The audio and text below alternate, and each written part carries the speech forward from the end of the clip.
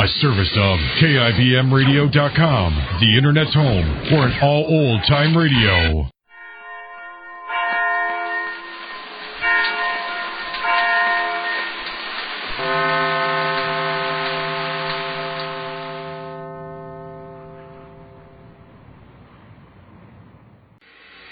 A service of KIBMradio.com, the Internet's home for an all old-time radio.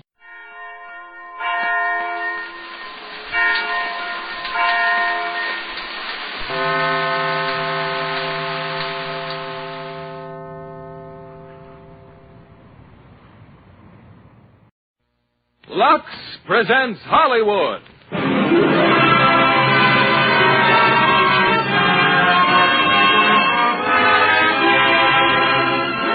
Lever Brothers Company, the makers of Lux Toilet Soap, bring you the Lux Radio Theater, starring Judy Garland in The Wizard of Oz. Ladies and gentlemen, your producer, Mr. William Keighley.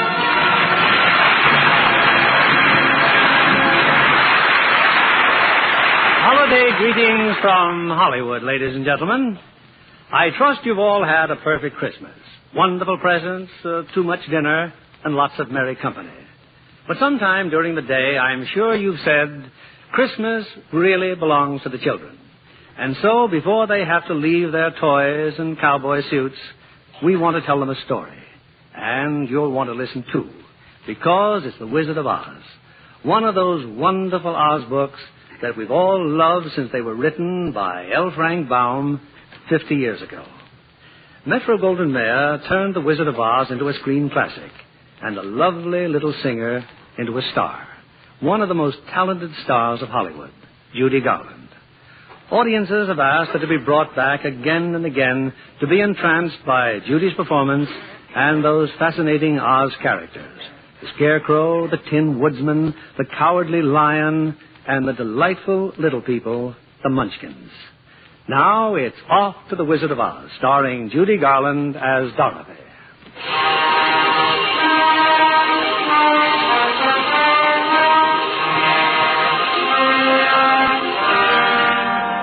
This is the story of a girl named Dorothy, who lives with her aunt and uncle on a farm way out in Kansas.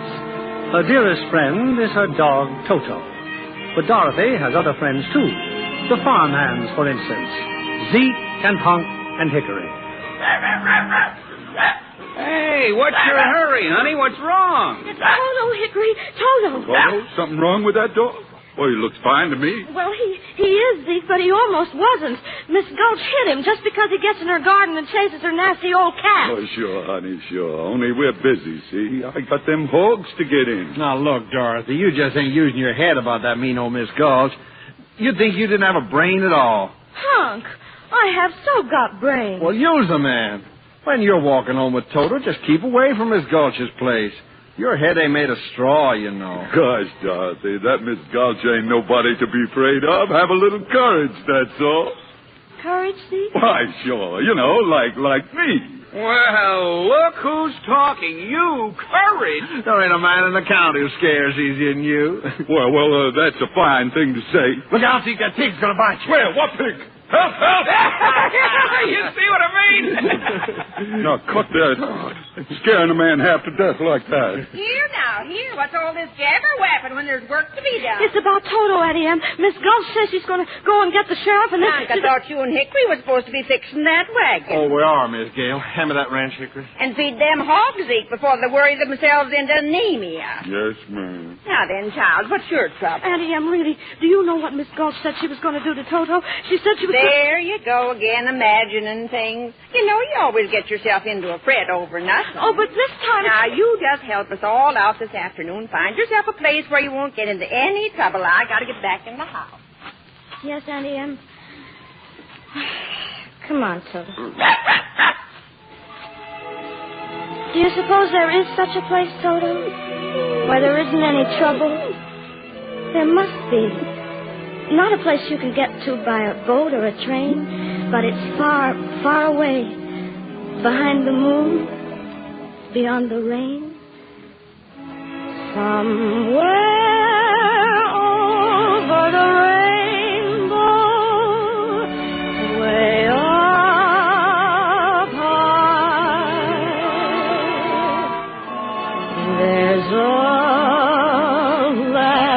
that I heard of once in a lullaby.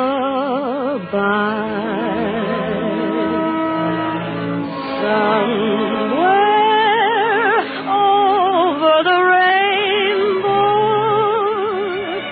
skies are blue, and the dreams that you dare to dream really do come true.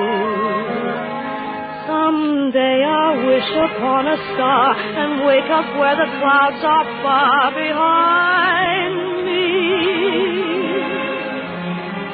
where troubles melt like lemon drops away above the chimney tops. That's where you'll find me, somewhere over the rainbow. Bluebirds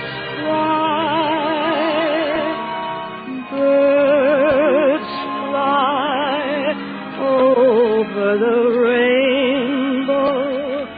Why then, oh, why can't I?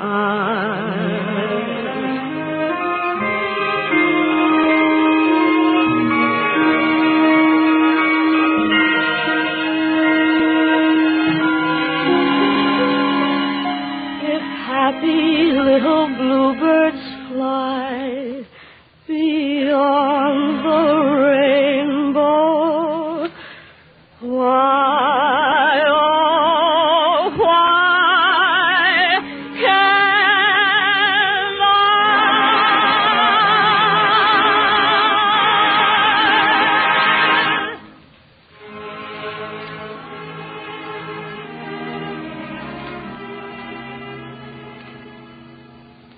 Oh, now, hold on a second, Miss Gulch. Surely you don't mean that. Why, that little That dog... dog's a menace to the community. I am taking that animal to the sheriff and make sure he's destroyed. Destroyed? Oh, no, please. You mustn't. Honey, we didn't know you were there. Toto didn't know he was doing anything wrong. I'm the one who ought to be punished, Uncle Henry. I let him go in her garden. There's a law protecting folks against animals like that. No, please. Well, we can't go against the law, Doris. Now you're being smart. Give him to me. No, I won't let you take him. I won't. You're a witch, a wicked old witch. Doris? Oh, please, Auntie Em, please. I got him at last. And there's nothing any of you can do about it. Toto!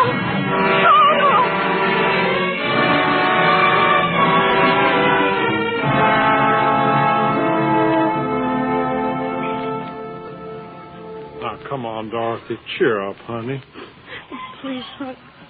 I don't feel like talking. Not to anybody. Not even to Toto? Oh, you know he's gone. You know Miss Gulch took him away. I know something else, too, honey. Toto must have jumped out of her basket and run back home because there's a little brown and white dog looking all over for you. Oh, Toto. Toto, you're back. Toto. You came back to me, Toto.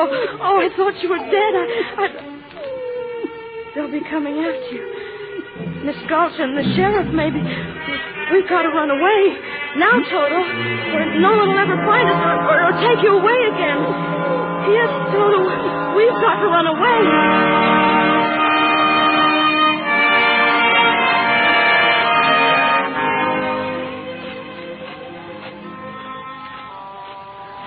It's getting dark, Toto. I think maybe there's a storm coming. But we'll just keep going, won't we? We're not afraid. It's just like Zeke said. Courage. I see what you mean, a wagon. A horse and a wagon and a man. And there's a big sign on the wagon. Wait, I think I can see what it says. Professor Marvel, acclaimed by the crowned heads of Europe. Let him read your past, present, and future in his crystal. Well, who might you be? I guess it's all right, Toto. He looks like a nice man. Well, if you're not going to tell me who you are, suppose I tell you. But how can you?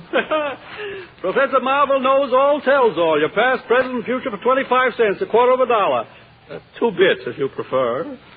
Oh, I'm sorry, but I don't think I can afford it. Oh. So your name's Dorothy, is it? How did you know that? Well, on the one hand, perhaps I saw you in my crystal, and on the other hand, perhaps a fellow named Zeke passed by a while ago looking for you.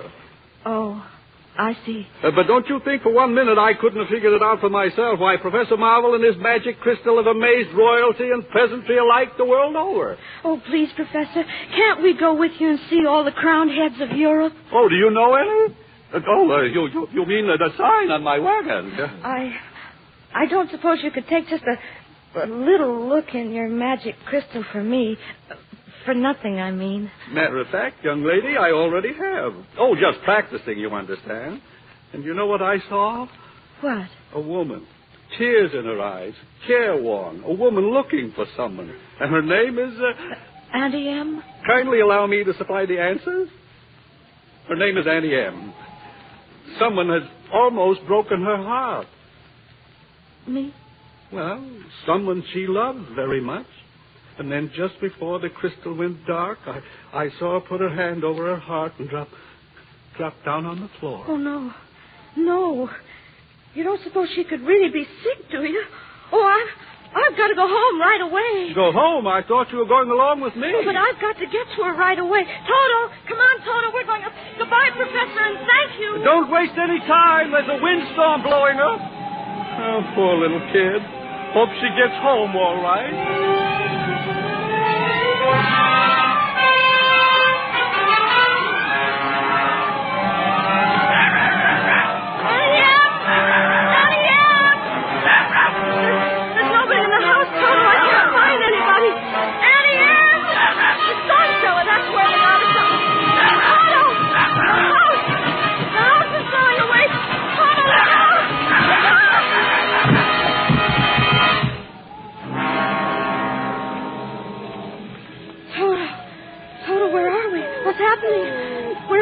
But the house is up in the air. Everything's moving. Everything's rushing through the sky. Barns and buggies. And there goes our chicken roost. Toto, we're caught in the cyclone. We're right up inside the middle of the cyclone. But there's old Mr. Gallagher in his rowboat. Mr. Gallagher! Howdy, Miss Girls. It's kind of breezy, ain't it? And Uncle Henry's heifer. Bobsy! Bobsy!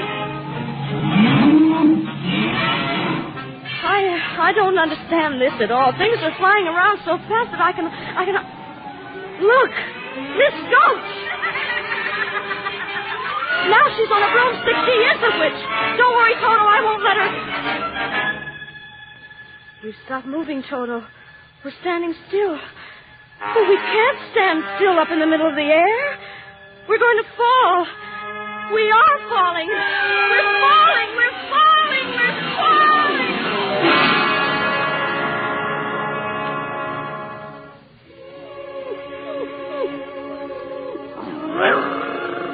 We've landed. But where are we? Well, it's a regular little village, and look, houses and streets and trees and fountains. Yes, you're quite right. That is our house over there. We must have bounced out when we landed. But what place is this? I have a feeling we're being watched. I have another feeling we're not in Kansas anymore. Why, we must be over the rainbow. Toto, look. There's a big bubble coming down the street, and there's someone inside it. A lady, and she's stepping out of it. Oh, now I know we're not in Kansas. Tell me, please, are you a good witch or a bad witch? Me? Oh, I'm not a witch at all. I'm Dorothy Gale from Kansas. Oh, well, I am a little muddled. The Munchkins just summoned me because... Munchkins? You happen to be standing in the very center of their village, you know. And they sent for you? Because some new witch has just dropped a house on the Wicked Witch of the East. See? Over there. Oh, but that's our farmhouse from Kansas. Now look where I point my wand. 2 red slippers. Exactly. 2 red slippers protruding from under the farmhouse. All that's left of the Wicked Witch of the East. And since it's your farmhouse, obviously you're responsible. Oh, you've made the Munchkins very happy, my dear. If you please, what are Munchkins? The little people who live in this land. It's Munchkin land, and you are now their national heroine. And who are you? Why, I'm Glinda, of course, the Witch of the North. Witch? But you're beautiful. Thank you. You see, only bad witches are ugly, and I'm a very good witch. Now, suppose I call the Munchkins. Come out, wherever you are, and meet a young lady who fell from a star. She fell from the sky, she fell very far, and Cactus, she said, is the name of the star. Well, Munchkins, have you nothing to say to her? Where's the mayor? Oh, there you are. First of all, Miss Dorothy, a little floral tribute. Oh, what beautiful flowers. Oh, thank you, thank you. There will be, of course, a parade and general celebration with a brass band and a regiment of cavalry.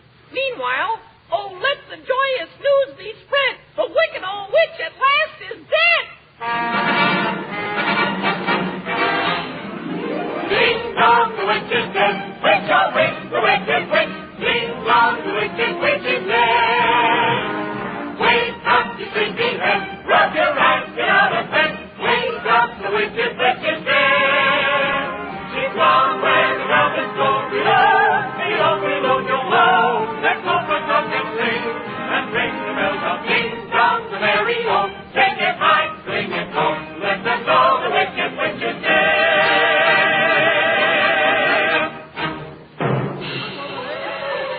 Smoke! A cloud of red smoke! Shooting fire! An explosion! The witch is coming! The wicked witch! But I thought you said she was dead. She is dead. This one on the broomstick is her sister, the Wicked Witch of the West. She's even worse than the other one! Silence! I demand silence! It's Miss Gulch. That's who it is, Miss Gulch. Hard of hearing, are you? I said silence. Now then, who killed my sister? Was it you? No. It was an accident. I didn't mean to kill anyone. Well, my little pretty, I can cause accidents, too. Aren't you forgetting the ruby slippers? The slippers. My sister's slippers. There they are. Still on her feet over there. Well, I'll just take them. Just a moment, if you please. Ruby slippers, slippers red, leave the feet of she who's dead. I summon my authority and bid you serve Miss Dorothy. The slippers. What are you doing to them? Now they're on my feet. You give them back to me. Never. There they are, and there they'll stay. You nasty little girl. They're of no use to you. Don't be frightened of her, Dorothy. You stay out of this, Glinda. I'll fix you as well. Rubbish. You have no power here. Be gone before somebody drops a house on you, too. Very well. I'll bide my time. As for you, my fine lady... You heard what she said. Be gone. I'll get you yet, my pretty. And your little dog, too. Away, broomstick! Away! It's all right, Munchkins. Don't hide your faces. She's gone. Now then, my dear, the sooner you get out of Oz, the safer you'll sleep. Oh, I'd give anything to get out of Oz. But how? Which is the way back to Kansas? Kansas? The only person who might know would be the great and wonderful Wizard of Oz himself. The Wizard of Oz? Is he good or is he wicked? Oh, very good, but very mysterious. He lives far off in the Emerald City. Did you by any chance bring your broomstick with you? No, I'm afraid I didn't. Well, then you'll have to walk. The Munchkins will see you safely to the border. And remember, never let those ruby slippers off your feet, or you'll be at the mercy of the Wicked Witch of the West. But how do I start for the Emerald City? All you have to do is follow that yellow brick road. Help her, Munchkins! The yellow brick road. Helpers! Attention! Follow the yellow brick road! Follow the yellow brick road! Follow the yellow brick road! Follow the yellow brick road! We're off to see the wizard, the wonderful Wizard of Oz. We hear he is the whiz of a whiz, if ever a whiz there was. If ever, oh, ever a whiz there was, the Wizard of Oz is one because of the wonderful things he does. We're off to see the wizard, the wonderful Wizard of Oz.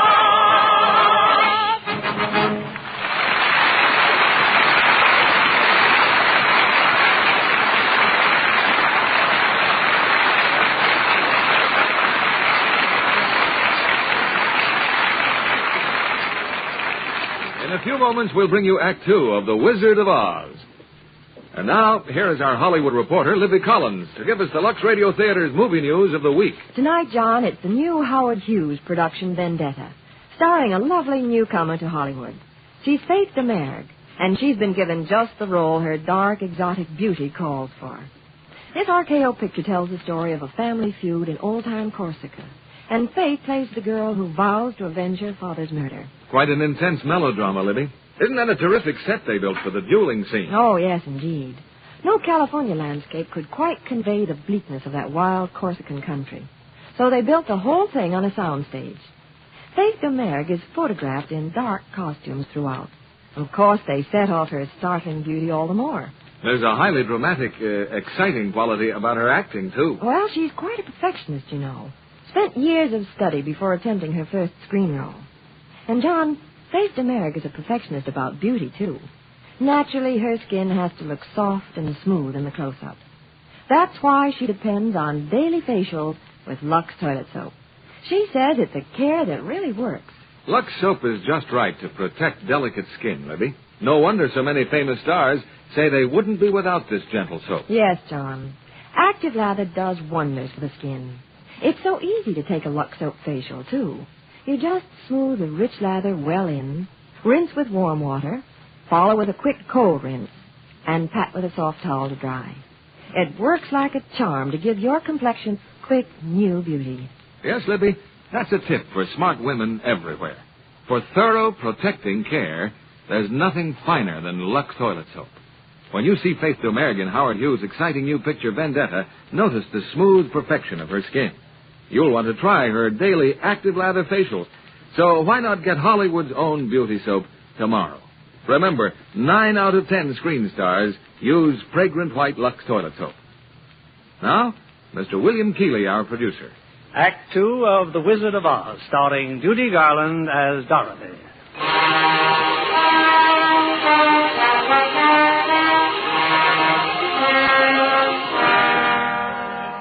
With the magic slippers on her feet, her dog Toto at her heels, and the little munchkins marching on ahead, Dorothy is on her way to the Wizard of Oz.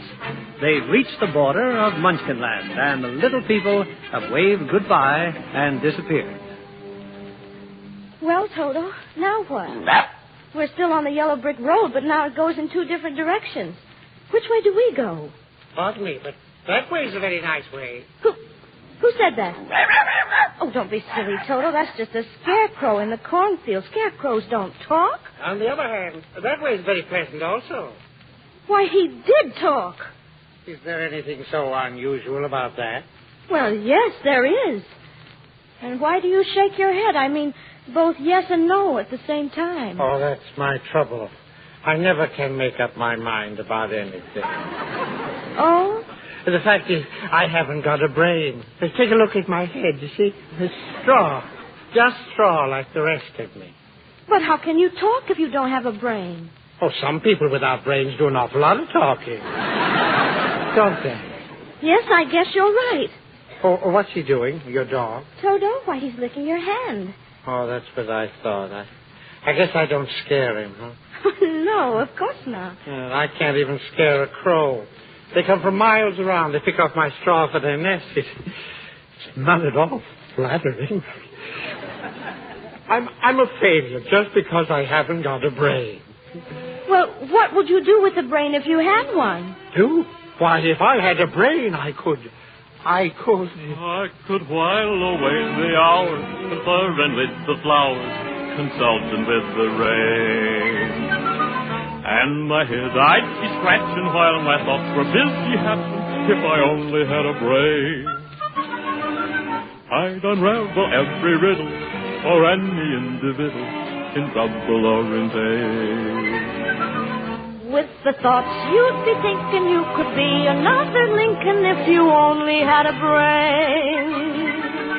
Oh, I could tell you why the ocean's near the shore. I could think of things I never thought before, and then I'd sit and think some more. I would not be just enough in my head all full of stuffing, my heart all full of pain. And perhaps I'd deserve you and be even worthier of you if I only had a brain. Wonderful. Just imagine a scarecrow singing and dancing. Why, if our scarecrow back in Kansas could do that... What's Kansas? Well, that's where Toto and I come from. And I want to get back there so badly that I'm going all the way to the Emerald City to get the Wizard of Oz to help me. A wizard? Do you think if I went along, he could give me some brains, maybe? Oh, I think you'd better stay here. I've got a witch mad at me, and you might get into trouble. Oh, but I'm not afraid of a witch. I'm not afraid of anything. Oh, except maybe a lighted match. Well, since you're made out of straw, I can hardly blame you for that. Oh, won't you take me with you, please? Of course I will. Gladly. Oh, hooray! I'm going to leave the cornfield. And see a wizard, I hope. So what are we waiting for? We're off to see the wizard, the wonderful Wizard of Oz. We hear he is the wonderful wizard.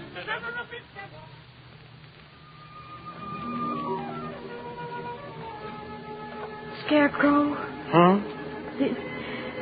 Do you see what I see?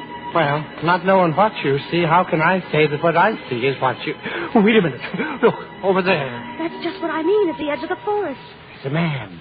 A man made out of tin and holding an axe. Come on, Dorothy. Be careful, please. You too, Toto. Look here. Here in the grass. An oil can. Oil can. Did you say something? Oh, no. He did. He said oil can. He wants me to oil him. My mouth. He said his mouth. All right, just a minute now.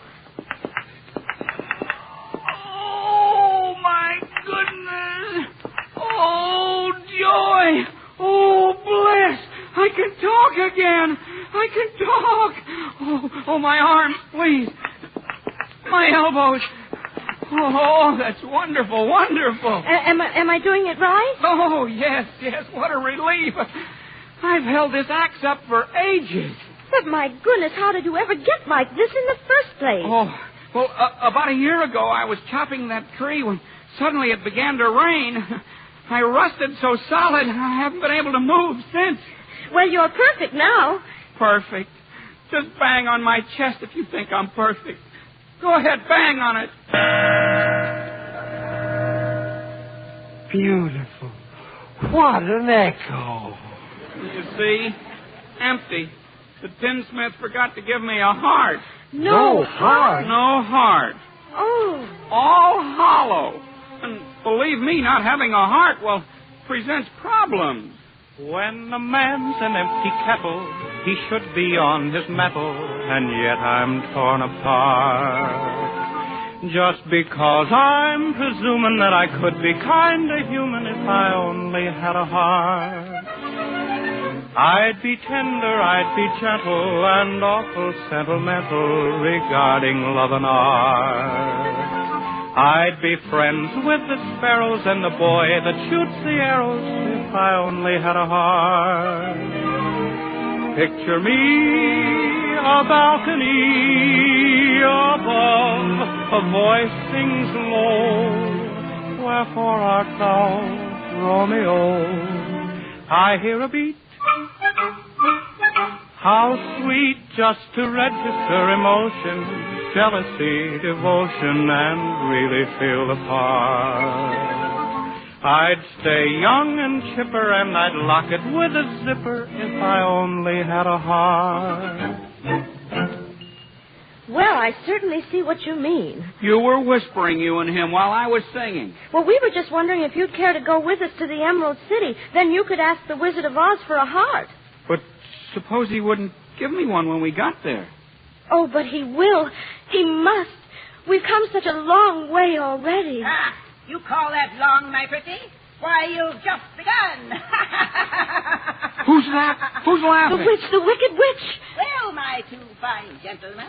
Helping the little lady along, are you? Well, stay away from her. Oh, yeah? Stuff a mattress with you, you straw man. And you, I'll use that tin carcass for a beehive. Gosh, what a witch. Want to play ball, Scarecrow? Well, here. No, look out, it's a ball of fire. No. Stand still. I'll stamp out the fire with my 10 feet. There. You can move now. Oh, much obliged, Tin Woodsman. Oh, yes, we both are. But I'm still not afraid of her. I'll see that you get safely to the wizard now, whether I get a brain or not. Stuff a mattress with me. Ha! And I'll see that you reach the wizard whether I get a heart or not. Oh, you're the best friends anybody ever had. And it's funny, but I feel as if I'd known you all the time. You're just like Hank and Hickory.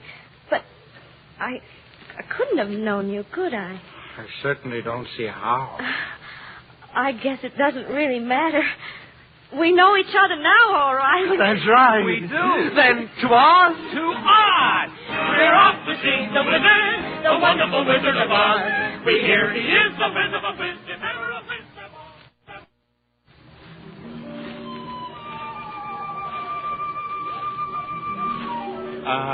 Does anybody happen to know where we are? Oh, that's easy. We're in a forest. And I don't like it. It's so dark and creepy. Toto, come back. Stay on the path. He sees something behind that bush. And so do I. I think I do, too.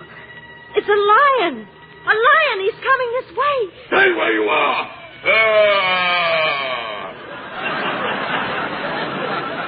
Put him up. Put up your fist. I'll fight you with one paw tied behind my back. I'll fight you standing on one foot. Stand up and fight. I'll swallow you first, you little peewee dog. Shame on you. You let that little dog alone. Let him alone.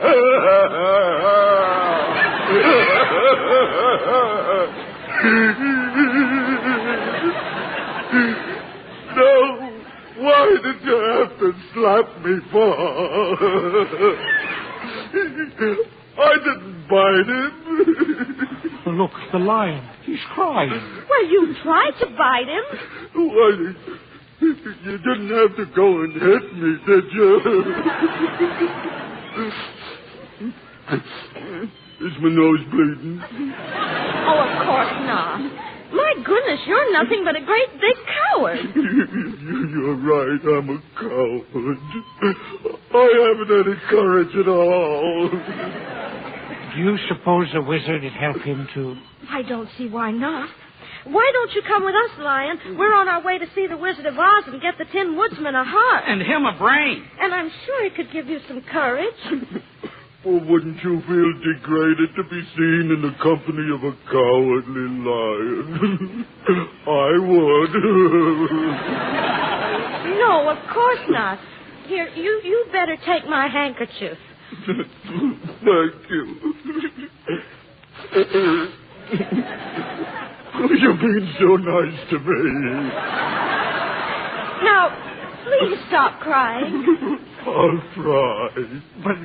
But how did you get this way in the first place, Lion? Well, if you can spare the time, it was like this. Yes, it's sad, believe me, missy, when you're born to be a city without the vim and verve. But I could show my prowess, be a lion, not a mouse, if I only had the nerve. I'm afraid there's no denying I'm just a dandelion, a fate I don't deserve. I'd be brave as a blizzard. I'd be gentle as a lizard. I'd be clever as a gizzard. If the wizard is the wizard who will serve, Then I'm sure to get a brain, A heart. a home. The nerve. Then let's be on our way without any more delay. That's just what I was going to say. If it were We're off to see the wizard, the wonderful Wizard of Oz. We hear he is the Wiz of a Wiz, never a Wiz of all. Ah, little do they know I, too, was hiding in the forest. I'll still get those ruby slippers, and then my power will be the greatest in Oz. And woe to those who try to stop me. Hi-ho! Broomstick! Away! Look, everybody, look! Emerald City, oh, at last! Emerald City, eh? Gosh, it's all green. And with turrets and towers, and look how big it is. But how do we get in? This wall goes all around everything. Most certainly does. Look at the top of the wall. Oh, who are you? That's my question. Who are you? Well, if you'll let us in, we'll be glad to tell you. Let you in, huh? Well, you look harmless enough. Open the gates of Emerald City.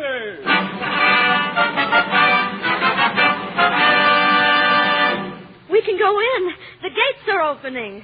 Well, that's the general idea of gates, isn't it? Kindly step forward and state your business.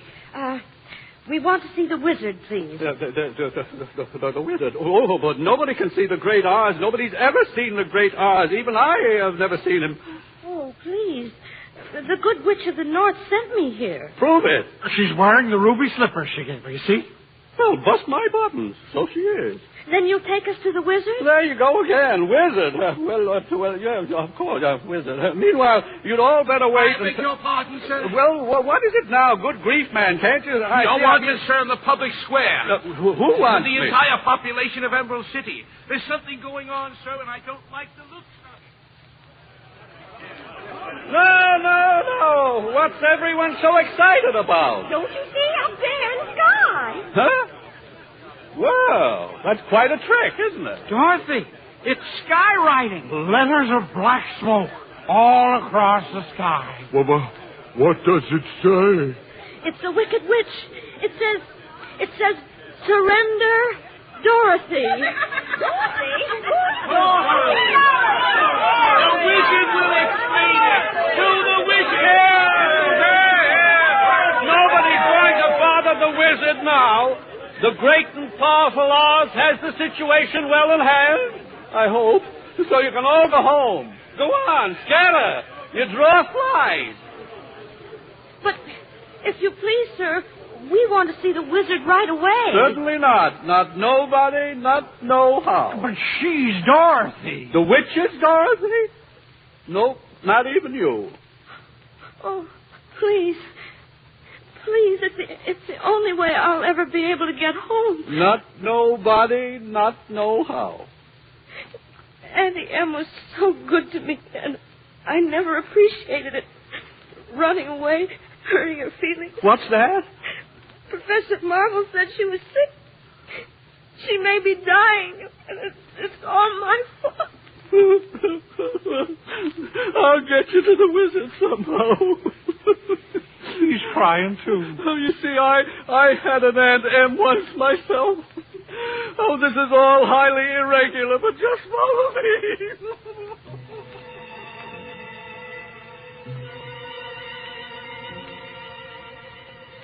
Gosh, he just left us in this chamber. It's so dark and echoey, huh?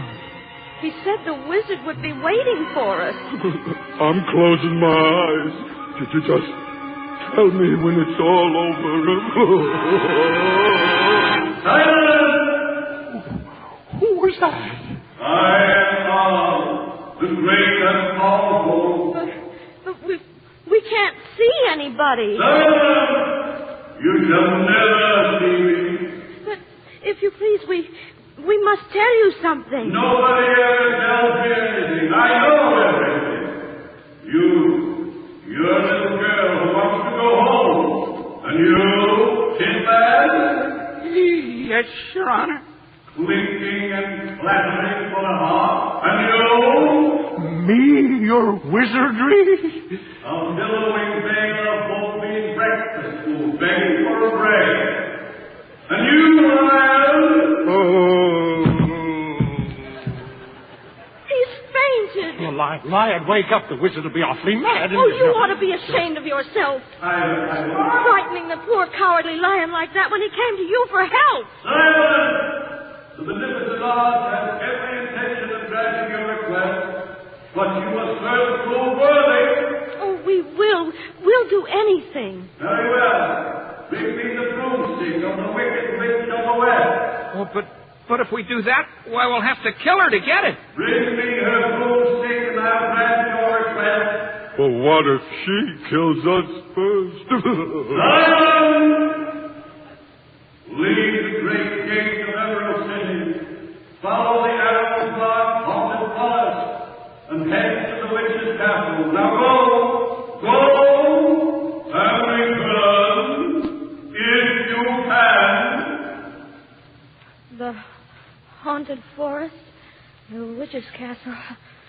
Well, I guess there's nothing else to do but go. That's the spirit, Dorothy. Come on, Lion. We're not afraid. We'll get that old broomstick.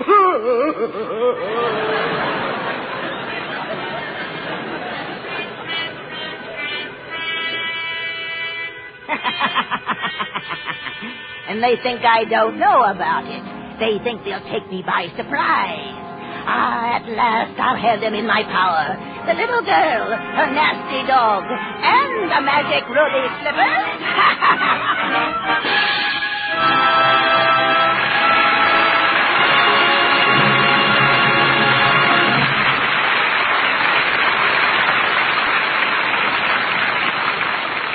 In just a few moments, we'll bring you Act 3 of The Wizard of Oz.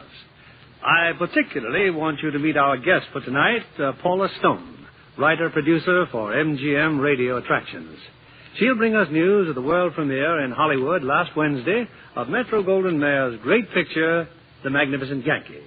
As commentator at the premiere, you interviewed the many stars who attended, didn't you, Paula? Yes, I did, Mr. Keeley. It was one of the most thrilling evenings I've experienced. Over 100 stars were there. To cheer for Louis Calhern and Anne Harding, of course. Oh, yes. Everyone was so enthusiastic about the picture. And the superb performance turned in by Louis Calhern as Justice Holmes and Anne Harding as his devoted wife. There's a picture as rousing as a brass band. The distinguished career of one of our greatest men is presented in the authentic atmosphere of our nation's capital. Why, you actually feel the march of stirring events. It's an exciting treatment of our recent history, but it's also a beautiful love story. Yes, indeed. The deep attachment of Justice Holmes for his wife is something to warm the heart. Anne Harding brings dignity and beauty to her role in The Magnificent Yankee. And she's completely charming and very lovely, too. Of course, as you might expect, like so many famous stars I interview from time to time, she gives credit to Lux Care for her skin and just keeping it right for the cameras. Well, after all, Miss Stone, it's Hollywood's own beauty soap, you know. Oh, yes, Mr. Kennedy. And Lux soap in the big bath size is just as popular. I know I wouldn't be without it. There's nothing more luxurious after a busy day than a refreshing Lux soap bath. There's something special about the lather. Rich and creamy, even in hardest water. Yes, it leaves skin really fresh. Fragrant, too, with a nice, delicate perfume. No wonder screen stars prefer this satin-smooth bath cake. Thank you, Miss Paula Stone, for being here tonight. Now, here's a shopping hint for the ladies in our audience. Get the generous bath-size Lux toilet soap tomorrow. Enjoy its luxurious lather and delightful perfume. You'll discover why screen stars say it makes you sure of all-over Lux loveliness. 9 out of 10 famous Hollywood stars use fragrant white Lux toilet soap. We pause now for station identification. This is CBS, the Columbia Broadcasting System.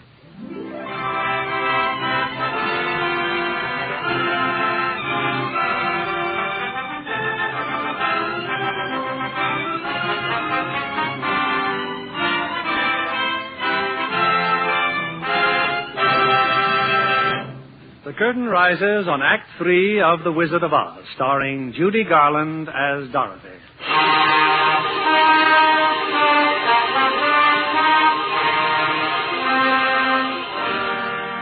Well, if Dorothy is ever to get back home to Kansas... And if I'm ever to have a brain... And me a heart... And me courage...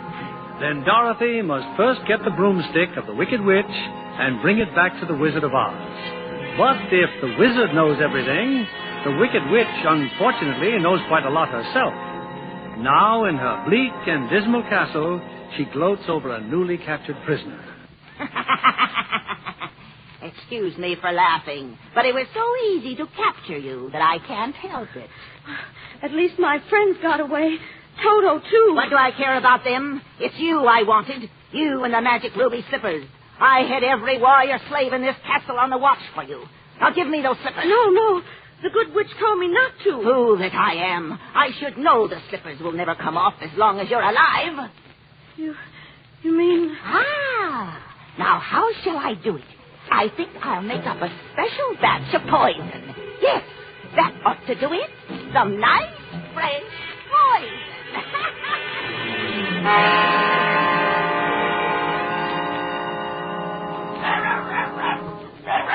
Look, it's Dorothy's dog.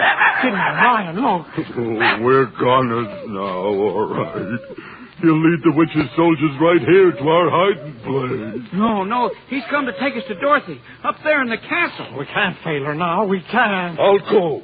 Witch or no witch, I'll tear him apart. I'll knock him cold. I may not come out alive, but I'm going in there. Oh, Lion, that's wonderful. There's only one thing I want you fellas to do. What's that? Talk me out of it.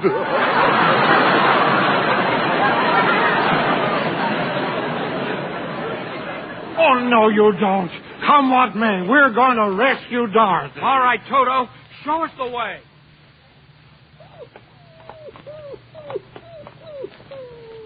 This is the room.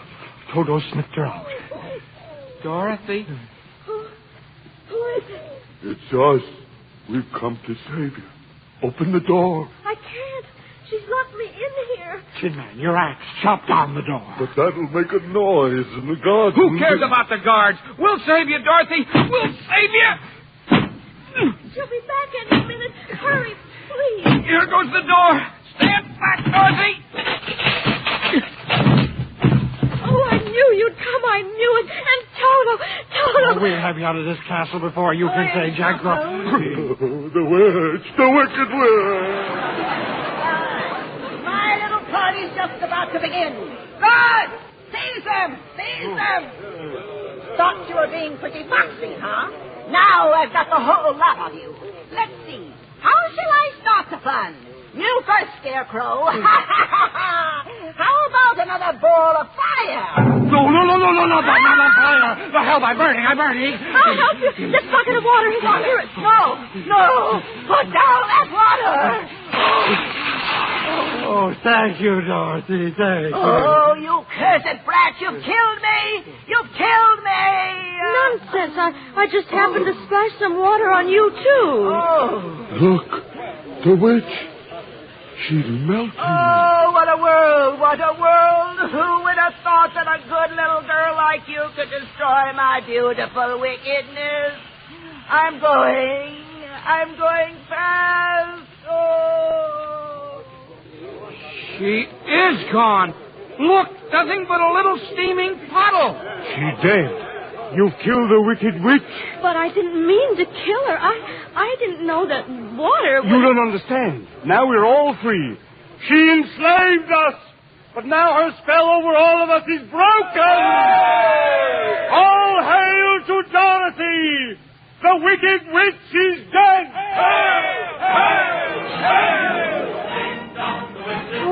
Thank you, and if you don't mind, may I please have her broom? Here, take it with you. Now we can go back to the wizard. And tell him the wicked witch is dead. Onward to Emerald City. She's gone where the goblins go. I still can't believe my eyes.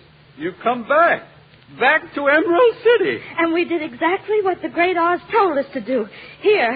Here's the witch's broomstick. And now, if you don't mind taking us to the wizard... You see, he promised us. Yeah, promised to all your broomstick. What an unhappy situation. Unhappy? After all we've gone through? Oh, I'm glad there's no one else around to hear this. Hear what? Oh, little girl, there is no great and powerful Wizard of Oz. That is, I am the wizard. But he spoke to us himself. I spoke to you. Oh, it was no great trick. A dark room, a few smoke powders. Your own imaginations did the rest. You humbug. Exactly. Oh, you're a very bad man. Oh, no, my dear. I'm just a very bad wizard. What about the heart you promised Tin Man? And Scarecrow's brain. Well, anybody can have a brain. That's a very mediocre commodity. Well, I don't have one. Then listen a moment. Back where I come from, we have great universities where men go to become deep thinkers. And when they come out, they know how to think just fine. And with no more brains than you have. What? But they have one thing you haven't got, a diploma. Therefore, by virtue of the authority in me vested by the Universitatis Committee, I hereby confer upon you the honorary degree of Ph.D. Ph.D.? Doctor of Thinkology. Here's your diploma. Oh, Scarecrow, how wonderful. But what about me? I'm still a coward, I think. Of course not. You are merely under the unfortunate delusion that because you run away from danger, you have no courage. A simple matter of confusing courage with wisdom. Oh, joy, oh, rapture, I've got a brain. Back where I come from, Lion, we have men who are called heroes. Yet they have no more courage than you have. But they do have one thing you haven't got, a medal. Medal? Therefore, for meritorious conduct and conspicuous bravery against wicked witches, I award you the Triple Cross. The Triple Cross? Oh, shucks. It was nothing. You are now a member of the Legion of Courage. As for you, my galvanized petitioner, you want a heart. You don't know how lucky you are not to have one. Hearts will never be practical until they can be made unbreakable. I still want one. Back where I come from, there are men who do nothing but good deeds all day long, and their hearts are no bigger than yours. They're called philanthropists. But they have one thing you haven't got, a testimonial. Testimonial? Therefore, in consideration of your kindness, I present you with this small token of our esteem and affection. A heart. It is a heart. Just remember that a heart is not judged by how much you love, but by how much you are loved. Listen, it ticks. My heart even ticks. But what about Dorothy?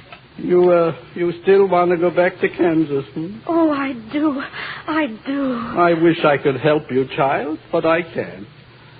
You mean I'll never get home? But it's really rather pleasant here once you get to know the place. And we want you to stay, Dorothy. You see, we love you. You and Toto. And I love you, but what am I to do? What was that? Look what's coming. A bubble. Who's been blowing bubbles around here? Hey, there's somebody in it. It's Glinda. Glinda the Good Witch. Oh, help me. Help me. But you don't need my help, child. You've always had the power to go back to Kansas. I have. Then why didn't you tell her before? Because she wouldn't have believed me. She had to learn by herself. Have you learned, Dorothy? Well, I think that it wasn't enough just to want to see Uncle Henry and Auntie Em. And it's that if I ever go looking for my heart's desire again, I won't look any further than my own backyard. Because if it isn't there, I never really lost it to begin with. Is that right? That's all it is, my dear. Now, your magic slippers will take you home in 2 seconds. Oh, that's too wonderful to be true. Only it's going to be so hard to really say goodbye. I love you all so much. Goodbye, Tin Man. Oh, don't cry. You rust so dreadfully. No, I have a heart. It's breaking. Goodbye, Lion. Oh, I know it isn't right, but I'm going to miss the way you used to holler for help before you found your courage. I never would have found it if it hadn't been for you. And Scarecrow, I think I'll miss you most of all. Goodbye, dear friend. Are you ready now? Yes, I'm ready. Say goodbye, Toto. Now close your eyes and think to yourself, there's no place like home. There's no place like home. There's no place like home. There's no place like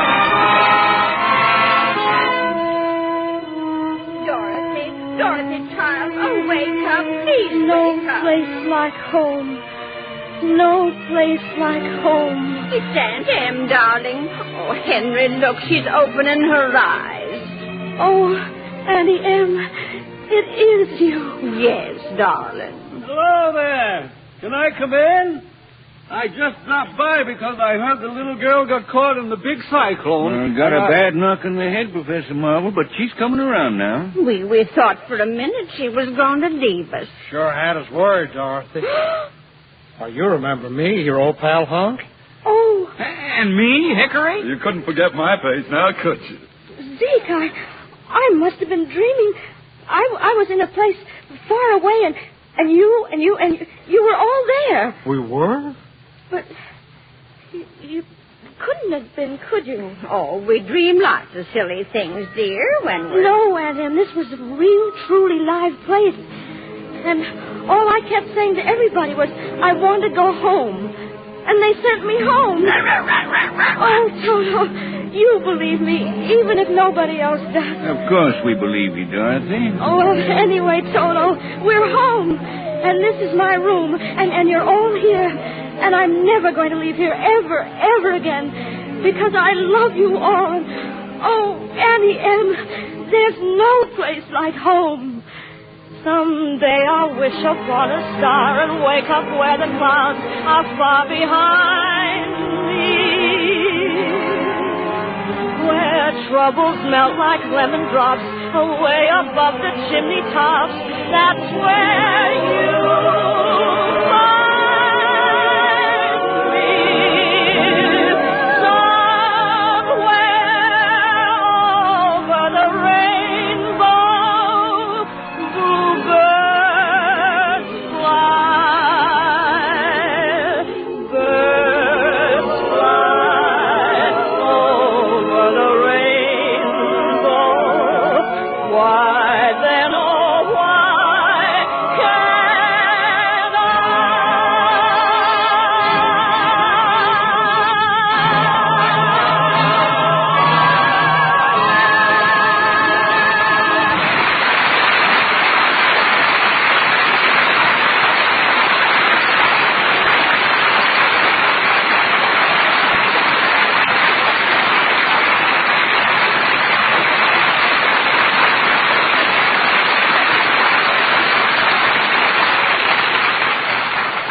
Goodbye to the Wizard of Oz, and congratulations to our lovely star, Judy Garland, and those remarkable characters from the land of Oz.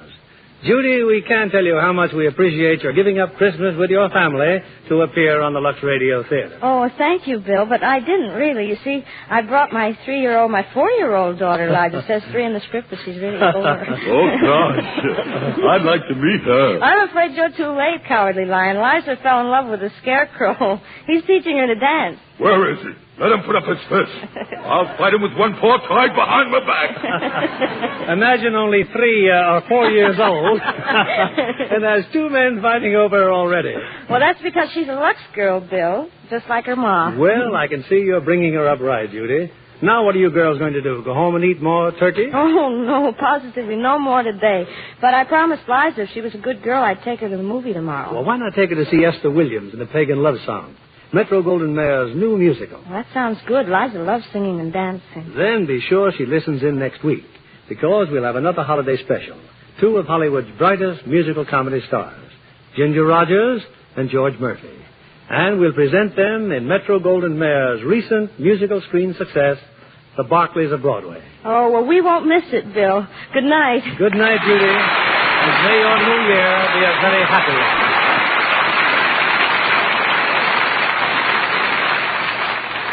Who is this Hollywood star? One of three beautiful sisters. She's written a best-selling book on charm. She's the glamorous mother of 4 lovely daughters. A glamorous mother of 4? Uh-huh. How about Joan Bennett? Right. And the girls are always as perfectly groomed as Joan herself. Of course, she insists on Lux care for all their washables as well as her own.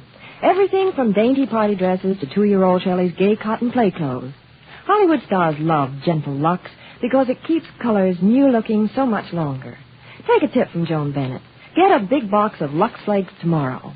Give all the children's Christmas washables that lovely Lux look.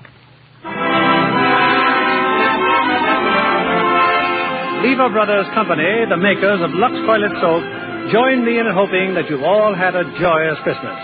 And be sure to join us again next Monday night when we'll present Ginger Rogers and George Murphy in The Barclays of Broadway.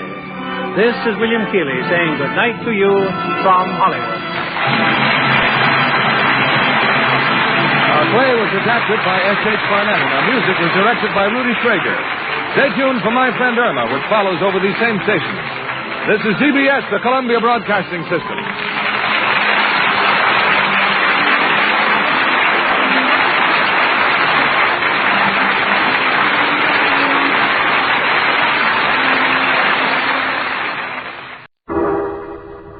Personal notice, changes my stock and trade.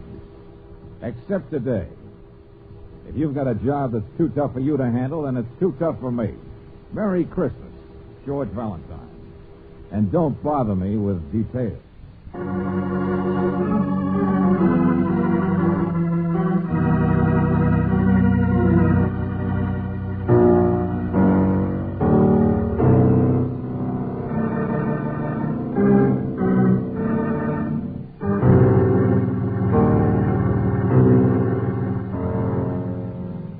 Standard Oil Company of California, on behalf of independent Chevron gas stations and standard stations throughout the West, invites you to Let George Do It.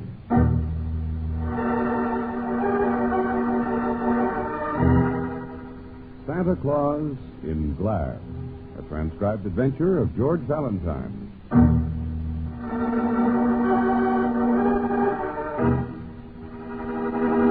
Stabbed, I said. S-T-A-B-B-E-D.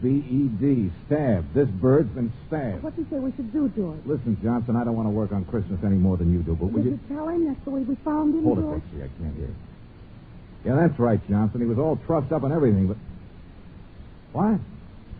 Head? What head? He doesn't have one, naturally. That's the point. The knife must have... Oh, I get it, Johnson. Okay, see you later. Well, George? Hey, what happened to the radio? Oh, there we are. For heaven's sake, it's almost 3 o'clock. What did he say? He says, his wife says, just put some stuffing where the butcher tore the skin and shove it in the oven. Oh, thanks. I thought you told me you knew how to cook a duck. Well, I do, stupid, but the skin's too tough to sew. It just never occurred to me to use stuffing at both ends. Relax, I said. You know, I like the way you baked that critter. Just like my mother used to do. Efficiency and tender care. There's a real art to it. Oh, I'm full of old-fashioned virtues.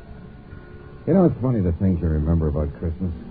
We always had the whole family for dinner, including a spinster aunt who played the little star of Bethlehem on a cornet.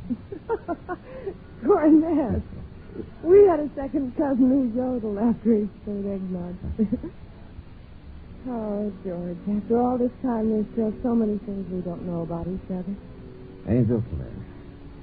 Come on now, put this spoon down. Yes, right. Well, the mistletoe is in the other room, and the kitchen is not very romantic, but, well, this has been a pretty swell Christmas.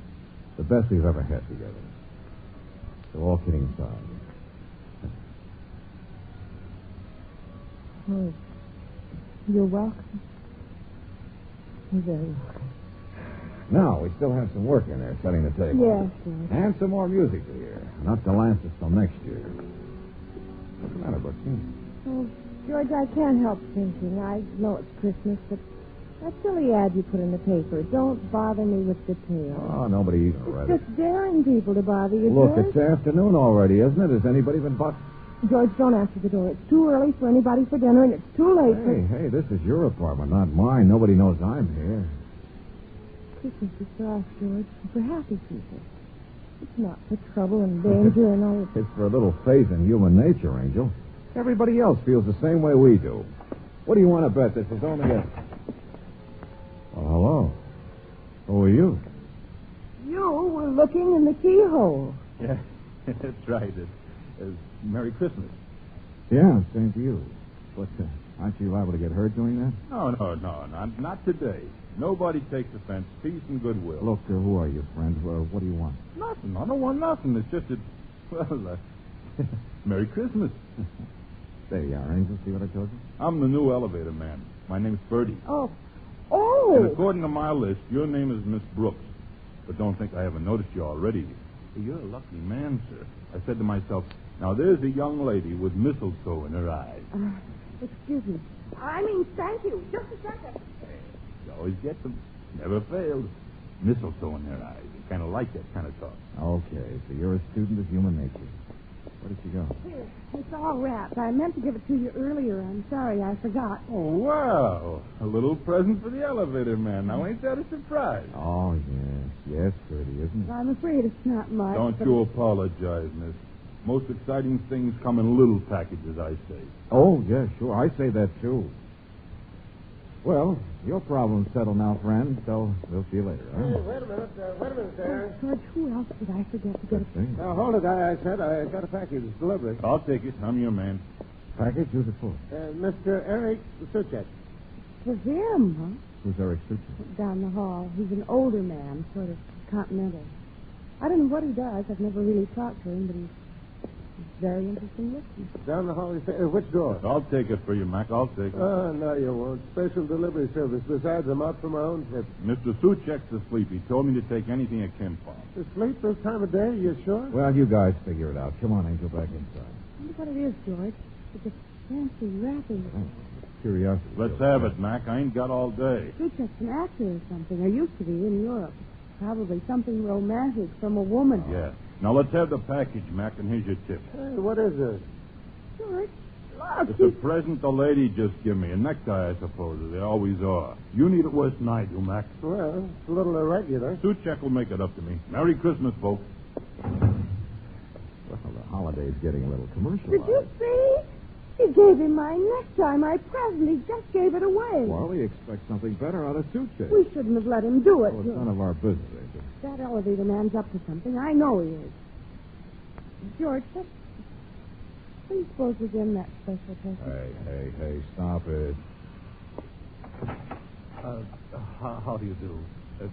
Season's greetings, that sort of thing. Thanks. Who are you? You don't mind if I step in for just a moment, do you? What? Thank you so much. Sure. Come right on in. This is Grand Hotel. I beg your pardon. Oh, yes, I see. Well, I'm so glad somebody does. Farnham is the name, Leopold J. Farnham, and I assure you I'm more embarrassed than you are. I say you're having duck, aren't you? I can smell it. I doubt if there's enough to go around, Mr. Farnham.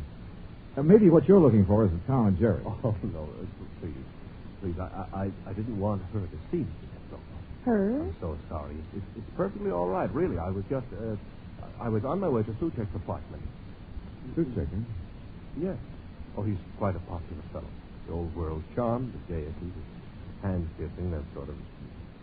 But your neighbors, you'll know him, of course. I'm beginning to want to. What's this, who's this her?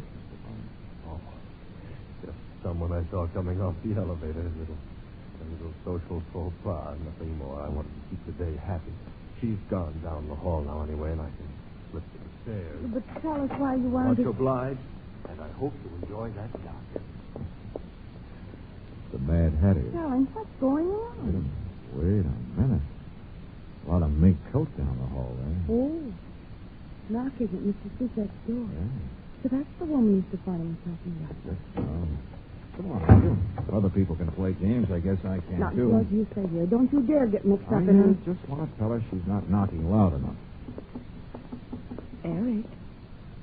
Oh, Eric. Excuse me, but I heard the elevator man say Mr. Suchek was still asleep. What? Who are you? This is Mr. Valentine, and I'm Claire Brooks. I live next door, you see. But asleep? After 3 o'clock. What went on here last night? A party? Oh, of course. The man with all the friends. The idol of the Dowager. Well, they were very quiet. I mean, I heard people leaving his apartment long before midnight. My apartment, you mean.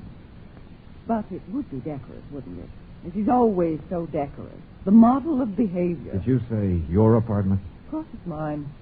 Quite a big one, you know. You don't think he could afford it, do you? I'm Mrs. Suchek. Mrs.? Or doesn't he tell his neighbors about his wife? Would it spoil that beautiful aura of tragic, unemployed Europeans? Oh, you think I'm really nasty, don't you? I traveled a long way just to wish him Merry Christmas, that's all. And the road from the country house is such a fright. Such a dreadful... I just think you didn't knock loud enough. Mr. Suchek. Hey, Mr. Suchek, wake up. He's really a light sleeper. Mr. Suchek. George? Well, now, take it easy, both of you. But hurry up with the key, will you? I got it here someplace. I never use it except when I entertain in town once in a while myself. Such a big place, but he takes care of it for me. At least he does that. There, is that one the key? Oh, yes, yes.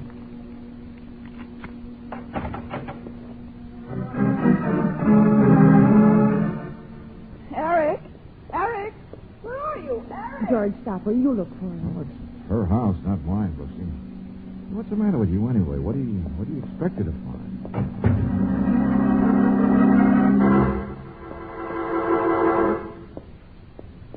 She's not here. Oh. Went out someplace. Okay, Mrs. Suchek, we'll just mosey She was around. here an hour ago. Huh? I had my chauffeur phone to make sure. I didn't pretend he was somebody else. Eric doesn't like to be surprised. But I was going to surprise him anyway. That's why I couldn't understand that sleeping business. Funny he didn't wind the clock. What did he say? The clock had stopped last night, I guess.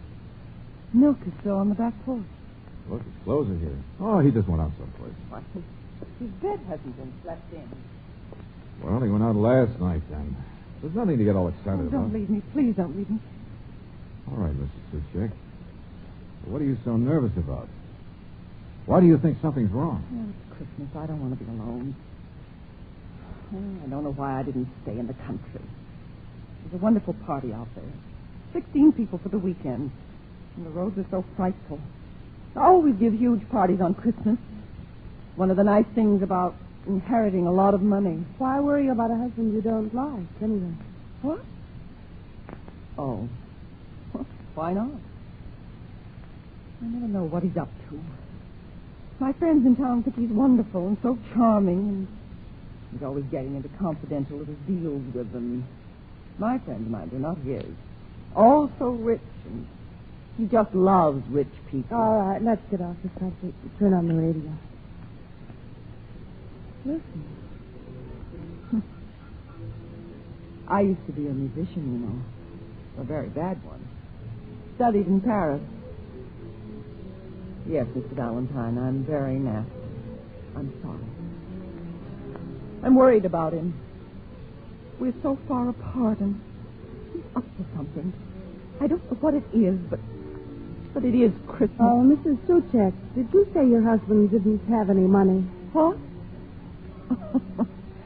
Well, really, he's not a little boy, for heaven's sake, running around without pocket money. He does get his allowance. No, he doesn't work. Just charming, that's all. It was different 20 years ago. Over there, he was an actor. But then they closed the theaters in Europe. You can't live on pride forever, can you?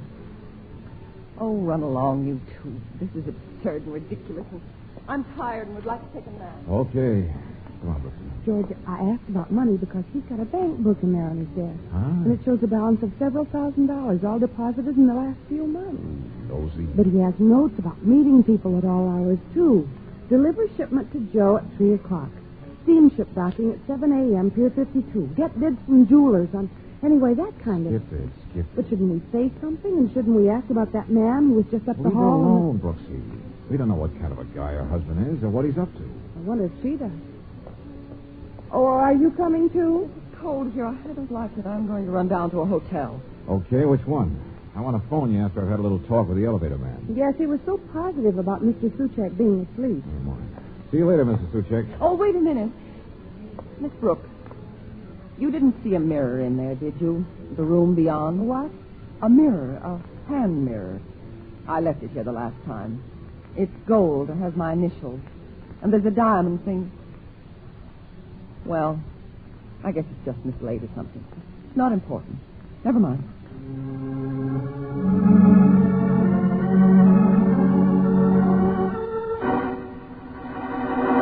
George. Hey, what's the matter with you, friend? Nothing. I'm all right. Bertie, you were just We lying checked both there. elevators, couldn't find Fine, you. I tell you. But look at your room, all your presents. Leave me all- alone. And thank you. Merry Christmas. Oh, yeah, very merry one. Buster, who hit you? Nobody. You didn't catch that mouse with cheese. Nobody. I told you I'm all right. Leave me Oh, alone. yes, and nothing's going on today, and I suppose Mr. Suchek is fine, too. Your big operator friend who sleeps says you. I didn't do nothing and nobody hit me. All these presents. But where's that package of Suchek's, the one you took delivery for? George, it's not here, is it? That's why somebody hit you, Bertie? I don't know a thing. And I'm sick of this job anyway, so goodbye and Happy New Year. Oh, George, what's going on? What is it? He's not sick of this job. He's just got an angle and a better one. Come on, back up to the lobby. Angle. Everybody's got an angle. But you were right. Somebody must have taken a Suchek package away from him, Bobsy. What the heck kind of a thing is this? Excuse me, Mac. Okay, don't mention. Hey, wait a second. You live around here? Know where I can find a guy named Suchek? I got a package for him. Oh, no, not another Let me one. see. Sorry, it's insured. Well, I could take it for him. George. This ain't no Christmas present, buddy. It's from Holland, insured for $5,000. Just tell me what... He's not at home. Says you. I got a phone number on him. I'll find out. And you look so trustworthy. Well, we're telling the truth. He's really not. I know, lady. Just give me the package. What do you think this badge and gun is for on us? Hello. Yes. Hello. Not at home, huh? George. What number did you dial? Armored delivery, Mr. Suchek. Oh, yeah, I was expecting you to call. You have a shipment for me. Number upstairs. What do you think, wise guy? Well, there's no apartment number, Mr. Suchek, so if you'll just tell... I don't want it, please. I don't want that one. Not today. It's marked special. I'm sorry. I am home, but you'll have to wait delivery until tomorrow, please. Okay, sir. Not at home. The things people will pull. And on Christmas, too. George, we were just upstairs. He's not there. Quite an operator, Suchek, for a man with no dough, no job, just a lot of connections through his wife. $5,000 packages. I don't blame Ferdy for getting interested. One of the packages is missing. Yeah. Let's go see this mighty man. Find out what he is up to behind his wife's back. See him, but he's Double not... phone, Angel. It's simple. That's why she thought he was home, too. Her chauffeur phoned earlier, remember? Double phone? Yeah, like some doctors have. A special service. Same number in two places. And he doesn't want people to know. Well, George, it sounds to me more like a double life. Uh-huh. And one of them's not so good.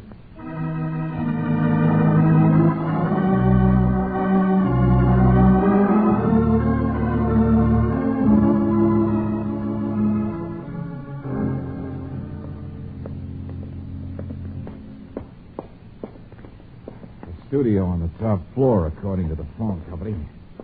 Not quite as fancy as the apartment. Oh, but it'd be a lot more convenient for meeting the kind of people you wouldn't want in your wife's place. Oh, I don't know. They got him listed as being in the import-export business. Look who's here. Hello, Mr. Valentine. Been waiting. I saw you drive up and look around outside. Mr. Farnham. And you know my name now, huh? No, I don't have much time. Yes, of course I do. Well, I came to see Suchek. Yes, I know. Naturally, you came because of his wife. She's a strange woman, but you decided she's unhappy and upset about her husband, and you wanted to help her. You know everything. I've also found out you're by way of being a detective. I assure you I've hired plenty of them myself in the past few weeks. So I thought you might respond to a Christmas present. $100 bill? Now, I can prove to you that I am perfectly honest. It's more than we can say for Suchek, don't you think? You didn't act like it. The way you ducked to avoid her. It's not very easy for a man who's in love with a woman whose husband... Well, anyway... You mean You and Miss... Oh, yes. Of course. She was with me here just now to talk to one of the boarders in this place and to one of my detectives. Just now. Look, Farnham, what are you up to? She's going to meet me at the train, and I don't want to keep her waiting. Detectives watching Suchek? Those packages of his, this double phone? Did you find that he's a crook? I'm trying to explain nothing to you. That's what the $100 is for. I don't want her to be any more upset or to know any more than is necessary. Buster, I'm getting sick and tired of all this fog. Maybe Suchek himself... I don't even know whether he's up there or not. That's not the point, you see. If there's anything crooked, we will turn it over to the police naturally. Then what is the point? And why did you have detectives? Don't you understand the whole thing? Rich, proud woman who wouldn't divorce her husband because, in spite of everything else, he was so desperate. Well, but why that phone? Why these surreptitious visits here? Flowers and wine and perfume. Now, good heavens, you weren't born yesterday, were you? Ah. You hear that? Suchek doesn't play the piano. Another woman. Now, I'm sure you understand. It's Christmas. Mrs. Suchek knows all she needs to know now, so let's have no more trouble. Sure. Okay, Farnham. Happy New Year. Thank you. Goodbye. Wait a minute, Brooks. Come on. George, he's right. You're not going to go Upstairs, I said, come on, fast. What you want? See something with my own eyes, that's all. Don't mind if I come in, do you, Mr. Suchek? Get out of here. I'm another detective. They've been haunting you, huh? Well, what are you talking about? Nothing, I guess, nothing. But it's a woman's place, all right, isn't it? Yeah. Curtains, perfume. Sort of simple place. I beg your pardon. That her picture over there? Where is she? In the other room? Oh, hey, look. You gave her a gold mirror, didn't you? I told you to get out of here. Take it easy. Now get out of here, I said.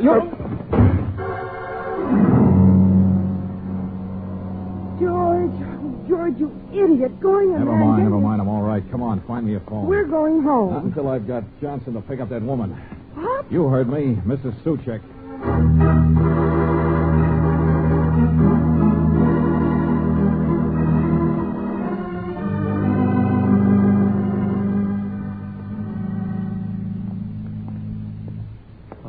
Trouble, Mr. Valentine. I got her off the train all right, but the lieutenant says she can sew our shirts off. Thanks for bringing her here to Miss Brooks' apartment so fast, sir.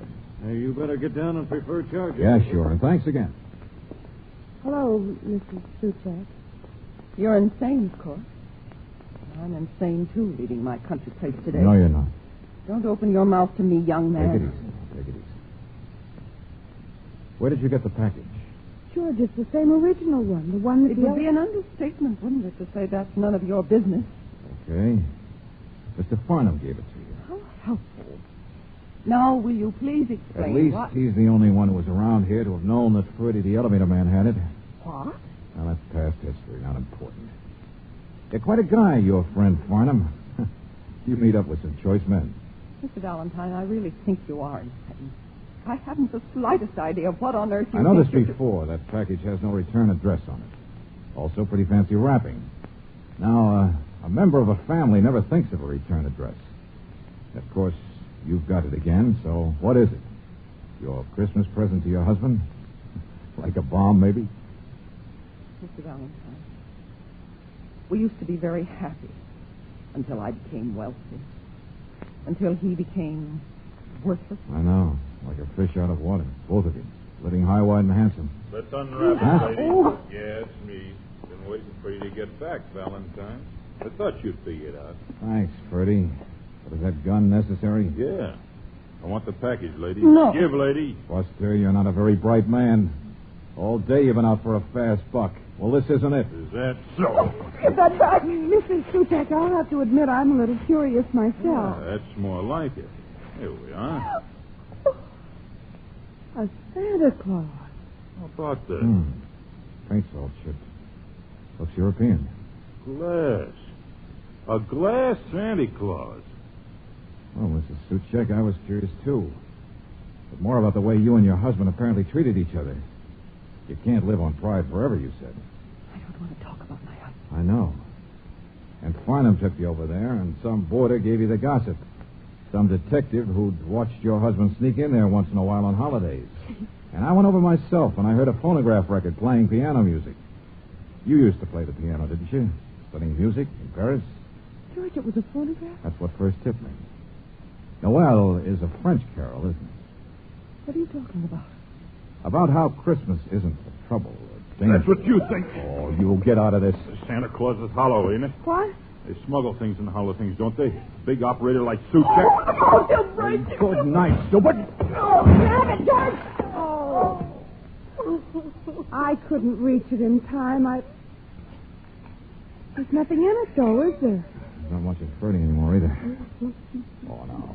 Please, Mrs. Suchek, stop it. Sorry. Listen to me. Quick. Did Farnham produce a girl who lived in that studio today? I don't want to see her. I don't want to know who she is. Would your husband give a mirror with your initials on it to somebody else? And that lush apartment of yours down the hall. He hates what that stands for as much as you do, doesn't he? Oh, but you've both got to be so proud. But I'll get back to that other place, the other woman. The secret, simple thing in his life he escapes to sometimes, because I saw it. Yeah, I barged in. But I didn't see her. You what? But I saw her picture, all right. Yeah, a lovely blonde girl. The clothes are old-fashioned. There's a French taxicab in the background. Now, don't you understand, Mrs. Suchek? That double life of his is about as sinister as this memory, this Santa Claus you picked to give him for Christmas. It's a picture of a girl who looks just like you about 20 years ago. Mrs. Suchek, the other woman is you.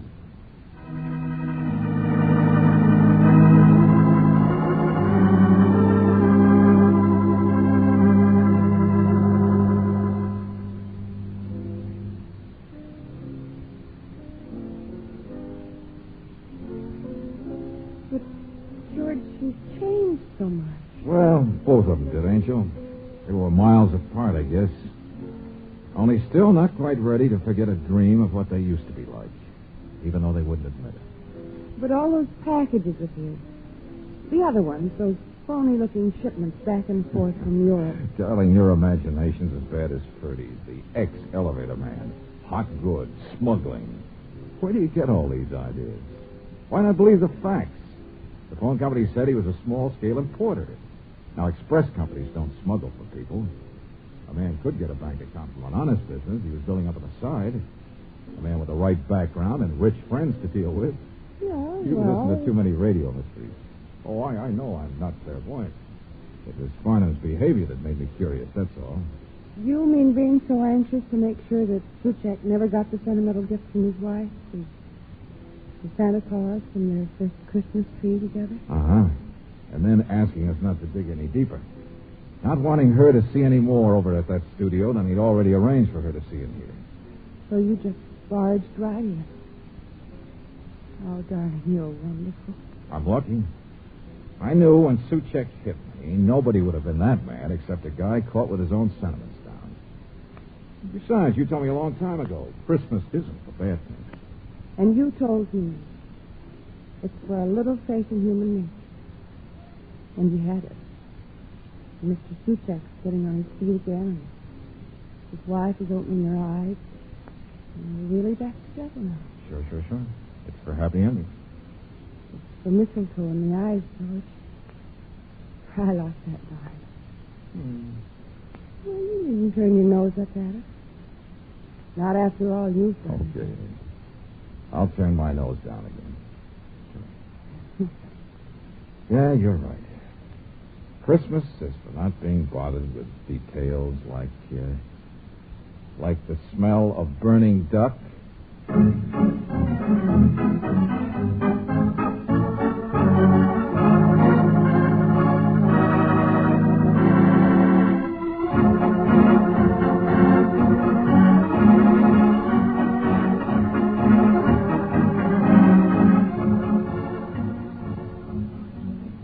Merry Christmas, everybody. This is John Heaston, hoping that your Christmas day was everything you wanted it to be. Hoping you were with family and friends, and that you've heard from loved ones who were too far away to make the trip home. But just a moment. Here's a friend of yours, George Valentine. Tonight we'll introduce him by his real name, Robert Bailey. Holiday greetings are not my stock in trade. But if you think the job's too tough for me, well, I have news for you. Friends, it's wonderful. It's wonderful to be on the air with you this Christmas time. So, speaking for myself and for everybody in the cast, all I want to say is, we just hope you've had the nicest, happiest Christmas ever. Now here's a word from the sponsors of Let George Do It, from the Standard Oil Company of California, and from the men at independent Chevron gas stations and Standard stations. Here's what the message says. This is the 4th Christmas time we've been on the air with you. So at this very special time, we feel we're talking to old friends when we say to all of you, heartiest Christmas greetings. And thank you for listening. Good night, friends. Be with you again next week.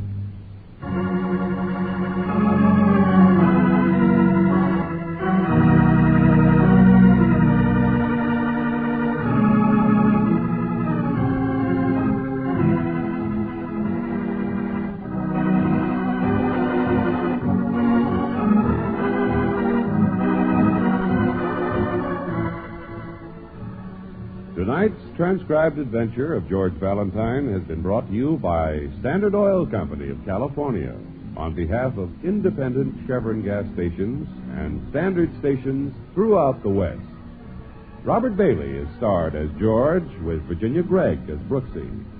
Let George Do It is written by David Victor and Jackson Gillis and directed by Don Clark. Irene Tedrow was heard as Verna, Bob Griffin as Suchek, Larry Dobkin as Farnham, Barney Phillips as Ferdy, and Bob Bruce as the messenger. The music is composed and presented by Eddie Dunstetter, your announcer, John Heaston. Listen again next week, same time, same station, to Let George Do It.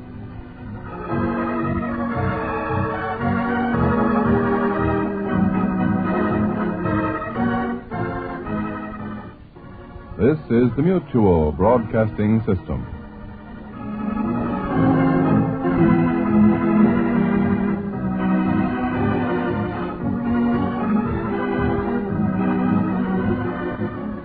Ladies and gentlemen, the Railroad Hour. And here comes our star-studded show train.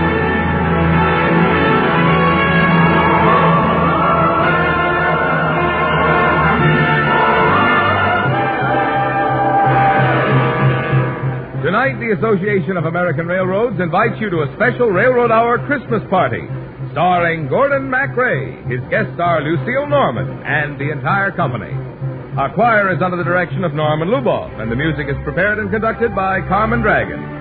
Portions of this celebration were especially transcribed for this festive occasion and brought to you by the American Railroads, the same railroads that bring you most of the food you eat, the clothes you wear, the fuel you burn, and all the other things you use in your daily life. And now, here is our star, Gordon MacRae.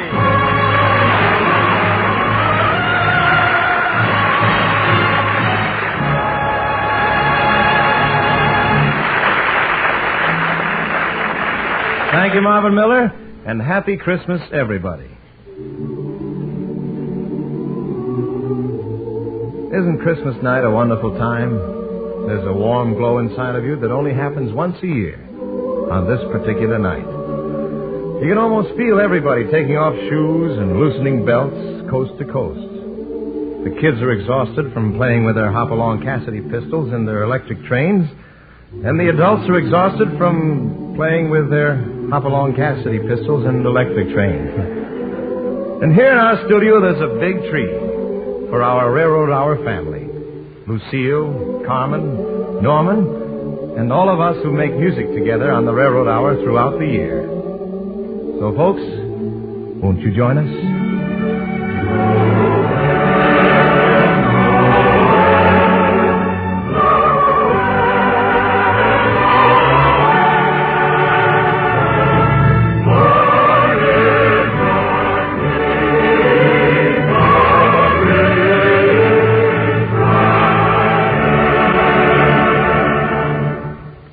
here's lovely Lucille Norman to join our Railroad Hour Christmas party. Lucille with Christmas tree stars in her beautiful little eyes. It's been a wonderful day, Gordon. And it's so nice to be celebrating Christmas with all of you. What's your holiday wish, Lucy? Well, it's a special prayer and hope for all the men in our armed services who are far away from home on this Christmas night. The wish that someday soon we'll all be together. I know a song that says just that. Will you sing it for us, Gordon? Mm-hmm. From all of us to all of you, wherever you are. Oh, have yourself a merry little Christmas. Let your heart be light. Next year all our troubles will be out of sight.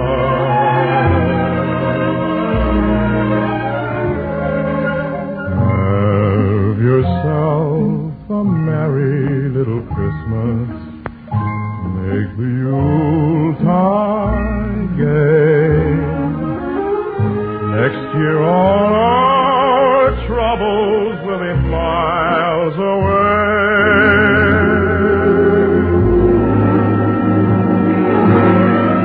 Once again, as in olden days, happy golden days of yore. Faithful friends who were dear to us will be near to us once more. Someday soon we all will be together if the fates allow. Until then we'll have to muddle through somehow.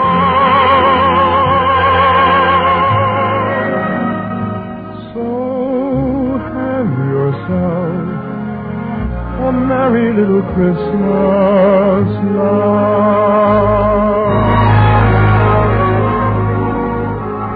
Once again, as in olden days, happy golden days of yore.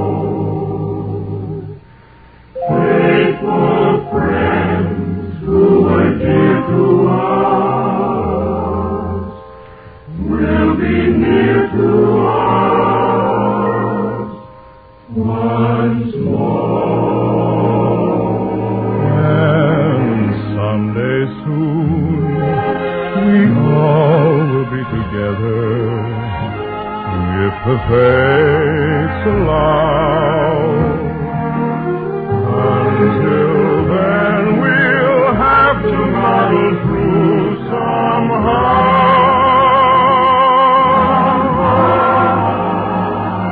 So have yourself a merry little Christmas now.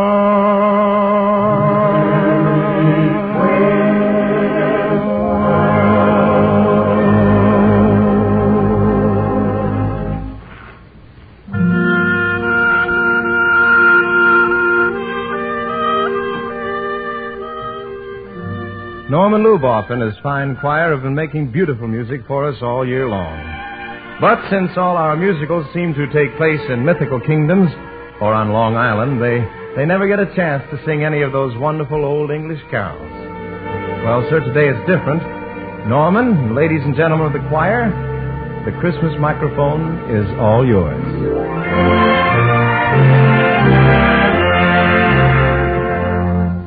On the first day of Christmas, my true love gave to me a partridge in a pear tree. On the second day of Christmas, my true love gave to me 2 turtle doves and a partridge in a pear tree. On the third day of Christmas, my true love gave to me 3 French hens, 2 turtle doves and a partridge in a pear tree. On the 4th day of Christmas, my true love gave to me 4 calling birds, 3 French hens, 2 turtle doves, and a partridge in a pear tree. On the 5th day of Christmas, my true love gave to me 5 golden rings. 4 calling birds, 3 French hens, 2 turtle doves, and a partridge in a pear tree. On the 6th day of Christmas, my true love gave to me 6 geese a-laying. 5 golden rings. 4 calling birds, 3 French hens, 2 turtle doves, and a partridge in a pear tree. On the 7th day of Christmas, my true love gave to me 7 swans a-swimming, 6 geese a-laying. 5 golden rings. 4 calling birds, 3 French hens, 2 turtle doves, and a partridge in a pear tree. On the 8th day of Christmas, my true love gave to me 8 maids of milking, 7 swans a-swimming, 6 geese a-laying. 5 golden rings. 4 calling birds, 3 French hens, 2 turtle doves, and a partridge in a pear tree. On the 9th day of Christmas, my true love gave to me 9 pipers piping, 8 maids of milking, 7 swans a-swimming, 6 geese a-laying. 5 golden rings. 4 calling birds, 3 French hens, 2 turtle doves, and a partridge in a pear tree. On the 10th day of Christmas, my true love gave to me 10 ladies dancing, 9 pipers piping, 8 maids of milking, 7 swans a-swimming, 6 geese a-laying. 5 golden rings. 4 calling birds, 3 French hens, 2 turtle doves, and a partridge in a pear tree. on the 11th day of Christmas, my true love gave to me 11 lords a leaping, 10 ladies dancing, 9 pipers piping, 8 birds a milking, 7 swans a swimming, 6 geese a laying, 5 golden rings, 4 calling birds, 3 French hens, 2 turtle doves, and a partridge in a pear tree. On the 12th day of Christmas, my true love gave to me 12 fingers fiddling, 11 lords a leaping, 10 ladies dancing, 9 pipers piping, 8 birds a milking, 7 swans a swimming, 6 geese a laying, 5 golden rings, 4 calling birds, 3 French hens, 2 turtle doves, and a partridge in a pear tree. Friends, we're joining hands for a Christmas party clear across the country. And on this festive night, we're happy to have this message from Mr. William T. Pharisee, President of the Association of American Railroads, who joins our coast-to-coast family party in Washington, D.C. Christmas is the season when men and women turn from strife and struggle toward the blessings of peace and the fellowship which someday will bring all men together as friends. This is the goal which men have sought for almost 2,000 years, which no doubt they will continue to seek for years yet to come. No man, no institution, no people alone can achieve this long-sought goal. But every man, every institution, every people can contribute to the fulfillment of the promise of the first Christmas, peace on earth, goodwill to men. The heart of that seeking for peace and goodwill is in the family, an institution which foreshadows the family of mankind. So Christmas, the festival of peace, is the great family festival, celebrated in the homes where families gather. To all such gatherings who might be listening tonight, the family of the Railroad Hour, a family made up not only of those who produce our weekly broadcasts, but also the railroad companies which sponsor them, the 1 million people who as small stockholders own the railroads, and the 1.25 million men and women who work for them. This Railroad Hour family says to you and your family, thank you for joining our Christmas party tonight. And in your own holiday season, and in the new year to come, may you find joy, prosperity, and above all, peace. Thank you, Mr. Pharisee, and Merry Christmas to you and yours and all our dear friends in Washington.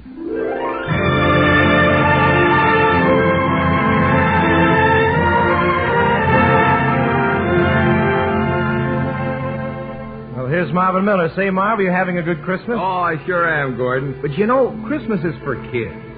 Maybe that's why I've never grown up. And I'll tell you what, I'll show you my Buck Rogers disintegrator if you'll let me play with your Roy Rogers lasso. It's a deal. All of which proves that Toyland is the magic land. And the Yuletide season gives us all a chance to be citizens of the Never Never world. Lucy, will you transport us to Toyland? Clear the track. Next stop.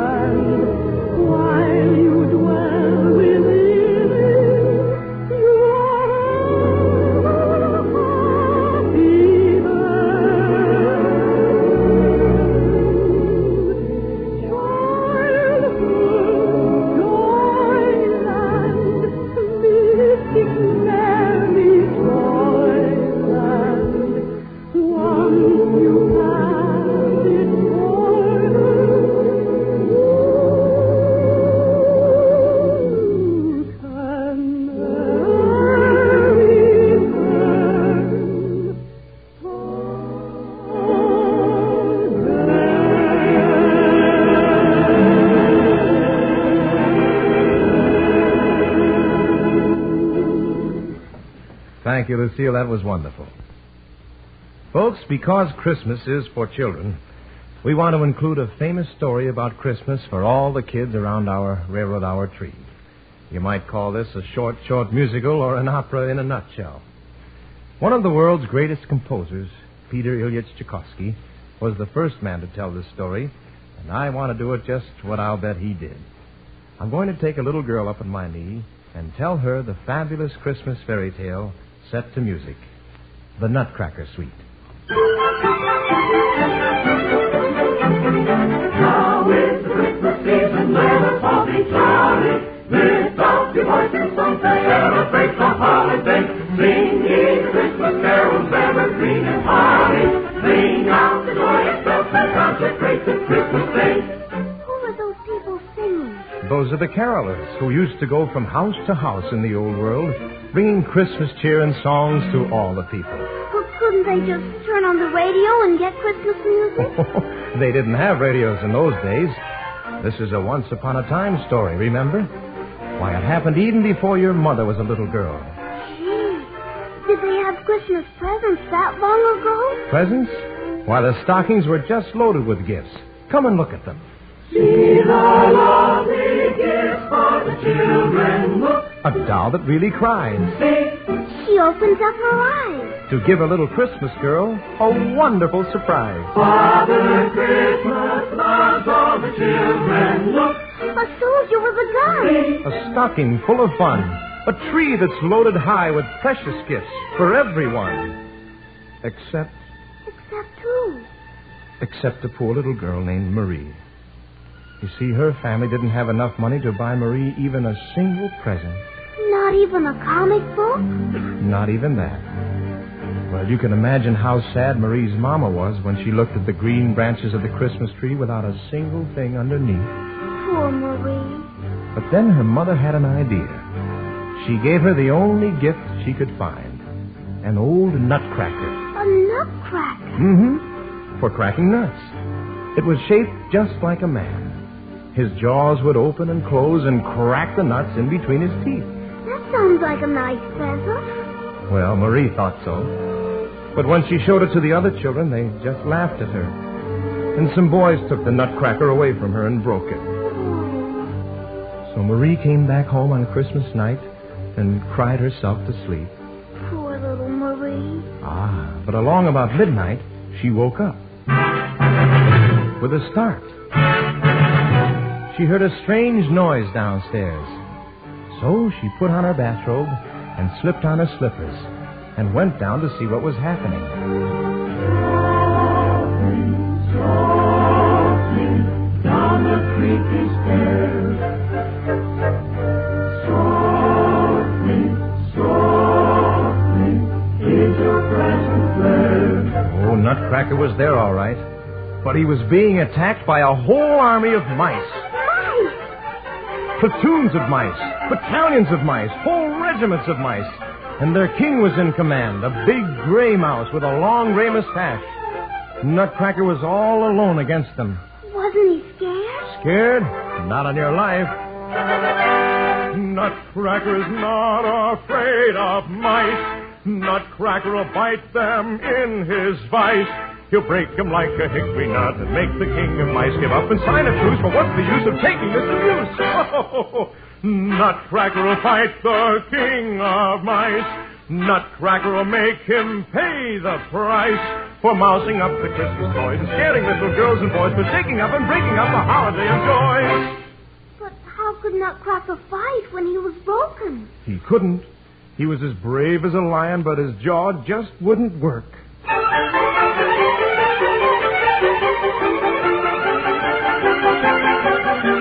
He did the best he could, but the mice were too much for him.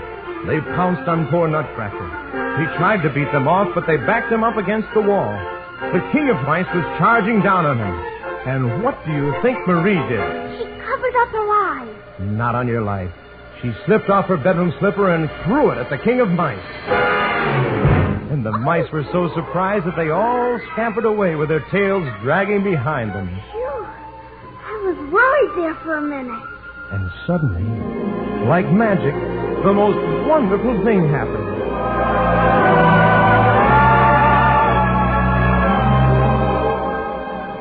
Right before Marie's eyes, Nutcracker changed himself into a handsome prince. And he took little Marie by the hand and said, "Because you have been my heroine, because you have loved me with all the goldness of your heart, even when I was a funny, broken old nutcracker, I'm going to take you to the land where all the toys in the world will belong to you. Come, little princess."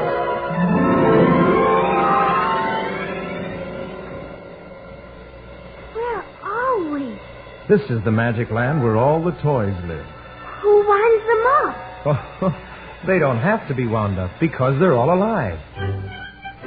Look, they want you to dance with them. I think I'd like that. Come along and dance with me around the Christmas tree, for here beneath the holly you will find a lot of jolly fun. Everyone belongs to you and they will sing their song to you with lemon drops and lollipops for little golden girls and boys. Round and around the tree we go, dancing beneath the mistletoe. La la la la la la la la la la la la la la la la.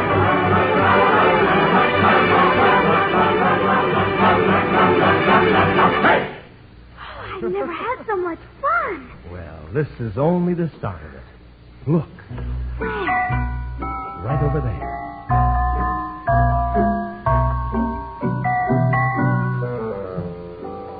Oh, that must be the queen of this country. With the silver on her wings and the jewels in her hair. Don't you know who that is? That's the Sugar Plum Fairy. Miss Marie, meet the Sugar Plum Fairy. Sugar Plum Fairy, meet Marie. I'm very pleased to know you, Miss Sugar Plum Fairy. sugar plums, little ones, fill your tums, everybody come to enjoy the Christmas holiday. Come and play, pass away all the happy days. No one here will tell you what to do, but to do what to you would be fun to do. It's a fine day, dance and dine day, sunny shine day for you. Are you having a good time, child? Oh, yes, Miss Sugar Plum. I think the Oriental doll would like to do a dance for you. That sounds exciting. Look.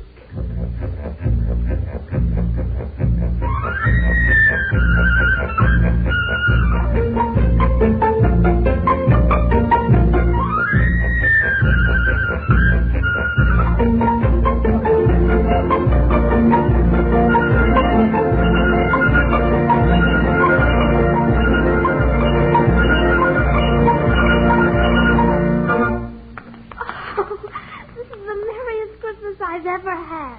Some of the musical instruments in our toy orchestra have asked to meet you. Oh, I've always wanted to meet a musical instrument. Then may I present the two flute brothers, Melody and Harmony. They want to have a little conversation with you. I'd like that very much. Tell me, gentlemen, how is everything in the orchestra? You don't say. How interesting.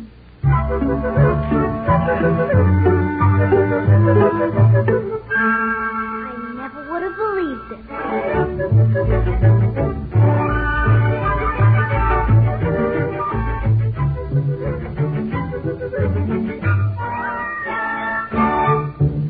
Why, the same to you and a Happy New Year. Now, just a minute. Do you mean to tell me that you could understand what those flutes were saying? Every word. Do you know why? It must be magic or something. No, Marie. It's not magic. It's because you have a loving heart. And for a little girl who has a loving heart, no matter where she lives, the world around her is always the land of the Sugar Plum Fairy.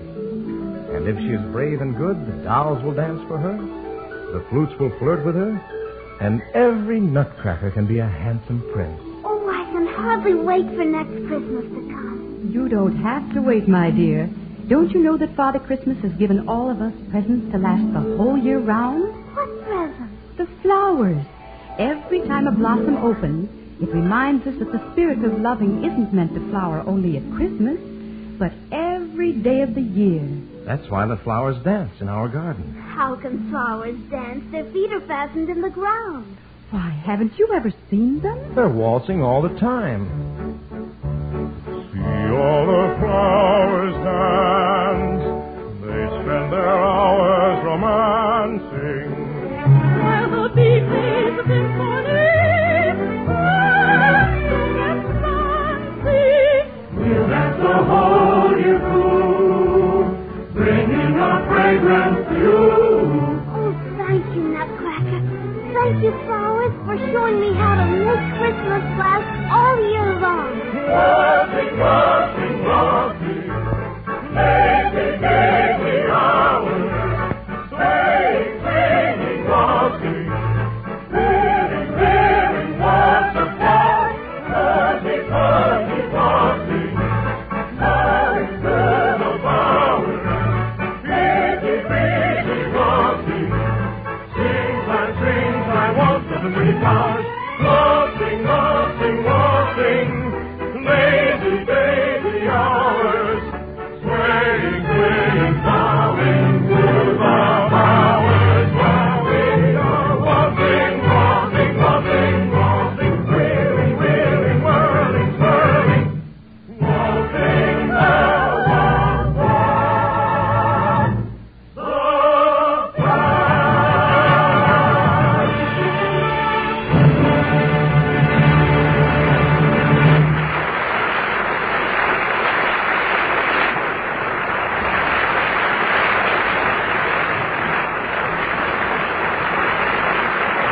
Thank you very much, ladies and gentlemen. Today we're all sharing the warm, friendly spirit of Christmas. a great holiday based on the faith which inspired our free institutions. Yes, men with faith in our American way of life made this country what it is, and its future depends largely upon what you and I and everybody does to strengthen our democratic form of government. And so, during the days ahead, let's remember, freedom is everybody's job. We're so happy you joined us for our Railroad Hour Christmas party. And on behalf of the American Railroads and all the members of our company, Lucille Norman, Carmen Dragon, all of his fine musicians, Norman Luboff and all his singers, Ann Whitfield, the little girl, our producer, our technicians, our writers, a happy, happy holiday. And God bless you, everyone. Next week, a special New Year's Day program reviewing in words and music the highlights of this year of 1950. All aboard! Well, friends, it looks as though we're ready to pull out once again. And so until next week, goodbye.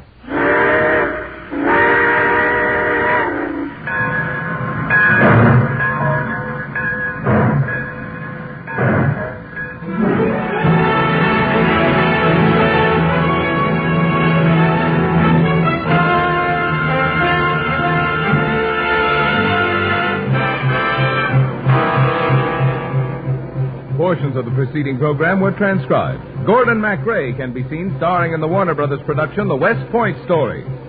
Tonight's script and special lyrics for the Tchaikovsky music were written by Lawrence and Lee. Our choir is under the direction of Norman Luboff, and our music is prepared and conducted by Carmen Dragon. This is Marvin Miller saying goodbye until next week for the American Railroad. And now keep tuned to your Monday night of music on NBC.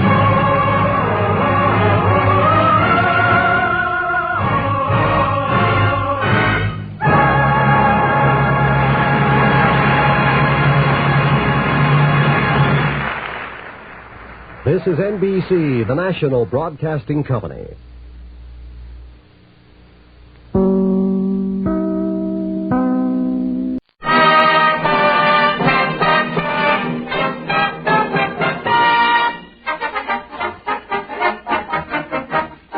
The makers of Wrigley's Spearmint Chewing Gum invite you to enjoy Life. Life with Luigi, a comedy show created by Cy Howard and starring that celebrated actor, Mr. J. Carroll Nash, with Alan Reed as Pasquale.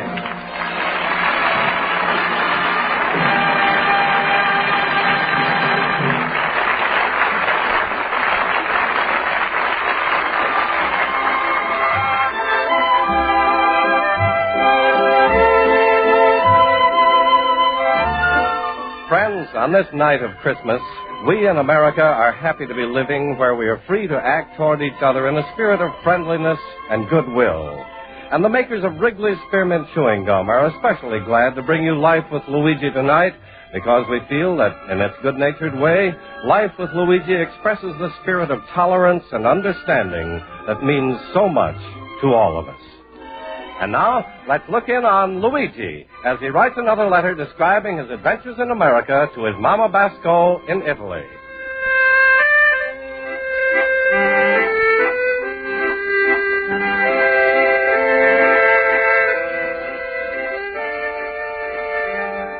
Dear Mamma Mia, it's now Christmas night and the Christmas shopping season is all over. But what excitement there was doing the shopping. All the good Americans, they moved out of their houses and they started to live in one of the bigger places, department stores. Come on there, you should have seen the crowds. Yesterday, I went to Cesar Rosa Bucket to buy a 2-cent washer for my sink, which is leaking. 5 times I started off to the hardware department, and 5 times the crowd is push me back to the ladies' house coats. But finally, I'm coming home with a 2-cent washer for the sink, which the clerk is a gift wrapped. Tied with a pink ribbon and a stamp that don't open it before Christmas. Well, as it turned out anyway, this Christmas Eve, and my sink was a surprise with a present. Mamma Mia, last week I sent to you your Christmas present. A bread toaster. Oh, this is a wonderful American invention. But there's one thing I want to warn you about. Don't try to stuff in a whole bread at one time. Put in just one slice of bread and don't do nothing until you see the smoke come out. Then you take out the bread, scrape off the black part and eat. This is a taste almost as good as a plain bread that's stale. But at Christmas time, everybody had a list with their names on it. I had mine too. Everybody's name was on it, except my countryman Pasquale, because for him, I got something extra special. All year long, I was put away $1 a week in my bank Christmas club till I had $50 just for this big surprise for Pasquale. Oh, it was a wonderful surprise and was a big, big secret. I was even afraid to tell him myself. But anyway, Mamma Mia, to tell you the whole story, just like it was happened, I'm going to go back to last Friday when I was checking on my Christmas list to make sure everybody's got his present. And suddenly my door was opened up, and in has come Wind the Christmas Spirit. Luigi, my friend. Hello, Luigi. Hello. Hello, Pasquale. Merry Christmas. And a Merry Christmas to you, little banana nose. Luigi, I know you're short of money, so don't give me nothing. You can't pay out to the 12 easy installments. All right, Pasquale. Pasquale, you finished with your Christmas shopping yet? Luigi, how would you like to see television every night of next year? Oh, Pasquale, you shouldn't. Don't worry, I didn't. I'm only teasing. I'm going to buy you a big, beautiful television instead. Oh, Pasquale, how wonderful. And I'm not going to get you just a plain little 10-inch screen. This is going to have a big 20-inch screen. This is going to keep out all the flies. Thank you, Pasquale. Also, Luigi, this set is going to have a 100-foot electric cord. Yeah, but Pasquale, I'm got a little room. I don't need a 100-foot electric cord to reach the socket. Oh, I forgot to tell you something, little cabbage puss. You're going to plug the cord into your stall, but the television set is going to play in my daughter Rosa's room. Pasquale, you mean every time I want to watch my television set, I'm got to do it with your daughter? That's right, you lucky pups, you. But with your daughter Rosa in the room, who's going to be able to see it? Oh, Luigi, stop it with the fat talk. What if my Rosa is weigh 250 pounds? That's not so big. It's all the way you look on it. If you don't mind, I'm rather not to look. Oh, look, I'm talking for your own good. A bachelor single life is running around in no place. You're driving yourself crazy. Get married, you know where you're going. Marry Rosa, your life will have a plan. No, Pasquale, I'm better off with a Blue Cross hospital plan. Luigi, why don't you think about it? Be fair. Remember, there's two sides to everything. Two sides? Rosa's got more sides than a 4-way cold tablet. You're making me so mad. You reminded me, after you give me my Christmas present, I should have never spoken to you again. Well, all right, Pasquale. Now, if you don't mind, please, I'm going to go to my night school class. All right, go. Now, remember, don't go spending any money on me for Christmas. My waist is a 56, and my neck size is a 19. Also, I like to play cards, and I could use a tray, an automatic shuffler, and 2 plastic decks for when I play canasta. All right, Pasquale, and goodbye, but I'm going to see you later. Yeah, little pumpkin head. Where is he going to get money to buy any good presents anyway? He's always got to come to me for money. I'm his private little marshal plan. Hey, what's this he left behind? There's a little envelope. I'm no like it to peek, but if the inside of the envelope wants to peek on me...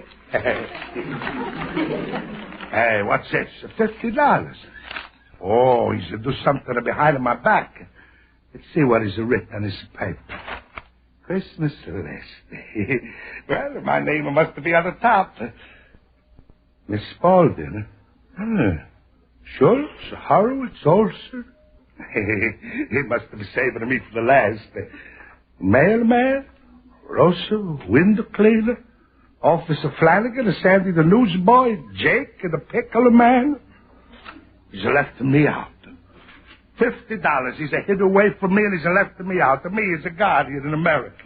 When he's come here from Italy, I give him his first pair of shoes, his first haircut, his first comic book. And when he's not going to read it, I helped him out. I got somebody to read it to him. Oh, present for Pasquale, huh? Well, I'm going to show him this list and this money. I ain't going to keep it. I'm just going to hold it for him until Christmas. Christmas of 1999.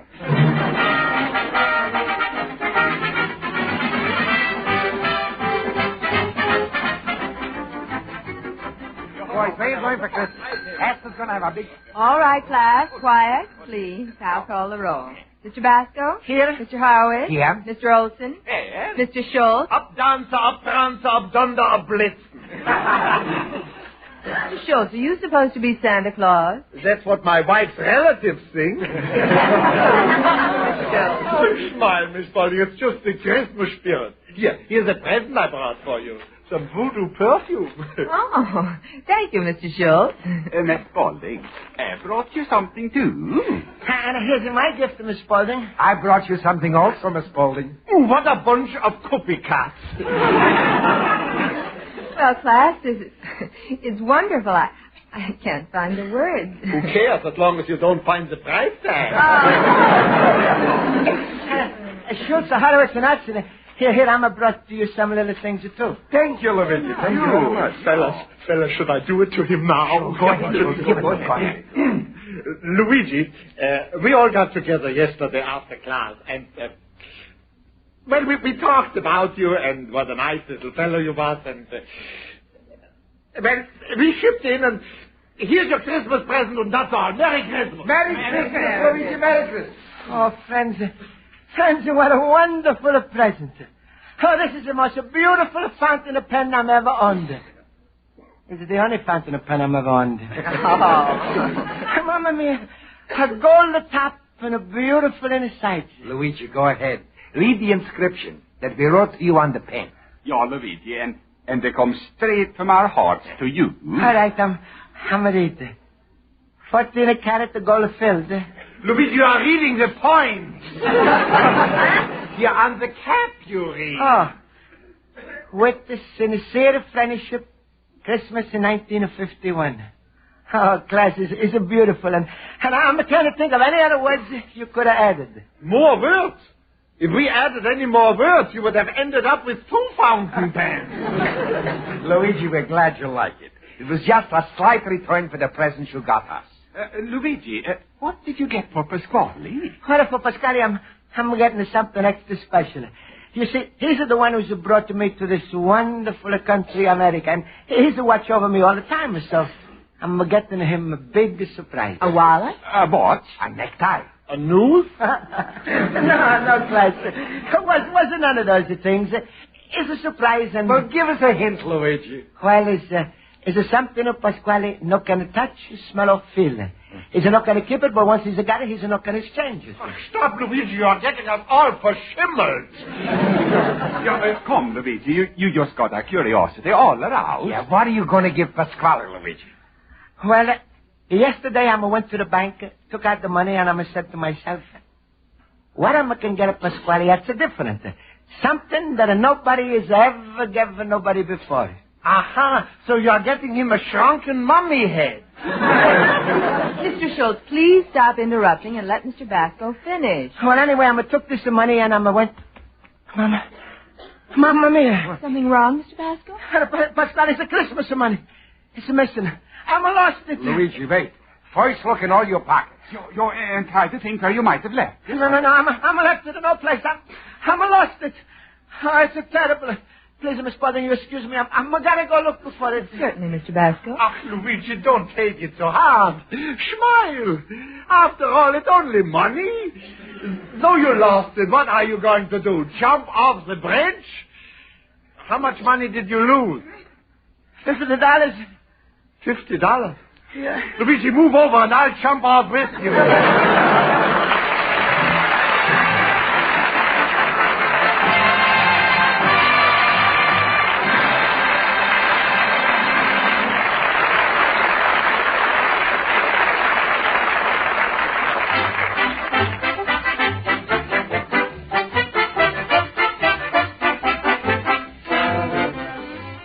We'll return to life with Luigi in just a few moments.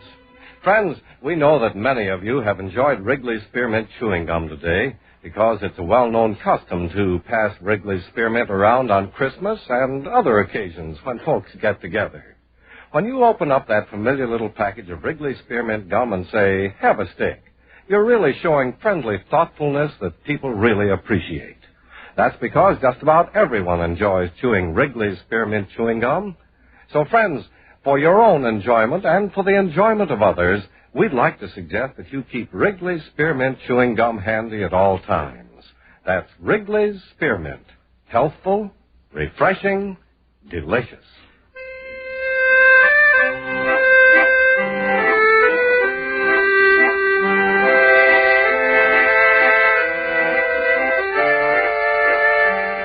Now let's turn to page 2 of Luigi Basco's letter to his mother in Italy.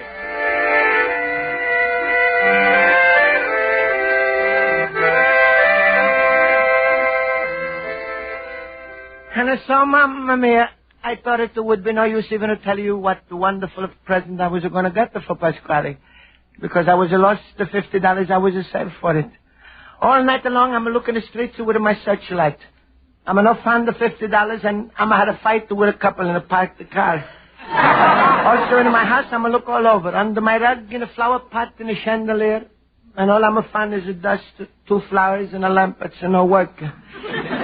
Also, I'm push away all the furniture, swept up the floors, the dust under the couch and the bed. I'm not find the money, Mamma Mia, but today I'm got the cleanest bedroom in Chicago. Mamma Mia, I'm not got the heart to look at Pasquale. Right now I'm seeing him through the window, and he's talking to Rosa, very mad. I can just imagine what he's saying to her about me. Rosa, stop eating for a minute. I want to talk to you. All right, Papa. Rosa, who's the best friend Luigi ever had? You, Papa. And who's treated him better, fairer than anybody in this country? You, Papa. And who's turned out to be a rotten, ungrateful jackass? You, Papa. But this kind of talk I send you to school, huh? Can't you say nothing but you, Papa?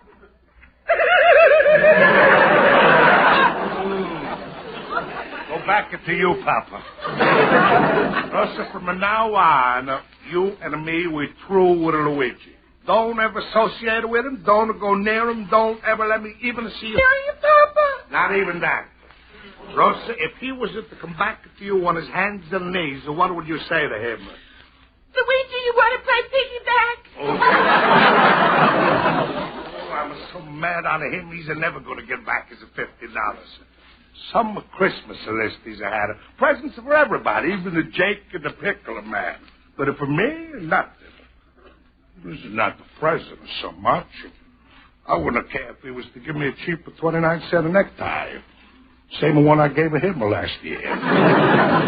Oh, I'm so mad on him, I'm going to cut him out of my will. Papa, have you got a will? No, but I'm going to make one out just so I can cut him out. Oh, Papa, maybe Luigi just forgot about you. Impossible. I've been hinting since Thanksgiving. Forgot her, huh? Rosa, you mind the store. I'm going to talk with that little pupsqueak. I can't stand this. I'm going to find out why he's left me on his Christmas list. He better have a good reason, else I'm going to break his neck. Hello, Luigi. Hello, Pasquale. Merry Christmas. That all depends. Well, what are you looking so sad about? You did something you're sorry for, maybe? Pasquale, I'm lost a little white envelope. Maybe you was found it? Absolutely not, that I could prove with 6 witnesses. You don't need nobody. I believe you, Pasquale. Luigi. What, Pasquale? Tell me, you didn't forget anything lately, eh? Forget it? Yes, you know, it's now the season for Santa Claus. People are being generous. Stockings over the fireplace. Pasquale, I'm sorry, but... Don't bother me no buts. Luigi, all year long, you've been crying about that broken down old radio you got is always blowing tubes. So yesterday, I went out and bought you something. No radio? No, 3 new tubes. That was going to be your present, including a few other things I was going to get you. But now, you're going to forget about them. Pasquale, please. After all, fellows will forget I'm alive. Pasquale, I didn't forget you, Pasquale. What? You got something for me, Luigi? You save it for a surprise, huh, Luigi? Yeah, sure, Pasquale. Here's your present, and a Merry Christmas. Luigi, what a beautiful fountain pen. And look, gold cap for 14 carats a point. It's a writing on it. Yeah. With a sincere friendship for Christmas in 1951. Luigi, I gotta apologize to you. I had you all wrong. It's all right, Pasquale. As long as you're happy now. Oh, Luigi, I'm very happy. And now you did me a favor, I'm gonna do you a favor. Pasquale, please, no rush. No. Oh, is there something else? When you left the store yesterday, Luigi, I was standing there, and suddenly... Luigi, my fellow booster. Oh, hello, Schultz. Ach, smile, Luigi. A Merry Christmas to everybody, even to you, Pasquale. Merry Christmas, Mr. Delicatessen Man. Ach, Luigi, I never got a chance to really thank you for that little wallet you gave me for a present. It's all right, Schultz. Use it in a good health. Oh, I love that little secret compartment inside where you can hide some money. You know, it's really very tricky. It took my wife 10 minutes to find it. Smile, everybody. Be like me, huh? Always happy, always laughing. Ooh. My rheumatism is killing me. Thanks for the wallet. It's too bad you didn't find one. Schultz, I want to talk with you. Just a second, Luigi. Pasquale, it's too bad that Luigi couldn't get you a present this year. What are you talking about? Luigi would never forget he's the best friend of Pasquale. Pasquale, Schultz. Luigi is to give this to me. No. That's a very suspensive present. Luigi, ain't that the very same fountain pen the Claus gave you? Huh? Yes, Schultz. You know something? I'm liking it so much, I went out and got a same one for Pasquale. Uh-huh. And where's yours, Luigi? Mine, you see, Schultz, on the way home from school, I'm lost mine.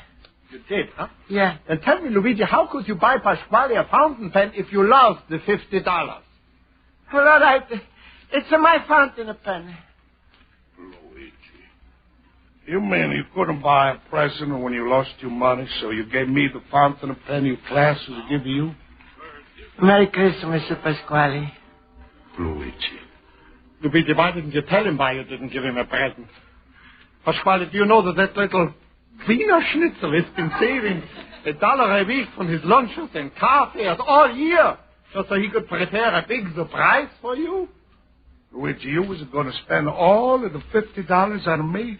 What could you buy? A suit, coat, shoes, down payment on an automobile? No, Pasquale, it wasn't nothing like that. It was nothing that you could wear, eat, or play with. Well, it was something for the heart. Well, what? Tell us already. To make Christmas is not just a given things. It's for the spirit. Peace on earth and a goodwill towards a man. Pasquale, if what I was going to give you would have made you feel that way, well, it would have been a real Christmas present. Luigi, where is this present? Maybe if you was suddenly to find the money, you could still buy it. No, Pasquale, it's not in the store.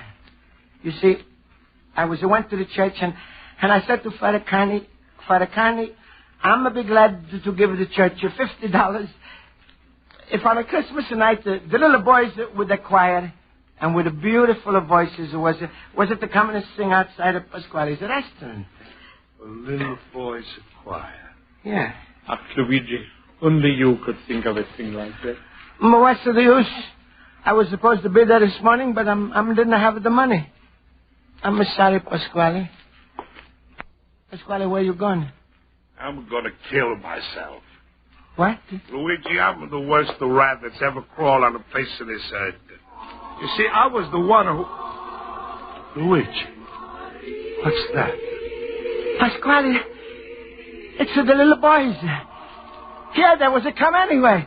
Look, there's the Father Carney. Open the doors and let's hear. Yeah.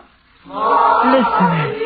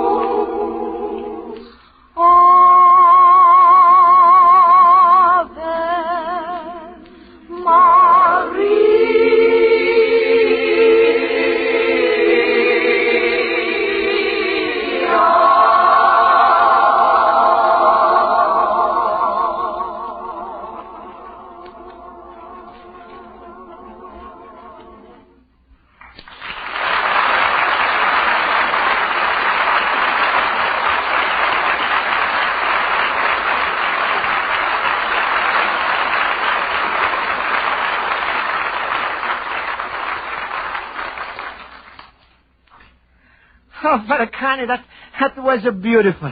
But I'm not expecting you to come because, well, I'm going to bring you the money. Luigi, the church never asks for money in advance. Advance? But, Father, I'm not got to nothing. You see, I was a loser. Luigi, look under the table. Huh? There's envelope. That's a look like my envelope. I'm going to look inside. Yeah, here's the money inside. My money. 10, 20, 30, 40, 50, 60, 70, 80, 90, 100. You see, Luigi, you found your money after all. Yeah, but Father, how is it possible? It was only 50 in the envelope, and now it's 100. Luigi, it's a Christmas day. A miracle can happen. Yeah, Pasquale, I wonder who's made the miracle.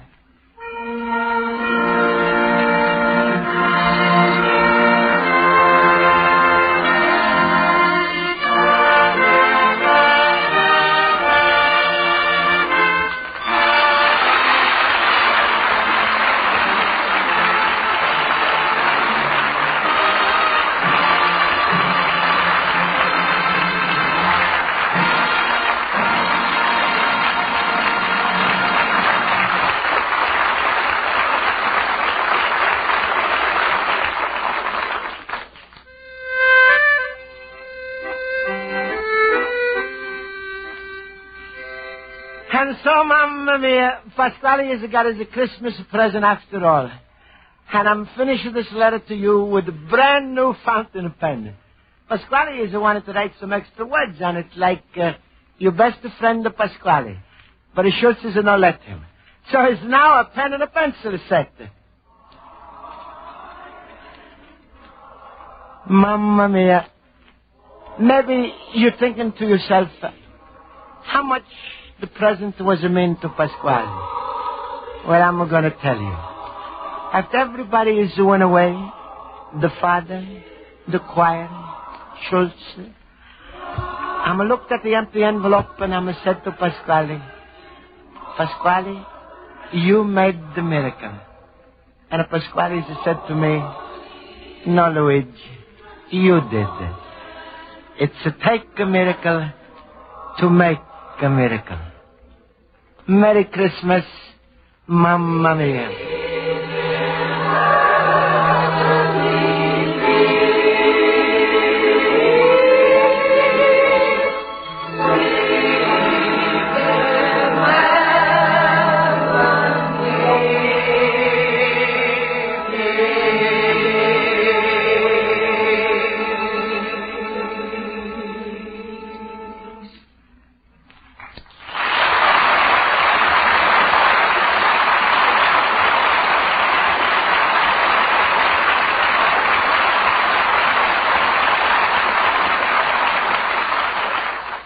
Friends, the makers of Wrigley's Spearmint Chewing Gum hope you enjoyed tonight's Christmas episode of Life with Luigi.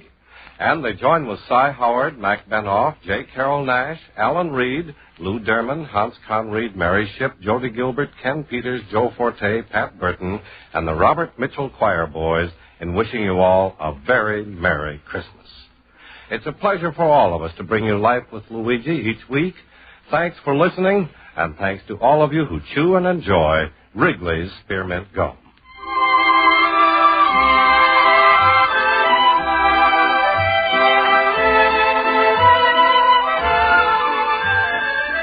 The makers of Wrigley's Spearmint Chewing Gum invite you to listen next week at this time when Luigi Basco writes another letter to his Mama Basco in Italy. This is Charles Lamb.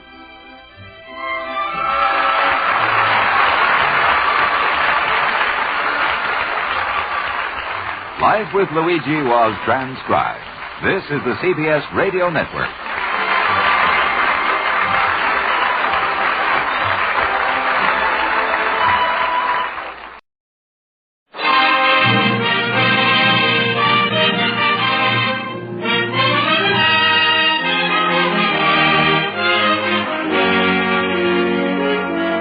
The DuPont Company of Wilmington, Delaware, makers of better things for better living through chemistry, presents the Cavalcade of America, starring Bobby Driscoll.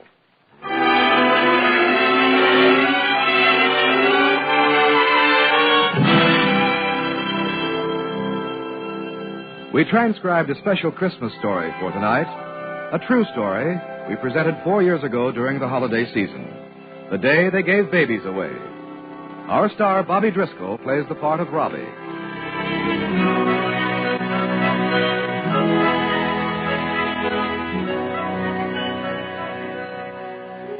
This is a true story.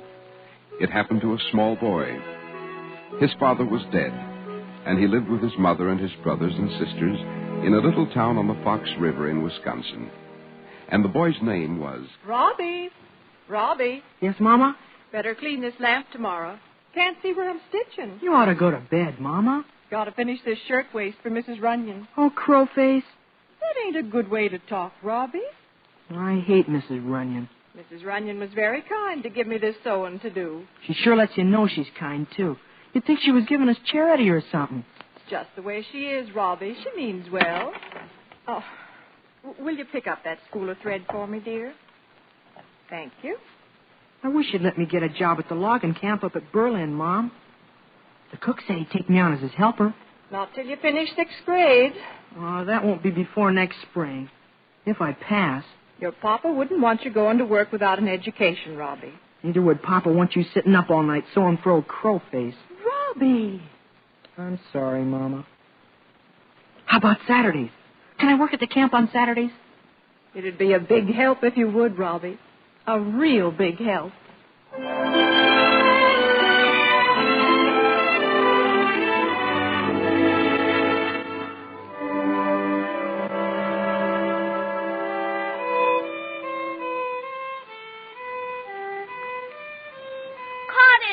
I'm trying to do my geography. Mama said I had to practice, Jimmy. Oh.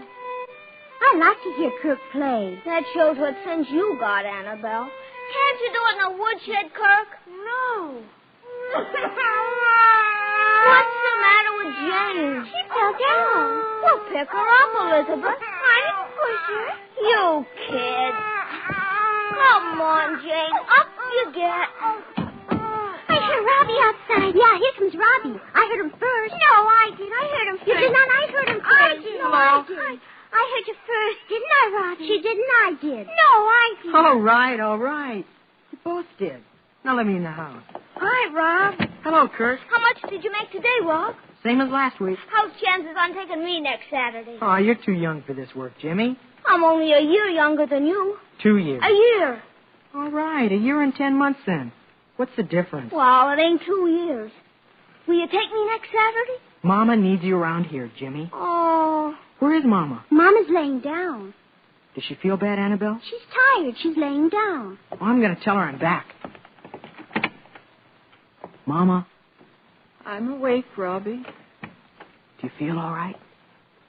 A little tired, that's all. I can work full time up at the camp, if you'll let me, Mama. I think you better finish school, Jimmy. And Robbie, Mama? Oh.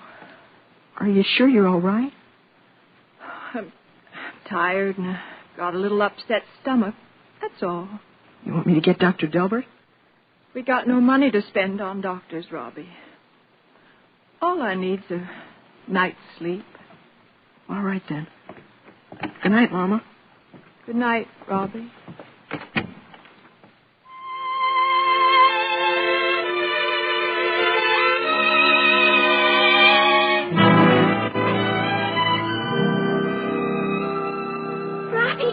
Robbie! What's the matter? Wake up, Robbie. What are you doing out of bed, Elizabeth? Mama scares me. What do you mean? Come here. Listen. Oh, Rob, why is it so rough? Oh, when will we reach America? Why she talks so funny? If we ever are that rich, Rob, will you take me back to Scotland visiting? Gee. Oh, it's so rough. So rough. Oh. Why are you getting dressed, Robbie? I'm going to get Dr. Delbert.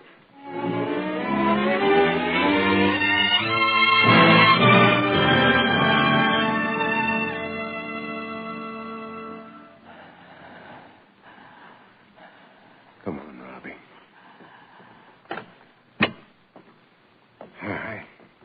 I think she'll sleep for a while now. What's the matter with her, Dr. Delbert? Typhoid fever. Oh. It's bad, ain't it? Your mama's a very sick woman. A very sick woman. You understand, Robbie? You mean she might not get better? Well, we can always hope. But I want you to come a-running if there's any change. I'll be here every morning and every night to see her. But in the meantime, you better get Mrs. Cummings next door to come in and take over. She's gone. She's down to Ormo visiting her daughter till after New Year's. Well, you ought to have somebody. We'll get along.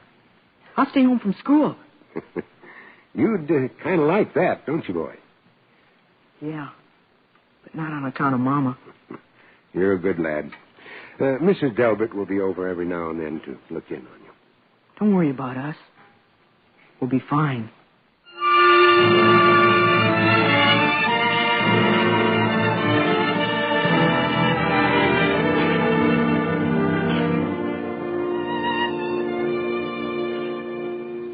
All right now. We're all going in and say hello to Mama. Is she better?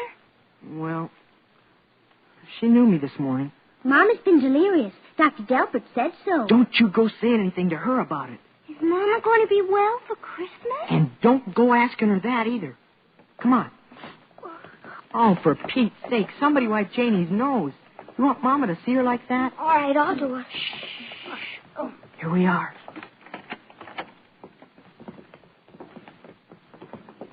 Hi, Mama. Hello, Mama.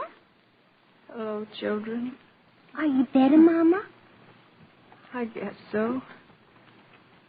Are you being good children? Oh, yes, Mama. Annabelle took my hair ribbon. I did not. You did, too. I did not. You cut that. Mama don't want to hear about no old hair ribbon. We're all getting on fine, Mama. I've been practicing. I'm learning a piece for Christmas. That's nice, Kirk. Jane talked. She said dog. Say dog, Jane. Oh, Annabelle. Mama don't want to hear Jane say dog. Not now. You want to sleep some more, Mama? Isn't it time for school? School's over, Mama. It's supper time. Oh. I wondered why it was so dark. Come on. We'll let her sleep. Is Mama all right, Robbie? Sure. Sure, come on. Robbie, Yes, Mama? Robbie, you stay. Yes, Mama. Robbie, I'm going to die. No, you ain't, Mama. I can tell, Robbie. You mustn't go grieving, because there won't be time. I'm going to get Dr. Delbert. No, not yet, Robbie. First, I got to tell you what to do about the children. They're all nice, good children, Robbie. You got to get decent homes for them, understand? Yes, Mama. I guess 6 is too many for any one family to take, so you'll have to break up. I want you to see they all get homes where they get the same kind of love they had here. I will, Mama. You're all used to brothers and sisters. Better try to find families with children of their own, so you won't be so lonesome for each other. I better get Dr. Delbert. No, wait. The Tylers and the Rabins are good people. The Rabins like Jimmy a lot. And then there's... I can't think. None of us have to go to Mrs. Runyon's, do we? I don't want any of you going where you won't be happy, Robbie. Not if you can help it. You've got to decide who's right and who isn't. Don't let anyone else tell you. You're to decide. Remember. I will, Mama. You watch out for the others. Go and see to it as often as you can they're taken care of. And Robbie, get a good place for yourself. Promise me? I'll get along all right, Mama. Don't worry about me. I know you will, Robbie. I know you all will.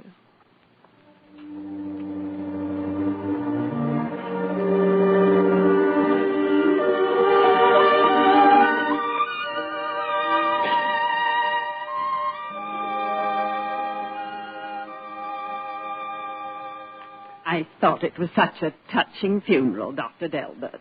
But those poor little children, Mrs. Runyon. Whatever will become of them? Yes, Mrs. Tyler. Those poor children. Well, I guess we'd better get the boys in here. Robbie, Jimmy. Do you want us, Dr. Delbert? Yes, come in, Robbie. We want to talk to you and Jimmy. Yes, sir. Yes, sir. Now then, it's not easy to say, boys, but you unsent children will have to be put out for adoption. We know that, Dr. Delbert. I'm afraid we can't expect any one family to take on 6 youngsters. We don't. But we've been figuring out what folks might be talked into taking one apiece of you. Now, there must be 6 families in this town whom duty means more than inconvenience. There's the McDonalds, for instance. Excuse me, Mrs. Ryan. You mean to be kind, I know. But I'm the oldest one. And Mama said I was to decide where we were to go. Oh, why, you're just a little boy. Just the same. Mama said it was my responsibility. That's ridiculous. How could a child your age be expected to know what's good for children? Doctor, I say we should decide here and now where these young'uns are to be packed off to. Yeah, well, you may be right. Look, Dr. Delbert. Tomorrow's Christmas. It'll probably be our last chance to be together on Christmas. Wouldn't you please go away now and leave us alone? The day after tomorrow, we can decide about this. I don't see why we don't settle things right now. To be together on Christmas ain't very much to ask, is it? No. No, you're right, James. That's not very much to ask. It certainly isn't, Jimmy. Well, we'll see you boys day after tomorrow. Coming, Mrs. Runyon?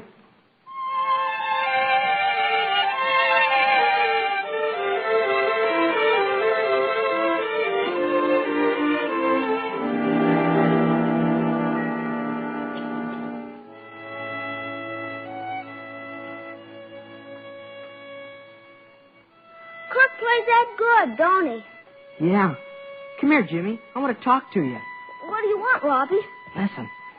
As soon as Kirk and the girls are in bed, we got to make a list of all the families in this town who'd appreciate children and raise them right. Why don't we do that tomorrow? We'll be calling on the people then. Oh, but you told Dr. Delbert you'd wait until the day after. I know that, but Mama told me I was to decide. They won't let me. You heard Mrs. Runyon. We can't wait. Besides, tomorrow's Christmas. We ought to be able to get just about anybody we want to take us in on Christmas.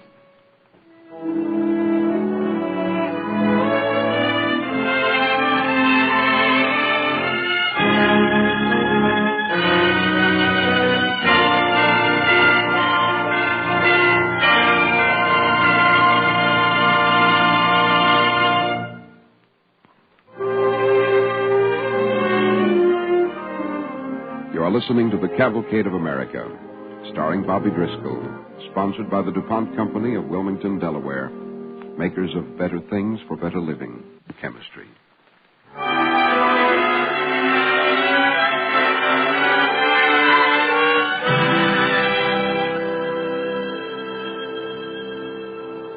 And give us grace even as you have given us this food we thank you for. Amen. Amen. Amen. Can I have the wishbone pie? You and Bruce can pull it between you. Somebody's knocking on the kitchen door, Ma. Well, I'll see who it is. Who could that be? Everybody should be home enjoying their Christmas dinner this time of day. Hello, Mrs. Tyler. Why, Robbie Unson and one of your little sisters. Why, I thought you'd be with the Bradleys or the Delberts. Come in, children. Come in. I'm Annabelle. Yeah. She's my little sister, Annabelle. Hello there, Annabelle. Howard, look who's here. Why, Bob and Annabelle. Good. You'll have Christmas dinner with us, and we won't take no, will we, Emma? We certainly will not. Begging your pardon, Mrs. Tyler. But, well, I was wondering. That is, Jimmy and I was wondering if you didn't need... Well, yes, Robbie? Well, if you didn't need sort of a sister for Howie and Bruce. Annabelle here's a good little girl. She'd be an awful help to you. Well, that is, she was learning to sew. She can wipe the dishes, and she knows her ABCs. A, B, C, D, E, F, G, H, what you got in that bundle, Annabelle? My clothes, Howie. I, J, K, L, M, N, O, P, Q, R, S, Howard, it's Christmas. We've got to. Well, Annabelle, do you think you're going to like living at our house? Oh, she'll like it a lot, Mr. Tyler. She likes anybody that's good to her. We'll be good to her, Rob. I guess you and I know each other. Sure. I know you, Mr. Tyler.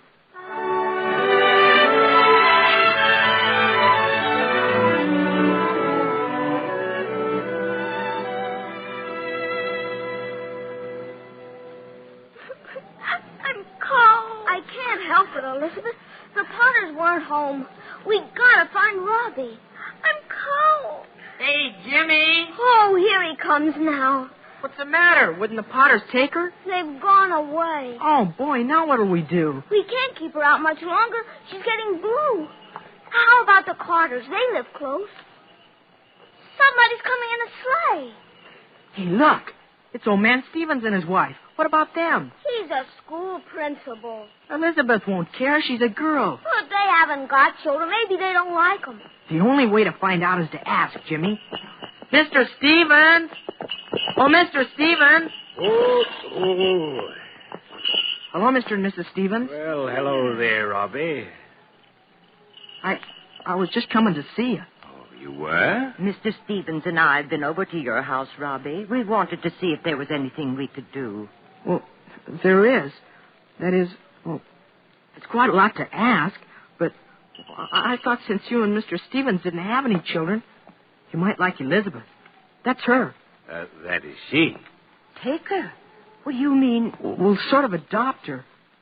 She doesn't look very pretty right now, but you'd learn to like her. Mama and Papa did. She's quiet. I'm cold. Usually. Quiet, Elizabeth.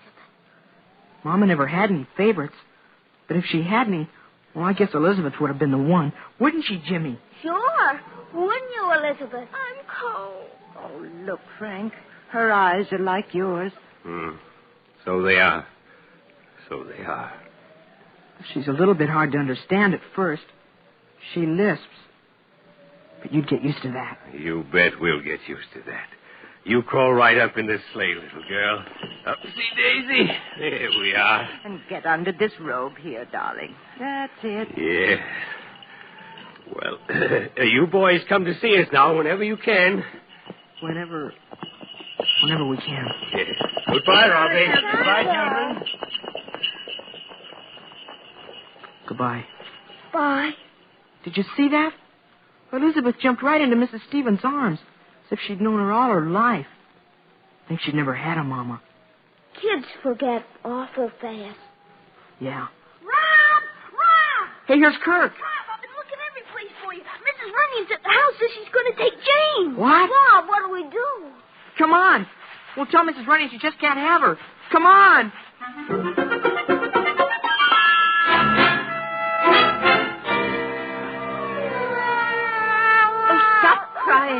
I'm only trying to get your coat on. You can't go out in this weather without it.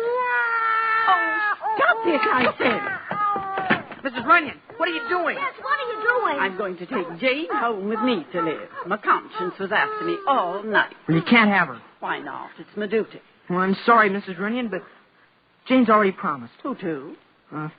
Nobody you know. I know everybody in this town. Well, these folks don't live in this town. They live way up in Berlin. By whose authority are these children being disposed of? Me. Mama said I was to decide. Are you starting that talk again? You're just a little boy. I don't care. You can't have Jane. I'll see the sheriff about this. Nobody's going to deprive me of my right to do my Christian duty. You wait here. I'll be right back. Jimmy, we gotta get this thing settled quick. Come on. Kirk, you better get right over to Kramer's. They're expecting you. I don't want to go. You'll like it at the Kramer's. Mrs. Kramer's got a banjo. You can play duets with her on your fiddle. I want to stay with you and Jimmy. Now, don't be a crybaby. Annabelle and Elizabeth didn't cry. They didn't? Goodbye. Goodbye, Kirk. Goodbye, Kirk. What are you going to do with Janie? I'm going to take her up to Berlin like I told Mrs. Runyon. Berlin's 12 miles. I'll skate up the river and pull Jane on the sled. You going to stay up there, Robbie? Sure. I'm going to work. There's a logging camp just 5 miles out of town. Think they'd have some work for me? Mama wouldn't like it if you didn't finish the 6th grade, Jimmy. You go to the Radens like we figured. Did you talk to him yet? No. But I don't have to. They'll take me in. Mrs. Radens always said she wished she had a boy like me. You like him all right, don't you? I like 'em all right. Then what's the matter? All those girls, Adelaide, Mildred, Penelope, and Maud, I can just hear 'em. This is our new brother. Ain't he cute? Well, ain't you cute? No. Well, guess I'd better get over to the Ravens. So long, Janie. Dog. She said dog again, did you hear? Yeah. She said it fine. Will you skate down once in a while, Robbie? Sure. Every chance I get. You see that you don't start wearing dresses with all those girls around. You shut up. Well, so long. So long, Jimmy.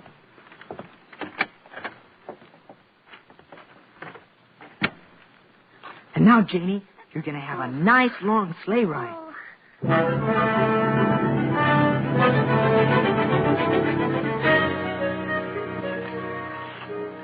Look, Jane, those men got a fire.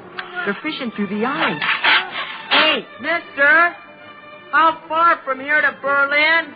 8 miles, kid. Thanks. Getting colder every minute, kid. You'll never make it. We'll make it. We gotta.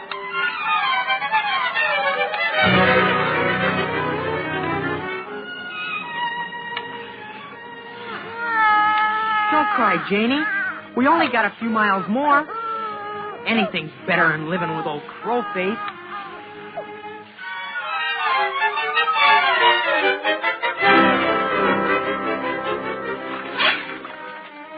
Wake up, Jane. We made it. It's Berlin. Now we'll find you a nice place to live.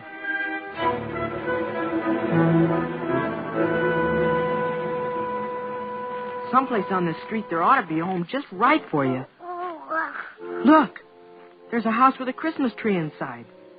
If they got a Christmas tree, they must have kids, Jane. Let's take a peek in their window.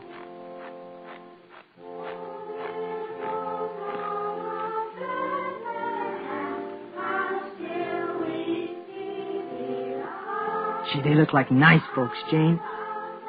They got 2 boys and a little girl.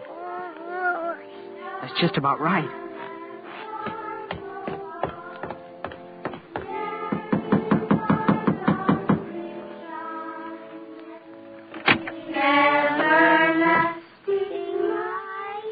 Well, for mercy's sakes. Please, ma'am. I wonder if you'd like to have a baby.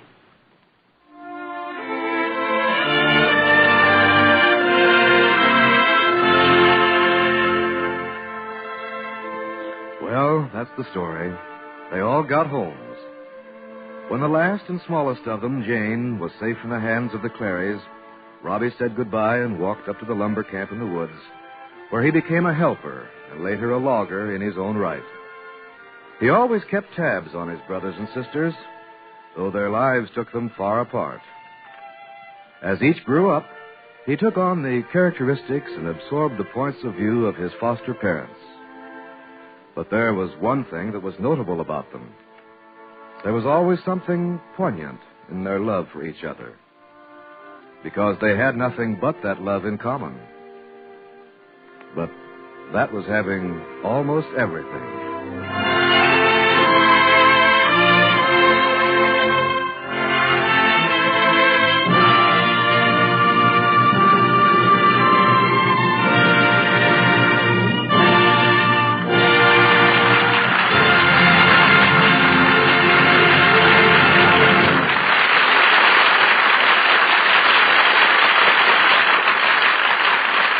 Thanks to Bobby Driscoll and the Cavalcade Players for this true story.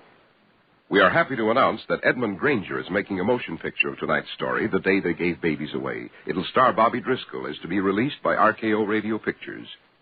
And now, we'd like to present the author of the original story we dramatized tonight, Dale Unson. I'm very grateful to the DuPont Cavalcade of America for broadcasting The Day They Gave Babies Away. I had a particular reason for writing this story and wanting you to hear it. Robbie was my father. Good night, and thank you. Thank you, Mr. Unson. And now here's Bill Hamilton, speaking for the DuPont Company.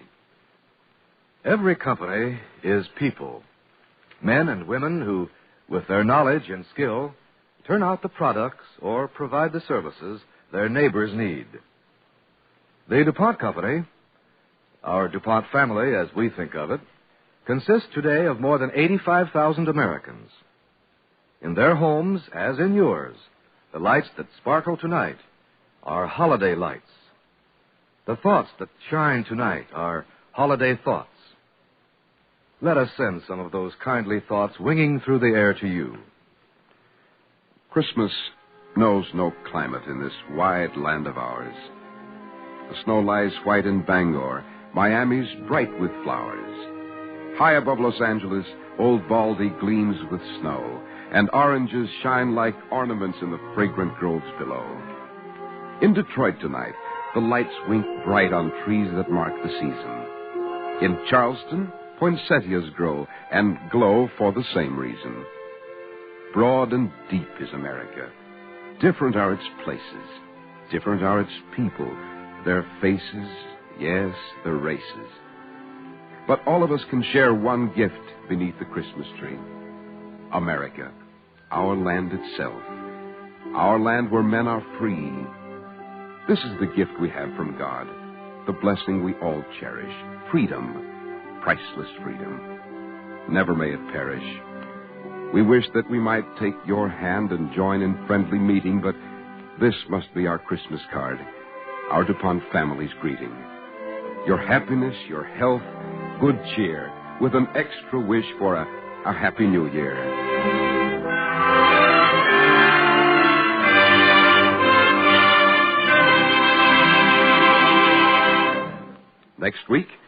star of the DuPont Cavalcade will be Ethel Waters. Our play, 16 Sticks in a Bundle, tells the heartwarming story of an American family. Be sure to listen.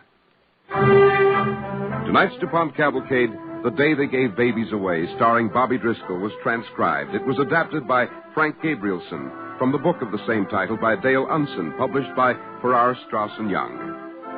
Music was composed by Arden Cornwell, conducted by Donald Voorhees. The program was directed by John Zoller. This is Cy Harris speaking.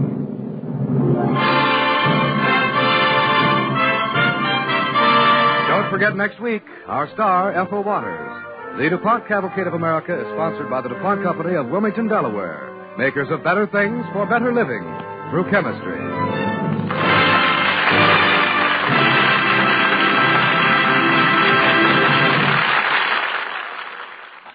Next, Hollywood Theater stars Alan Ladd on NBC.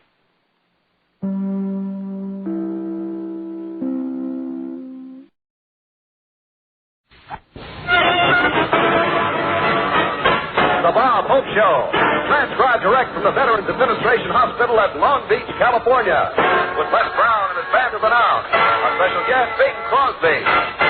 And here he is, Bob Hope.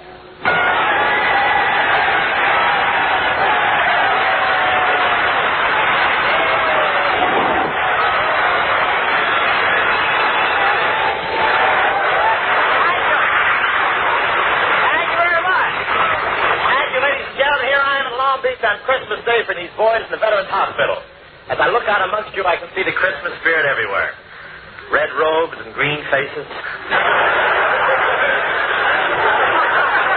I said to Dr. Edwards, I'm looking forward to a great show today. Last time I was here, I found out how to make these guys laugh. He said, I know, Hope, but now we keep that stuff locked up.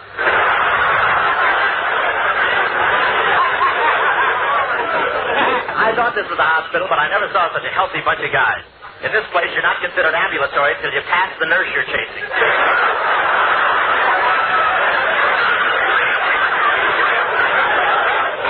And I noticed the modern trend in Veterans Hospitals. Now, new hospital beds have gadgets to do everything. One fellow pushed all the buttons at once to see what would happen. He's now drawing flight pay. He'll be in for a landing any day now. And you should see the way these guys speed around the corridors in their wheelchairs. I asked one patient how much longer he expected to be confined. He said, I've been cured for a month. Now all I got to do is serve out the last 90 days of my traffic sentence.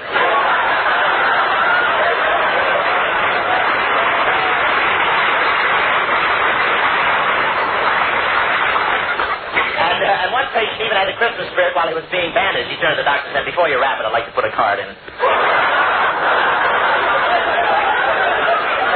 And I watched one of the nurses decorating the Christmas tree in one of the wards.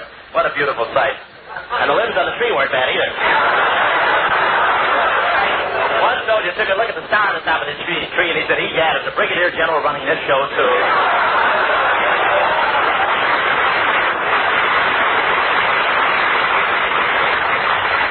I think it was General Estabrook, I'm not sure. You can't blame Santa Claus for not wanting to show up at this hospital. Last year, when he stepped out of the fireplace in his red suit, 3 nurses and a doctor grabbed him, gave him a shot, threw him in bed and screamed, we don't care if you do have a beard, you'll be discharged when we're good and ready.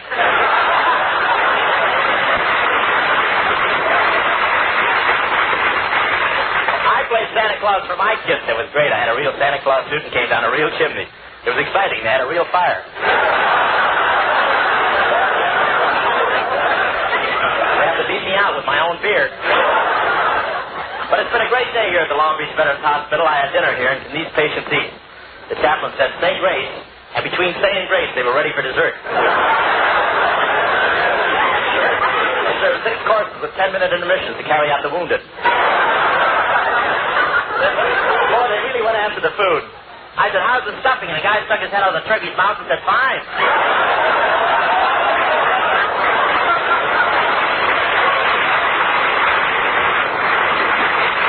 One guy at the table looked really beat. I said, you look like something the cat dragged in. He said, yeah, but he won't drag me out again. I ate him.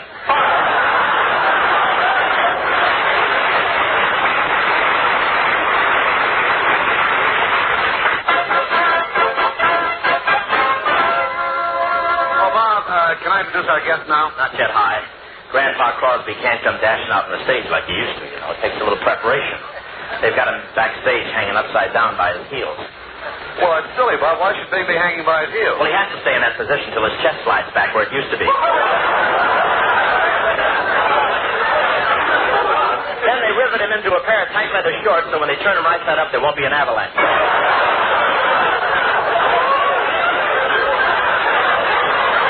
But I got a right to be sore. Wait till I tell you what happened. It was yesterday afternoon. I was in a department store to buy a gift for me. Well, there's Santa Claus standing in the middle of the aisle. I'll go over and say hello to him. Well, jolly old Santa. Well, tonight's Christmas Eve, Santa. Are you going to get into your sleigh and sail over the housetop? No, boy, I'm going to the rendezvous and fly around the chandelier.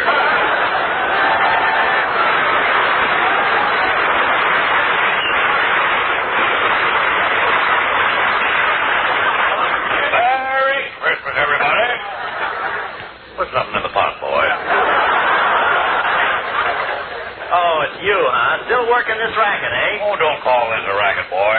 Every cent I take in is for a noble organization. You've heard of the SPCA? Oh, yes, the Society for the Prevention of Cruelty to Animals? Yeah, well, this is for the HGBLF, the Homeless Cootie Birds of Lower Frangipani. Frangipani? Where's that? I've never been able to find out. I hope I locate it. I'd hate to be stuck with all this money. Merry Christmas, everybody. Now, wait a minute. Anyway, boy, I'm not a crook. I'm really one of the store detectives. I watch the customers to see they don't steal anything. Oh, you're a store detective? That's right. That's like making King Farouk's house mother ambassador.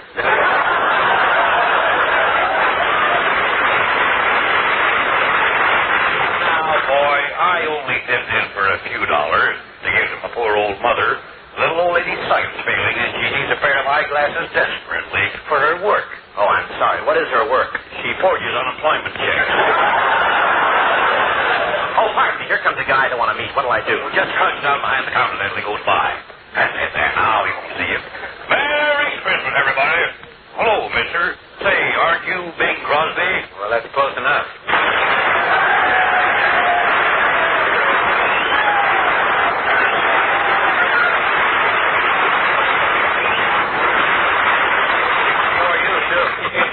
I see you're accepting contributions, Santa. I'd like to add mine to the pot. Here. Some contribution, a can of Minute Maid. Perhaps you can help me, Santa. I don't know the store very well around here, and I'm looking for a present for a friend of mine, Bob Hope. Well, you know him better than I do. Why don't you buy him whatever he needs the most? Well, now, that's an idea. Yeah. Where can I get a large package of talent?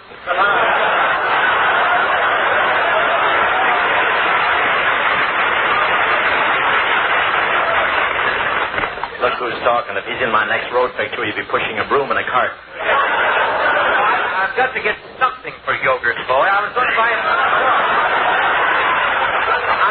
I really thought I'd buy him some shorts, but they don't have a size big enough for him. The only size they had were large, very large, and across the wide Missouri.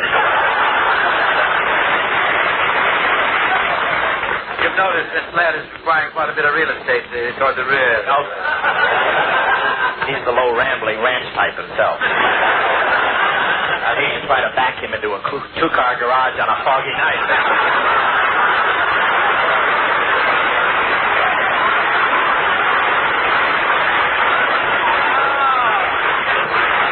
He had the knife out, couldn't open the blade.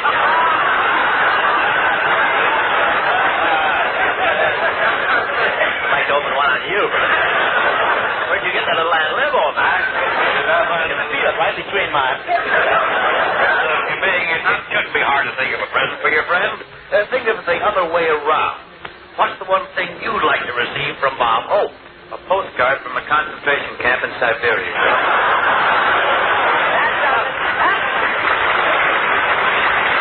Now listen, I heard everything you said. I was hiding right behind the counter. Well, look who's here. Paramount's bad guest. I just found out your true character, you lopsided lot. Oh, no, ease off your clever hips. I thought you right on. See that? I punch you right on that nosy of yours, but I never start anything that's already finished. Look, avocado top.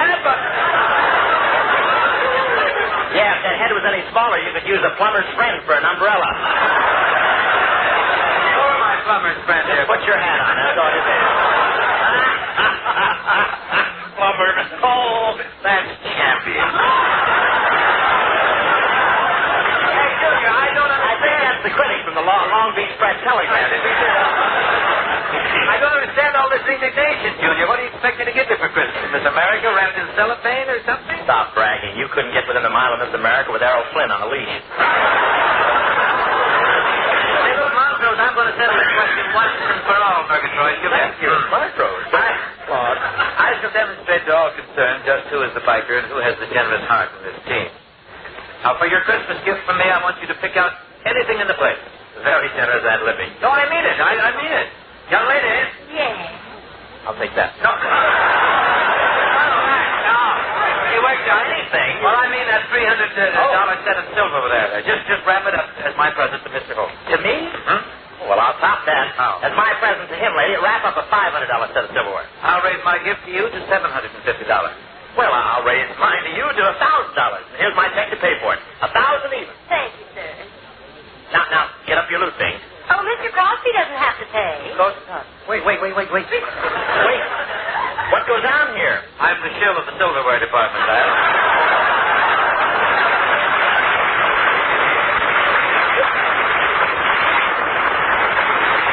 You're the shill? Yes. Gary owns the store.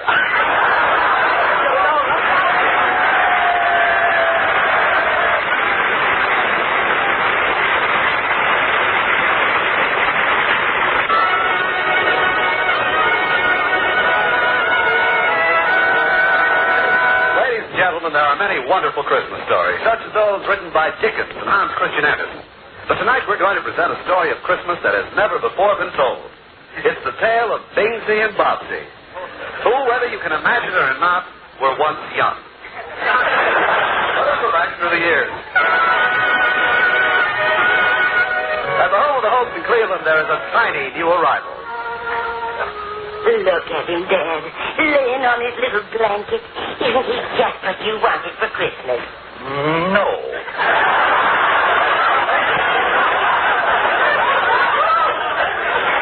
To tell the truth, Ma, what I really wanted was a pinball game. Oh, now that's silly. A pinball game doesn't grow up and stay with you through the years. Maybe not, but at least it has all its marbles.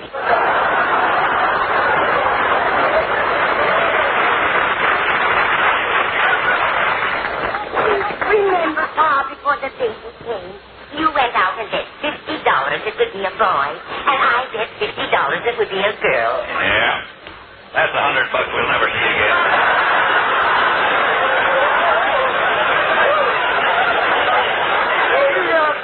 Look, just... What does that mean? Wait a minute. Look at his little face smiling up at us. Goo.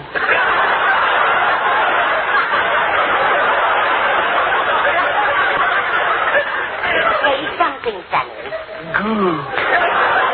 Again, Sonny. Goo. Isn't it cute? Sonny, tell me, what would you like for Christmas? The new lines I'm laying an egg with is goo.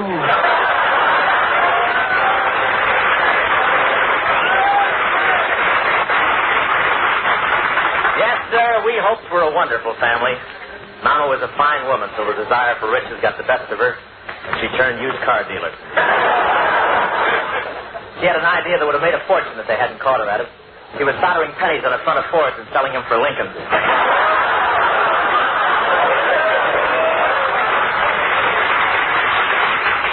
Automobiles, that was all my folks ever thought of. As a baby, I never had any talcum powder. They jacked me up twice a week and Simonized me.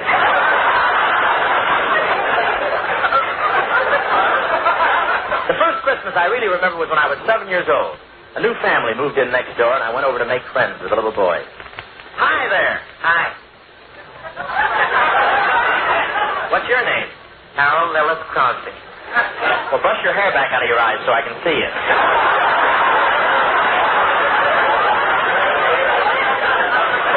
You can tell this is a fantasy. Oh, fantasy. Santa's coming tonight. What do you want for Christmas? I can't have anything. We're very poor.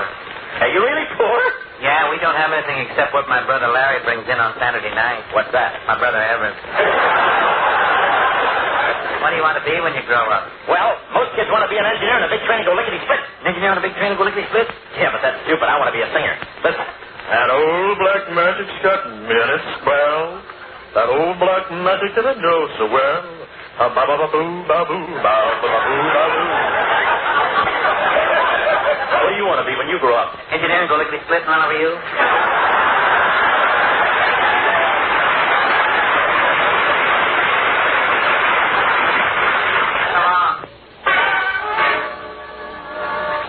Poor little fella. I couldn't forget the pitiful figure he made, standing there, his face pinched with cold, his cheeks blue, and big holes in his money belt. All little Bing wanted for Christmas was a pair of skis. I knew he wouldn't get them, so I started to whittle him a pair. But the Crosbys moved away. I didn't see Bing for years. And one day he walked into my backyard and said, "Hi. Where you been?" Well, we moved to Spokane, where I finished grammar school, high school, then I enrolled in Gonzaga University, from which I graduated with high honors.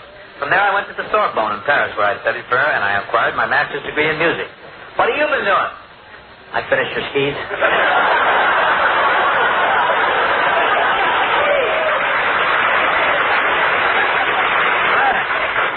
This is double dandy. I don't ski, but they'll keep me from falling down open manholes. Say, who's this cute bit of fluff coming through the gate? Yoo-hoo, Bobsy. Oh, she's my fiancée. She's so crazy about me, she thinks I'm the only guy in the world. Hello, Bobsy. I just thought I'd come over. Well, who's this? Over the river, darling. Skip the gutter. Fluffy up your feathers, will you? I'm a ticket inspector. You really go back. Oh, 2362. I'm Kid Pepper. You can't shake me. Squeeze me, kid. Squeeze me, kid. I'm a lemon. The ushers will now pass among you with tums. You're quite a dish, honey. I'm in a generous mood today. You may kiss me if you like. Oh, thank you.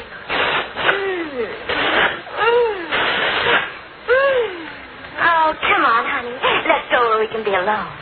I decided I couldn't let him get away with that, so I yelled, "Hey, come back here, you!" Yeah, what do you want? You forgot your skis.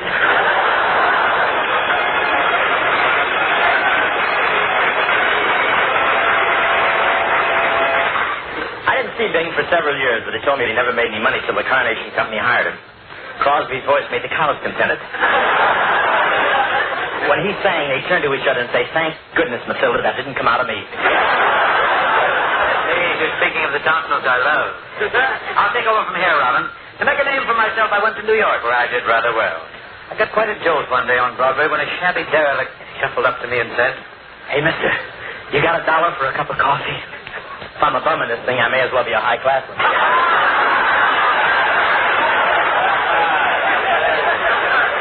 Get away from me, you panhandler. You ought to be ashamed. Haven't you any higher ambition than this? Yeah. What is it? I want to be an engineer in a big train and go lickety-split.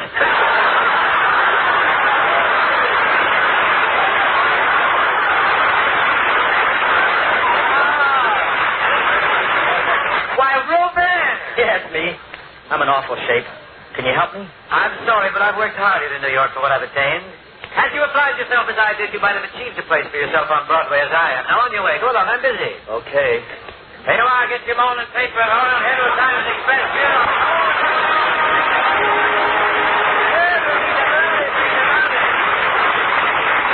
I took pity on Bob, and I added him to my vaudeville act when my seal died. The skin fitted him perfectly, and I soon taught him to sit up, clap his flippers. Oh, what an act it was. By the light, by the ever-loving night of the silvery moon. It rhymes with June and croon and spoon and goon unless some band is out of tune. Say, Joe. Yeah, Mo? Did you hear what the fella said when he buried the light bulb under the ice house? No, what did the fella say when he buried the light bulb under the ice house? Mazda's in the cold, cold ground.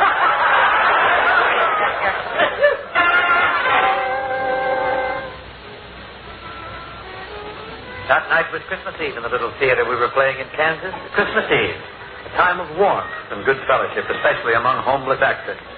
As we sat in our dressing room after the performance, the door opened. The manager of the theater stuck his head in. With a genial gleam in his eye, he smiled and said, "You no-talent jerks are fired!" Fired? For what? It ain't enough you act this bad, but ever since you've been here, we've been missing popcorn from the machine in the lobby. And all we understand your agent is living here in the dressing room with you. A pack of lies. We never stole anything out of the lobby. And our agent's never been in this room. Just pack up and get out. Well, open the trunk.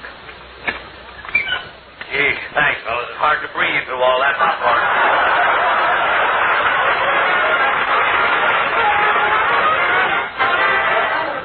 We all know what followed. The two boys made picture after picture for Paramount. And now, to crown their achievements, they are summoned to the office of Wise Frank Freeman, the president of Paramount Studios, who is about to appoint an executive director. May the best man win. Well, hello, boys. Well, hello, Mr. Freeman. How are you, boys? I won't keep you waiting because I know you're anxious to know my position. Naturally, executive director is an important job. So we chose the man with the most talent. Swell. Where's my desk? And the man who was most charming and handsome. A very clear description of me. Say it, Junior. Go ahead, Peter. So I want you both to meet the man we selected. Well, don't stand there. Hand me the waste paper. Oh, no!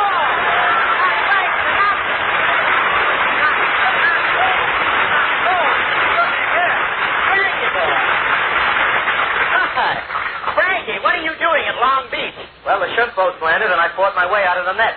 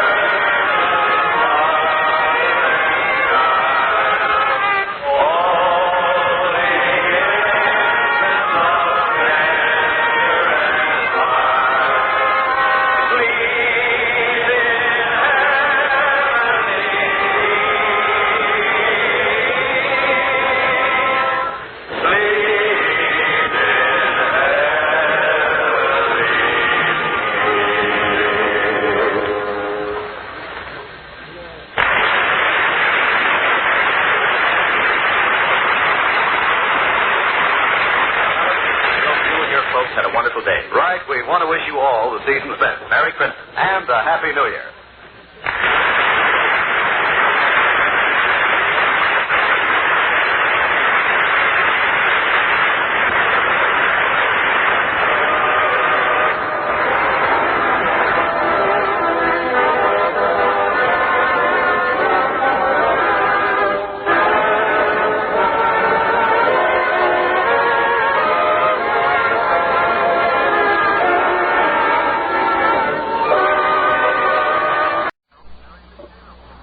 Transcribed. The Pet Milk Program with Fibber, McGee, and Molly.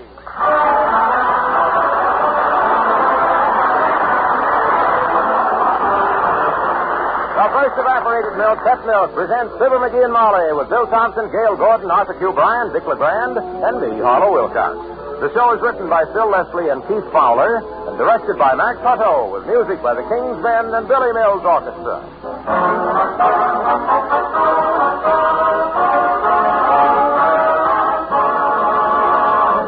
You don't have to stand under a sprig of mistletoe to get kissed if you're one of the good cooks who cook with Pet evaporated milk.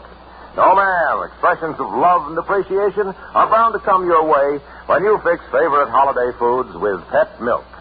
There's a wonderful difference in gravy, stuffing, creamed vegetables, salad dressing, cookies, candies, cream pies, eggnog, in everything you make with Pet evaporated milk. Because there's a difference in the milk itself. Pet milk isn't just ordinary milk. It's good, sweet country milk concentrated to double richness by evaporation. And that double richness just naturally means extra goodness in many favorite family foods. And that's why Pet milk, the first evaporated milk, is the first choice of good cooks the country over.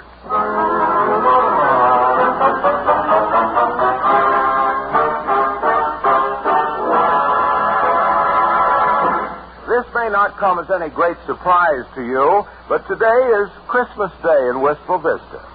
And here at number 79, an eminent local philosopher is explaining the true spirit of Christmas giving to his wife as we join Fibber, McGee, and Molly.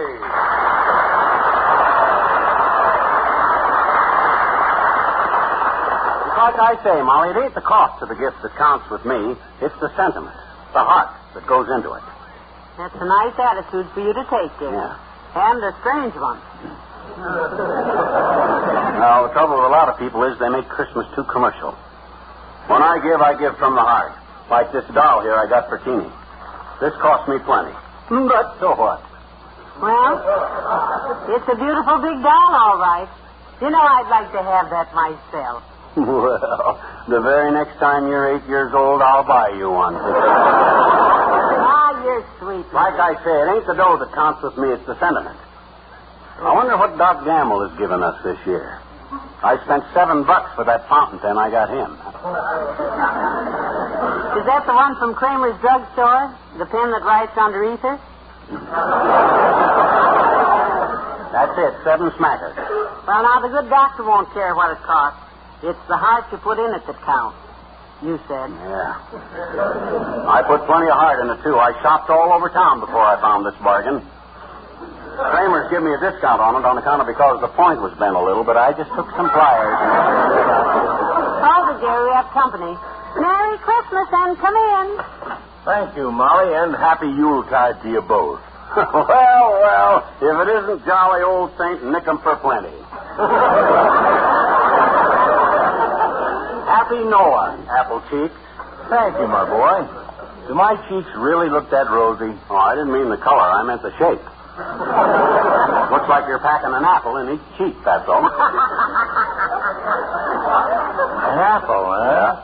I suppose you mean a wine sap. Oh, that was cute, Doctor. Well, I've got a little present here, kid.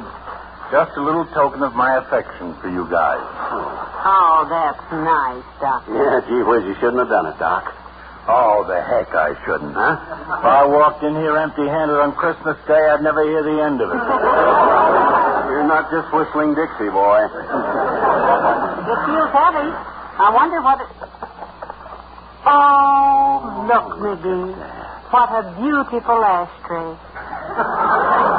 Silver, too. Yeah, silver ashtray. Just what we needed. Oh, good. Yeah, we got really something special for you, Doc. Oh. Something you don't get every day. It's under here someplace.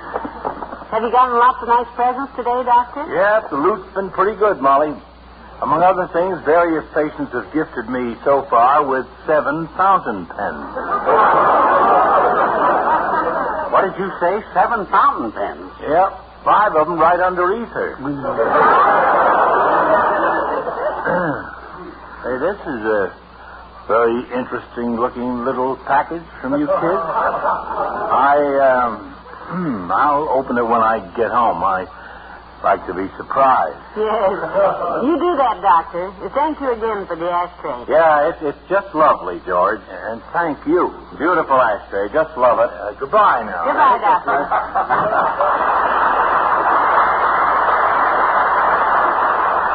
Well, of all the cheap 2-bit Christmas presents, a silver ashtray. Oh, McGee, I think it's beautiful. My gosh, you'd think if he was only going to give us a little old ashtray, no bigger than a dinner plate, he'd at least make it a gold one. That's what that fountain pen was, 10-carat gold. The point of it. I know, but after all, That's the trouble with people at Christmas. Too dad-ratted commercial about it. Trying to save a few bucks on their best friends. Oh, there's more callers. Come in and Merry Christmas. Happy Yuletide, kids! Joy hooks, Noel, Connie. Same to you, old-timer. Glad you stopped by, Mr. Oldtimer. We have a present for you. Yeah, here you are, boy. Happy Yule. Well, bless your heart, kids. Just what I needed. Well, you don't know what it is yet. No, but you try to think of something I don't need, Joy. Like I says to Bessie today, Bessie, I says, them are mighty handsome mittens you knit for me, baby, but they ain't got no thumbs in them, Bessie, I says. And she says, you know why they got no thumbs in them? And I says, why? And she says, because them mittens is a pair of socks.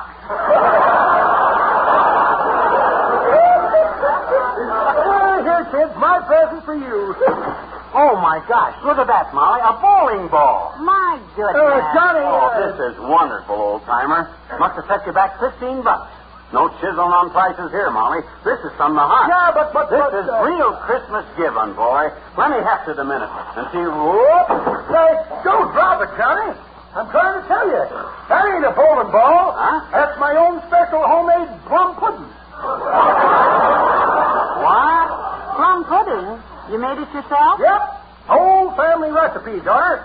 Says to mix it up, roll it in a cheesecloth bag, and steam it for 2 hours. Oh, yes, you always steam a plum pudding. Yep, well, I ain't equipped to do that at home, daughter.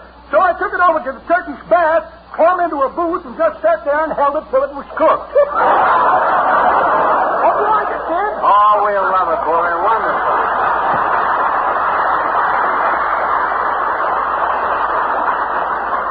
Look at that dad rather thing, plum pudding.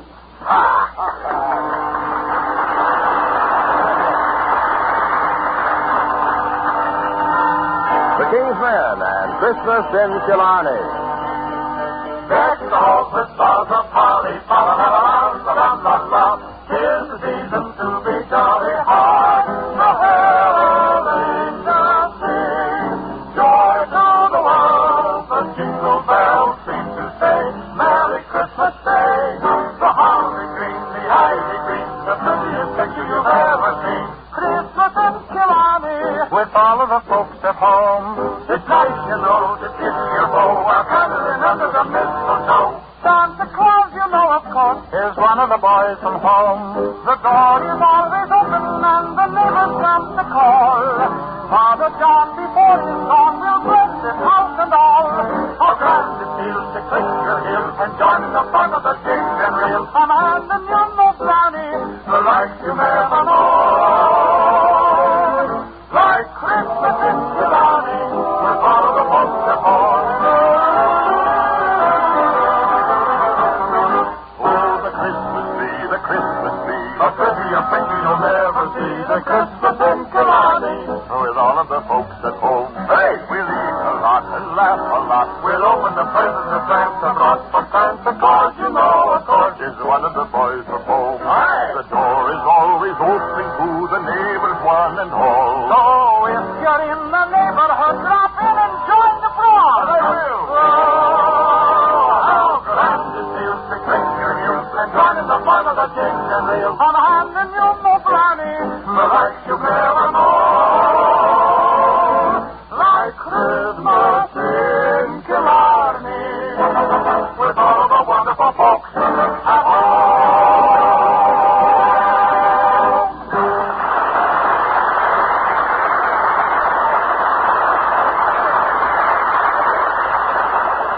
The type guy that makes Christmas strictly commercial, I could tell you right to the penny that so far we're $12.80 behind.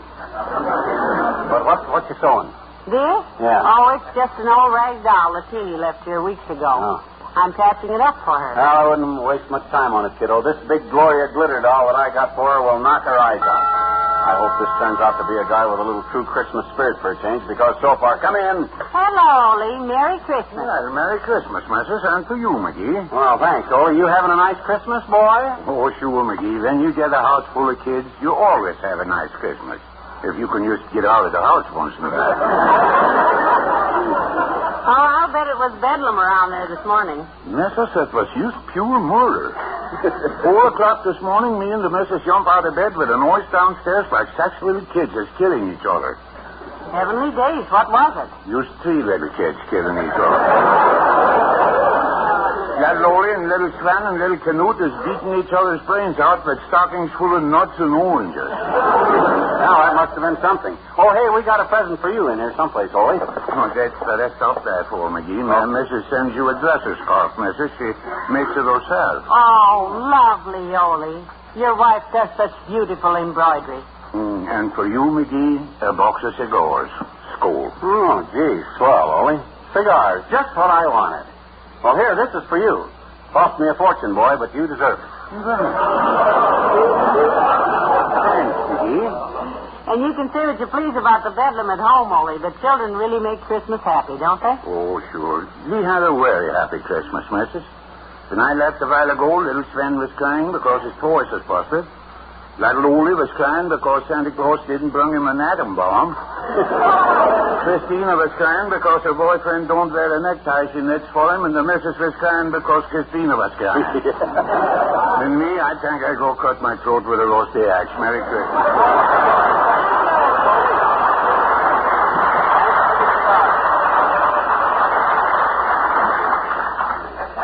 Look at them cheesy snipes. Alfalfa. 3 for a quarter. If that ain't the cheapest chiseling. Well, what kind do you usually smoke, Mr.? Alfalfa. My gosh, if Ole wanted to give me something in the true spirit of Christmas, he'd give me something I didn't buy for myself every day, wouldn't he? Boy, I'm glad I ain't the kind of a guy that's cheap about my best friend. Merry Christmas, kids. Oh, happy Yuletide, Junior. Have you had a nice day, Mr. Wilcox? You know, I worry about you poor lonely bachelors during the holidays. Oh, everything's been fine, Molly. My apartment is just as Christmassy as any home in town. I wish you could see my tree, kids. I'd like to. Really looks great with the lights shining on it, the canned pet milk hanging from every branch. My gosh, pet milk cans on a Christmas tree. You probably hung another one over your door instead of mistletoe. How'd you know? And I thought I was kidding. Did you get a girl to stand under the pet milk can, Mr. Wilcox? Yes, I did, Molly. A group of friends came over, and I maneuvered a very lovely young lady under it. Oh, you dog.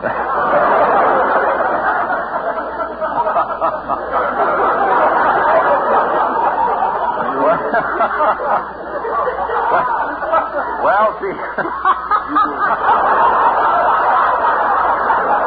You rude.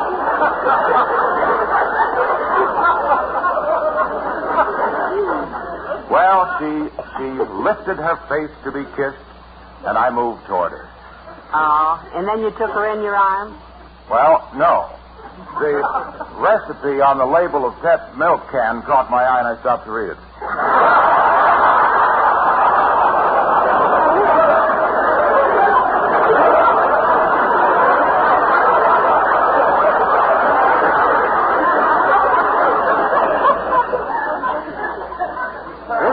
This is an awful thing to say, Junior, but you know I believe you. Well, pal, I just couldn't resist. It was one of those fine husband-tested recipes that come as a dividend on every tall can of pet. Told how to use pet milk, that good, sweet country milk, made double rich by evaporation to make a fabulous dish. Mr. Wilcox, did you kiss the poor girl then, I hope? Well, no. That was odd, Molly. After I read the recipe, I looked down, the girl was gone. Probably got a better offer. That wouldn't be too tough. Let's get down to the business of the day. I got a present here for you, Junior. And I've got one for you, pal. Oh, here's mine to you. Here's mine to you. Go ahead, open yours up. All right. You open yours up. Ah, just what I wanted. A case of pet milk. And just what I wanted. A case of pet milk. Well, Merry Christmas, Junior. Merry Christmas, pal. Goodbye. Goodbye.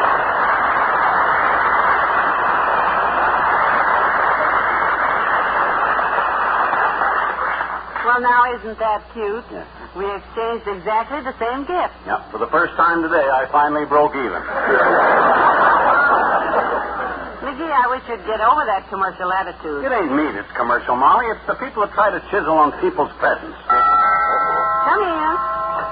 Oh, Merry Christmas, Mr. Wimple. Merry Christmas, folks. Hi, Wimp. Come in. We have a little remembrance for you, Mr. Wimple. Give it to him, dearie. Yeah, sure. Here you are, Wimp. In the true Christmas spirit, boy. Oh, thank you. Oh, how nice. A china teapot. Oh, it's lovely, folks. I hope you don't mind that scratch on the bottom of it. That's where I scraped off the $12 price tag. Oh, Sweetie Face and I will treasure it always. And I bought you a little present, too. Oh. Here, this is for the both of you. from me. Oh, how thoughtful of you. Open it, dear. Yeah. I can't see. What is it? Well, it looks like a stuffed bird. What is it, Wimp? A stuffed bird.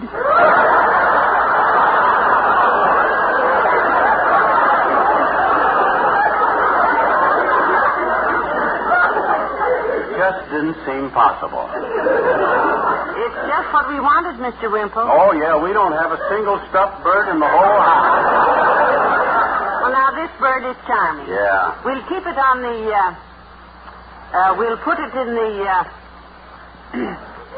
well, for now, I'll put it right here. Yeah. That's wonderful, Wimp. Just love it. Well, I'll be running along now. Goodbye. Well, thanks, Wimp. Well, dear.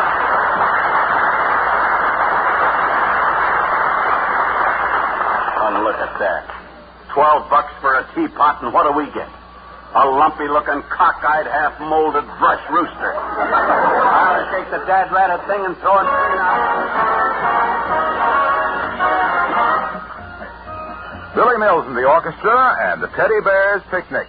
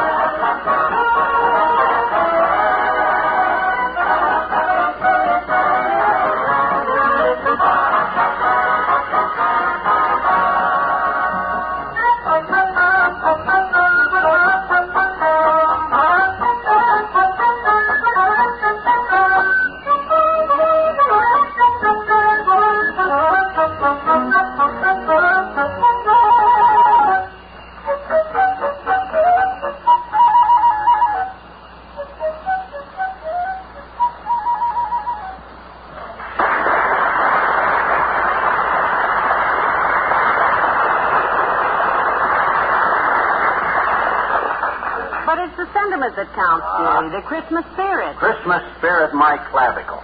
I break my neck running from store to store buying costly presents so as I can get back dresser doilies and stuffed dicky birds. I'm tired of being the victim of all this commercial. Hold it. Come in. Merry Christmas, Molly. Merry Christmas, McGee. And the same to you, Mr. Mayor. Yeah, season's greetings, Latriv. Come on in. Holy smoke. Is that a Christmas necktie you got on? Yes, as a matter of fact, it is. Do you like it? Tell old Dad, son. Who done it to you? It was a gift from a very charming young lady. Oh? Did she like the pair of spectacles you gave her? I didn't give her a pair of spectacles. Well, you should have. Any dame that buys a necktie that looks like a bomb went off in a paint shop deserves a spare of spectacles. Who is the girl, Mr. Mayor? Anyone we know? No. She's only been in town for a month. Her name is Nancy Hollister. We're just friends. Just fans, huh? What'd she say the first time you kissed her? She said, Homer, your mustache is so silky. And I knew it.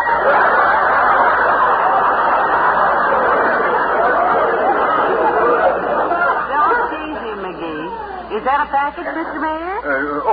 Yes, it is. It's just a holiday token I bought for you. I hope you like it. Oh, you're a dear. I can't wait to open it.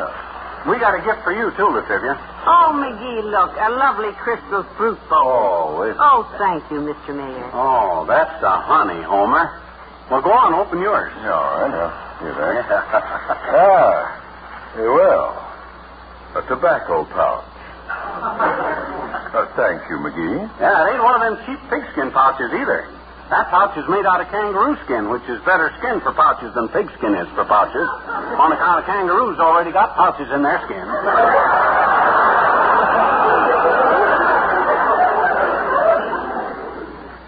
I'd never thought of it that way. It's very handsome, McGee. If you like it. I wish I smoked a pipe. Well, Merry Christmas, both of you. Well, thanks. Maybe the same to you.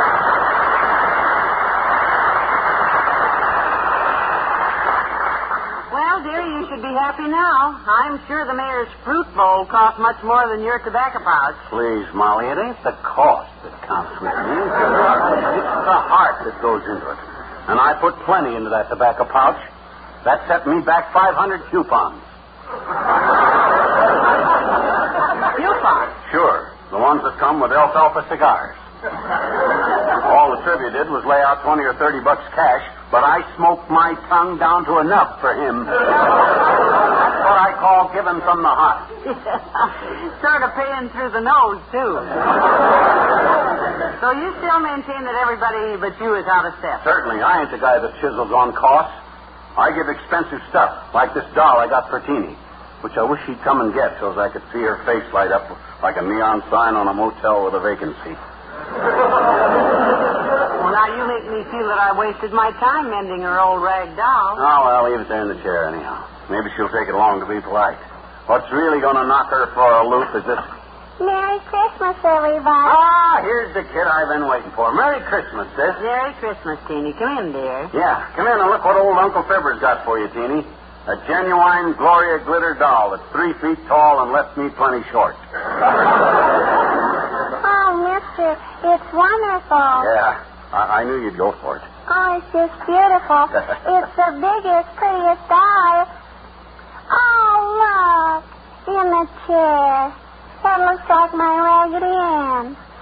Yeah, that's right, sis. I just fixed her up for you, Teeny. You left her here a long time ago, and I stitched up the rips and put some more cotton in her. Yeah, don't worry about that, sis. Oh, my darling, darling Raggedy. You fixed her. I thought I'd lost her. This is the most wonderful present. Yeah, but look, sis, this Gloria glitter doll has got real eyelashes and 2 silk petticoats. You hold her, mister. I want to hold my Raggedy Ann. And a tag that says $22.50. So you're really glad to have her back, Teeny. And she says, Ma. Oh, yeah. I've missed her so much, Mrs. McGee. Now, this is the best Christmas ever. You don't like the Gloria glitter doll? Oh, yes. Yeah, she's very nice, but nothing could take the place of my Raggedy Ann.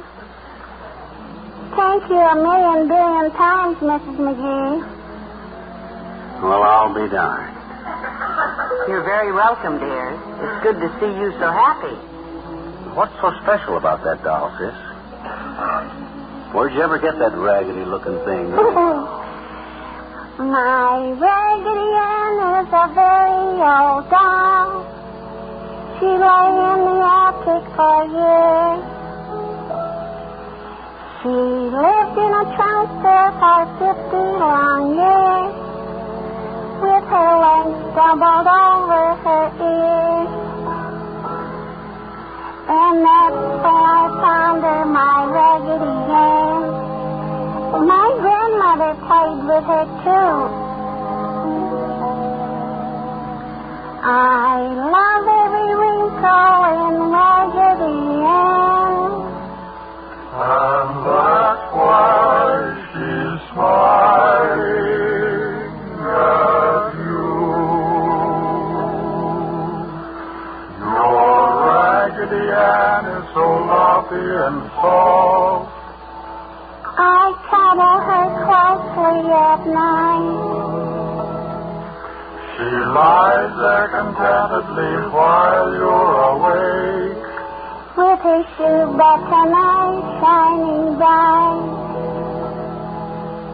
But when I'm asleep, then my Raggedy Ann goes out with the fairies to play. She thinks I don't know if I'm Raggedy Ann, but she cannot fool me that way.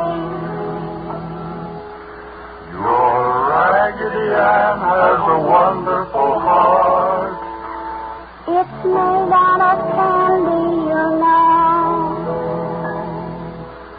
She keeps it sewn up in her cotton inside.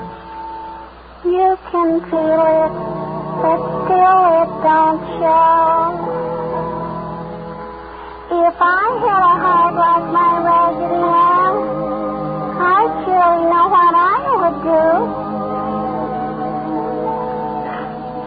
I'd love everybody like Raggedy does, and make all their wishes come true.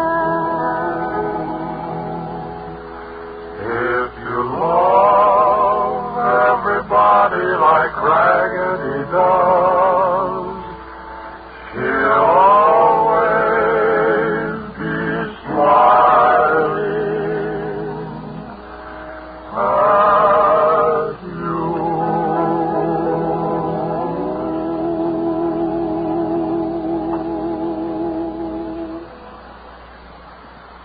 You want to know something, Molly? What, McGee? I've been a heel. Oh, now, you mustn't say that. That's what I've been, a first-class, four-flushing heel. That little kid just taught me something, Molly. What, sweetheart? He taught me, really, that it ain't the gift itself that matters, it's the sentiment that goes with it. Well, I'm glad you found that out. It's a nice thing to remember. And I won't ever forget it. You know what I'm going to do now? I'm going to put Wimp's stuffed bird up where I can look at it always. Put all these dresser scarf around my shoulders and Latrivia's fruit bowl in my lap and hack off a hunk of the old-timer's plum pudding. Hand me an alfalfa, Tootsie.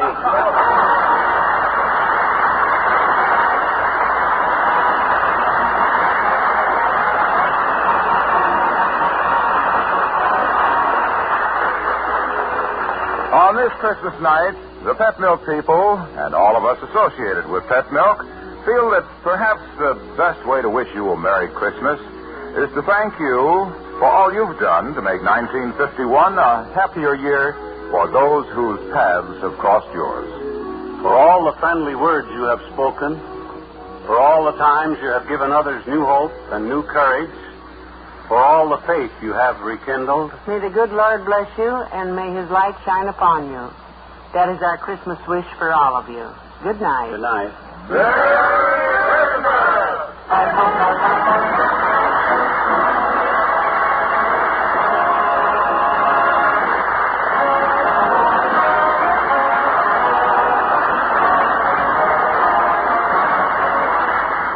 Have you ever had a New Year's Eve become one of the worst evenings of your life?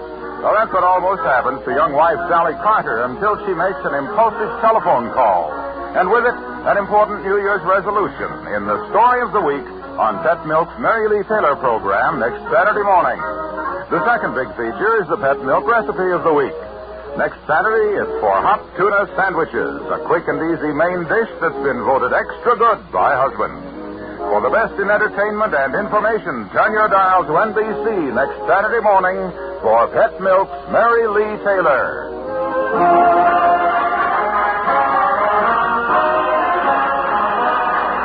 Proceeding transcribed. Next, it's Big Town, then Playhouse on Broadway on NBC.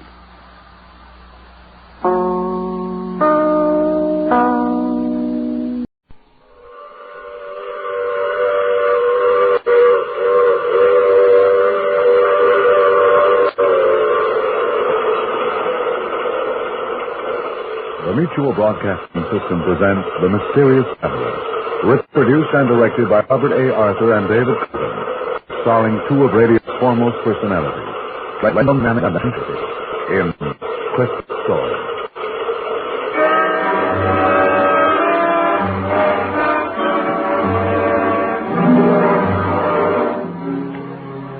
This is the Mysterious Traveler inviting you to join me on another journey into the realm of the strange and the terrifying. I hope you will enjoy the trip that it will thrill you a little and chill you a little.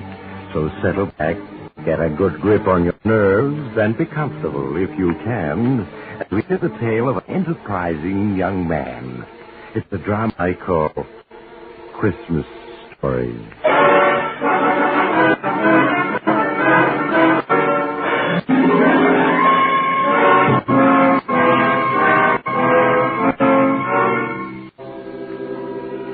The name is Steve Farrell, and I've just gotten through playing Santa Claus. Yeah, you're looking at a guy who really played it to the hilt. It all started last month in Seattle. I was out of a job and down to my last few bucks. I was looking through the morning paper when I noticed a small ad in the personal column. Driving to New York, November 15th. Man wanted to assist in driving. Free transportation. Paul Harris, Hotel Royal. Well, I'd always wanted to see New York, and this is as good as any way of getting there, so I went up to this Hotel Royal to see this guy, Harris. Mr. Harris? Yes? My name's Farrell, Steve Farrell. I read your ad in the morning paper. Oh, yes. Won't you come in? Thank you. If you haven't already found someone to help you drive to New York, I'd like to offer my services. Well, as a matter of fact, I haven't.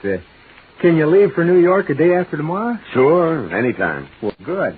Then why not come around at 9 in the morning and we'll get off to an early start? Okay, Mr. Harris, 9 it is.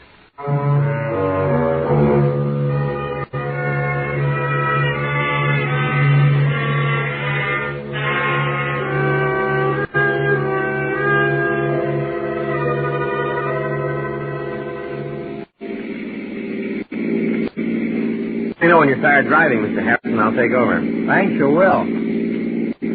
Why not call me Paul? Okay. Steve is my first name. Lewiston, 30 miles. Lewiston, that's Idaho, isn't it? Yeah, we're just crossing the state line into Idaho. Oh, this is all new to me. I was born and raised in Alaska. This is my first trip to the States. Well, you're going to see a lot of scenery between here and New York. Yes, I'm looking forward to it. Life must have been rugged in Alaska. Oh, it was. My parents were homesteaders. I never saw a city until a week ago when I arrived in Seattle. How come you're going to New York?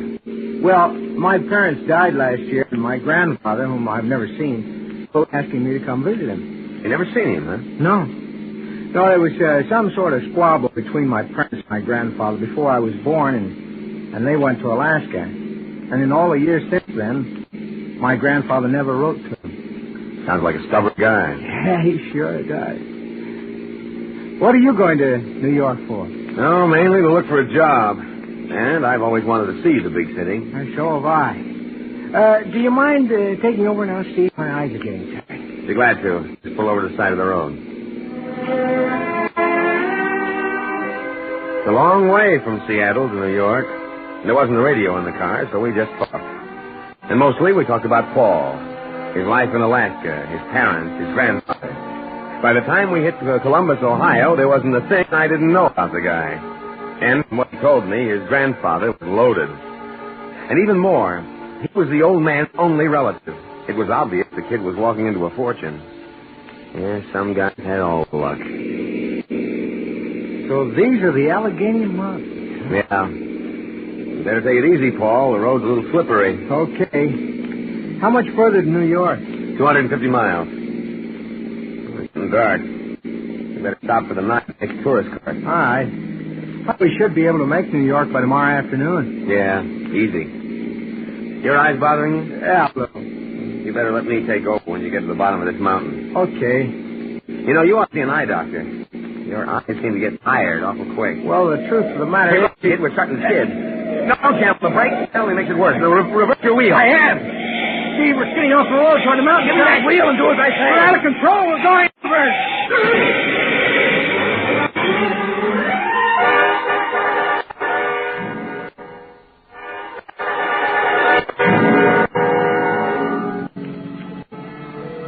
When I regained consciousness, I was lying a few feet from the car. We'd rolled 300 feet down the side of the mountain, and the car was completely wrecked. I crawled to my feet and felt for broken bones. Other than a bad gash on my head and a mass of bruises, I was okay. I limped the few feet to the overturned car and looked in. Paul was still behind the wheel. Even before I reached for his pulse, I had a feeling he was dead. Paul's luck had run out. He'd never see all that dough that was waiting for him in New York. Yeah, it was then that it came to me. I hadn't wished the guy dead, but now that he was, and nobody in the States knew Paul or what he looked like, and on the other hand, I knew everything about him, well, it was a gamble, all right, but there was a fortune in the kitty. I went to work switching our clothes and all identification. After we finished, the state police patrol car came along the mountain road and spotted the wreck. They took me to headquarters, where I made a complete statement. A couple of hours later, I grabbed a train for New York.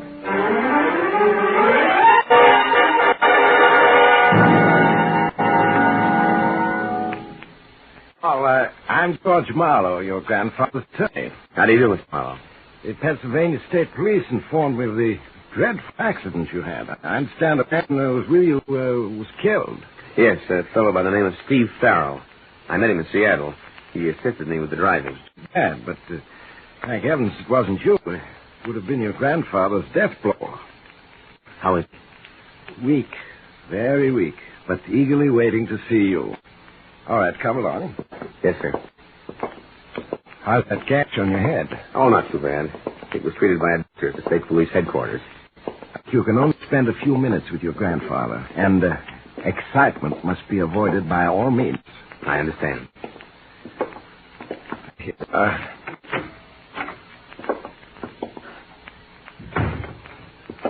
How is he, Joan? He's much better this afternoon. But, Joan, this is Paul Harris. Paul Joan Dietrich, your grandfather's nurse. How do you do? Hello. Oh. Is that you, Paul? Yes, sir. Come here where I can see you. Yes, grandfather. So, you're Paul, my grandson. Yes, sir. Sit down by my bed and let me look at you. All right, grandfather.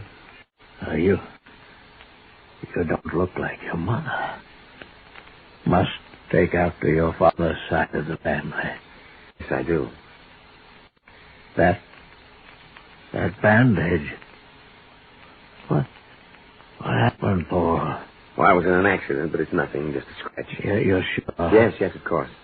I suppose you're wondering why I sent for you after all these years.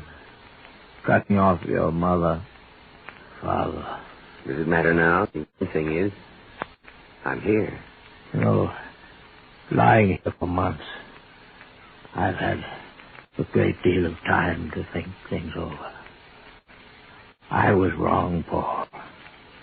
Your mother, she had a perfect right to marry anyone she wished. It was only my stubbornness that prevented the reconciliation. We all make mistakes. Yes, but the years, not seeing my own flesh and blood, it's been lonely, Paul. So lonely. And all my fault. But you're not alone anymore. I'm here. Yes, Paul, yes. What little time I have left, we must spend together. I think that's enough for now, Mr. Marshall. Paul can come and see you later, after your nap. Just a few more minutes, Joan. After your nap. Oh, she's a wonderful girl, Paul, as soon as I'm awake. Now, let me fix the pillows for you. Just your being here seems to have helped him, Paul. What do the doctors say, Mr. Marlowe? Week, month, several months at the outside. That bad, huh? Yes. Well, you were tired after the trip. I had your suitcase taken to your room. Do you have any other luggage on the way? There's a small trunk coming, but it won't be here for weeks. Need any money, just let me know. Your grandfather's placed a considerable sum at your disposal. Thanks. But I still have $2,000 left of the $5,000 he sent me. Very well, Paul. Remember, if there's anything at all you want, just let me know. I was in. There was no question that I'd pass as Paul Harris. And why not? I had all the answers, and I was playing it careful. I walked through room after room of that Fifth Avenue mansion, knowing that within a matter of months it would be mine. In the weeks that followed, not a day passed when I didn't spend a few hours with the old man. He liked me, I could see that. And the funny thing is, I liked him, too. During our little chats, there were times I felt I was his grandson. And sitting in at these little sessions, not saying much, just watching with those gray eyes of hers, was Joan Dietrich. She was one lovely dish. And I could feel things building between us. Whenever she got evening off, we went up together. Having a good time? Wonderful. I love dancing. Why, Mr. Harris, what are we doing out on the terrace? The music's in there. Too many people in there. You know, if you don't make a pass at me soon, I'm going to get discouraged. Ours is a short acquaintance. 3 weeks. What's the time to do with it? The day I walked into my grandfather's room, first time, you knew this moment would come. Oh, stop. I feel the same way, baby. So I was flying. Love me? You know I do. Why the tears? Oh, I do love you. I don't want to believe in you. I'm so confused. So confused. About what? Go on. I want to hear.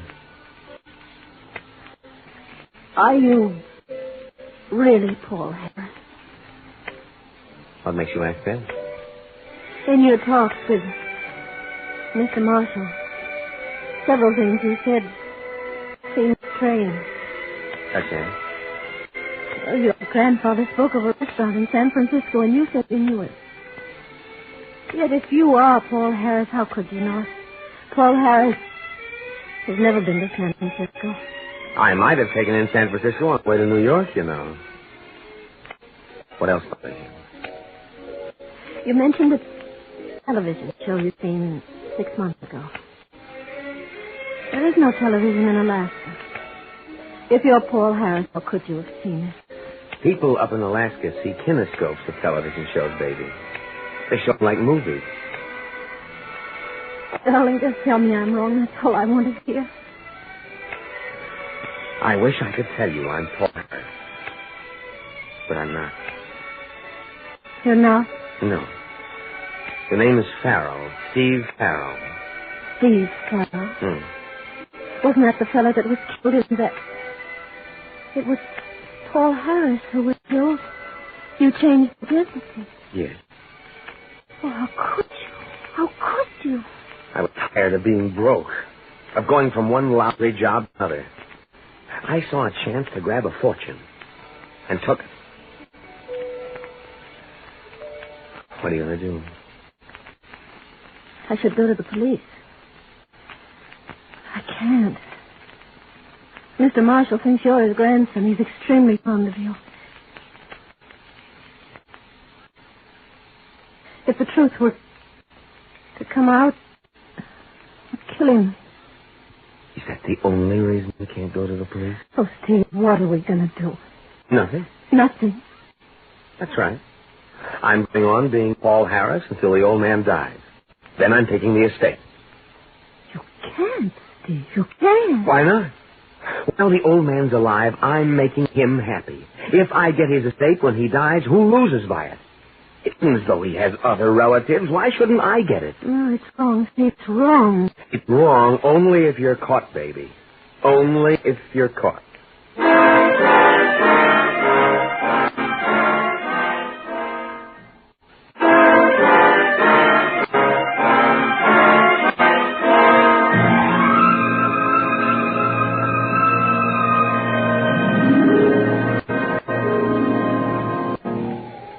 Hello, baby. What you doing up here on the roof? Just getting a little fresh air while Mr. Marshall sleeps. How is he? He can't last more than a few days. Who you crying for? The old man? Or me? Both of you. Oh, Steve, ever since the other night when you told me, I haven't been able to think of anything else. It's wrong, Steve. It's so wrong. Who am I hurting if I get the estate? I deserve it if anyone does. At least I'm making the old man happy in his last hour. What is your course? Do you realize they'd send you to prison? That's the chances you take, Dave. Besides, who's going to get wise to me? There's Mr. Marlowe, and he's nobody's fool. Just one little slip, Steve, and he'll be on to you. Marlowe's a sharp citizen, all right, but I don't intend to make that one slip. Oh. Someone's coming up onto the roof. Hello, you two. Thought I'd find you up here. Hello. Help you, Mr. Marlowe? Well, thank you. I stand Miss Marshall's asleep. Yes, I left Mrs. Walker to look after him. He should be waking up soon. Maybe we better go down. My grandfather and... Oh! What's the matter? Something in your eye, Paul? Yes, it's the cinder. Eye, huh? Yes. But stop rubbing it. Put your handkerchief over it. That's it. It stings like the devil. Go on over and sit on the chair. And I'll try to take it out for you. You want me to assist you to the chair? No, I can still walk.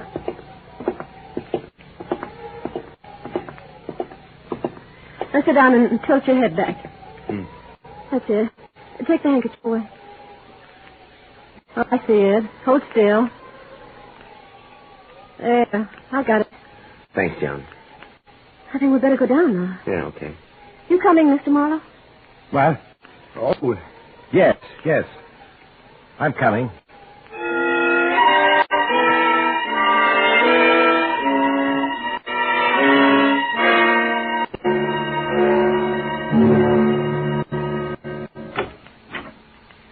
Mrs. Walker said that Mr. Marshall was asleep when she looked in on him a few minutes ago. Seems he's still sleeping. Perhaps we'd better leave and wait until he wakes. No. I'm going to wake him. It's time for his medicine. Mr. Marshall? Mr. Marshall? Time for your medicine. Mr. Marshall? Well, what is it, Joan? There's no pulse. Are you sure? Yes. He's dead. Well, at least the end came peacefully. He died in his sleep. Joe took the old man's death hard, and I felt pretty upset myself, even with all the dough waiting. As for Marlowe, he was his usual efficient self, looking after all the details of the funeral. Maybe it was the tension I was under, but Marlowe seemed changed to me. He wasn't so friendly. And sometimes I turned to find him watching me, giving me the cold eye. I couldn't be sure whether it was my imagination or not. After we got back from the funeral, I was in my room when there was a knock on the door. Come in. Oh, hello, Joan. Come in. Mr. Marlowe's downstairs in the library. Wants to see you. Close the door. Anything wrong? Plenty. Whose trunk is that you're going through? Paul's. It arrived this morning while we were at the... Say what's wrong. I've just been going through some of Paul's personal papers. I knew, of course, that he was 4F in the draft, but I never why. What are you trying to tell me? Paul was 4F in the draft because he was blind in the right eye. Blind in the right eye? Yes. That's why I've been getting the cold shoulder from Marlowe these past few days, ever since the afternoon we were on the roof. I don't understand. Somehow Marlowe knew that Paul was blind in the right eye, and when I got that cinder in my left eye, I covered it with my handkerchief. You told me to walk across the roof to the chair, sit down. Oh, yes, I remember. At that point, Marlowe offered to lead me to the chair. Knowing you were blind in the right eye and had your left eye covered with a handkerchief. Yes. When I walked over to the chair without hesitation, that must have started him thinking. Oh, Steve. Now, don't get panicky, baby. Marlowe can't be sure he's right. At the moment, he's just suspicious. But if really investigated... I've to kill suspicion in his mind. Stop him from doing any checking. But how? I don't know yet. Well, come on, he's waiting for us in the library.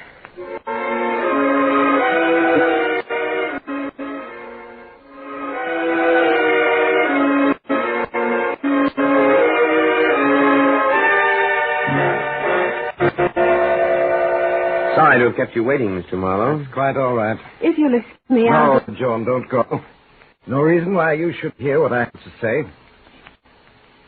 Tomorrow, Christmas Day, I'll officially read Mr. Marshall's will. However, I don't think I'm violating a trust in telling you the contents of the will. Weeks ago, Mr. Marshall had me draw up a new will. leaving his entire estate to you, Paul. I see. He was quite taken by you and felt that you were a credit to his name. What are you crying, Joan? Nothing. As administrator of Mr. Marshall's will, it is my duty to see to it that the heirs, or heir, receive their just inheritances. This duty I shall fulfill. I understand. I am responsible under law for the awarding of the huge estate left by Mr. Marshall. And I shall have to... Is your eye troubling you? You've been doing nothing but rubbing it since you came into this room. Sorry, Mr. Marshall. As you know, I'm blind in my right eye, and now and then my left eye feels quite strained. Particularly at a time like this. My grandfather's death, the funeral. You understand? Yes. Yes, of course. You were saying? What? Oh, well, it's not important at the moment. I'll be here tomorrow at 3 for the reading of the will. I'll see to it that all the servants are here. Very well. Good night, Joan. Paul? Good night, Mr. Marlowe. Good night. No, I didn't get to sleep that night. I just tossed and turned, trying to come up with an angle that would kill Marlowe's suspicions. Maybe that business of rubbing my eyes had satisfied him, but I had to make sure. It was a difference between being handed a pension and a prison sentence. This afternoon at 3 o'clock, the servants, Joan, Marlowe, and myself gathered in the library. The whole thing was over in an hour. The servants all congratulated me and left the library, leaving only the three of us there. I should like to offer a toast to Mr. Marshall's memory, if you'll permit me. Of course. This was his favorite sherry. John? Thank you. Oh? Thanks. Here's to Peter Marshall, a man who lived honorably, died honorably. May his heir be worthy of him. As the three of us raised our glasses to our lips and drank, I could see Marlowe watching me over the brim of his glass with those cold blue eyes of his. We set down our glasses, and I turned to give Joan a cigarette. Out of the corner of my eye, I saw Marlowe pick up one of the 3 wine glasses. Suddenly, I realized it was my glass he picked up.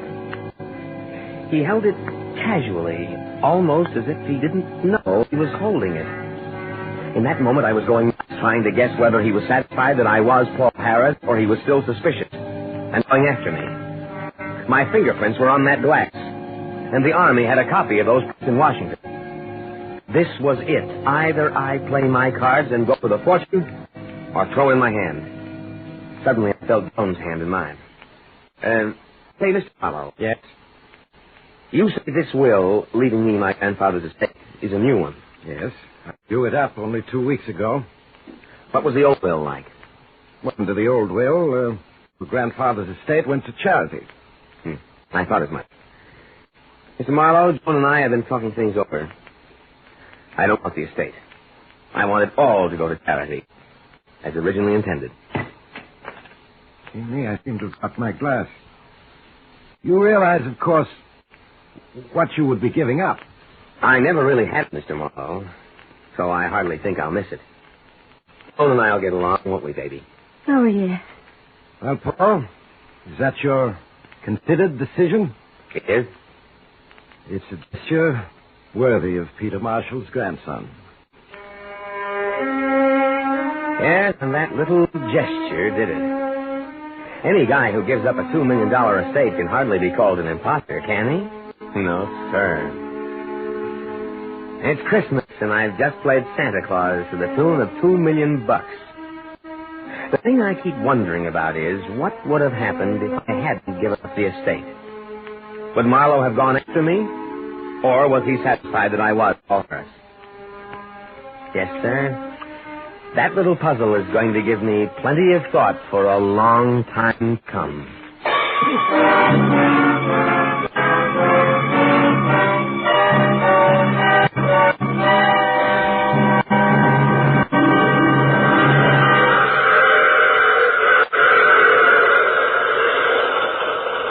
This is the mysterious traveler again. Did you enjoy our trip? Or what happened to Paul Harris? Or rather, I should say, Steve Farrell? He and Joan were married Oh, you have to get off here. I'm sorry. But remember, I take this same train every week at this same time.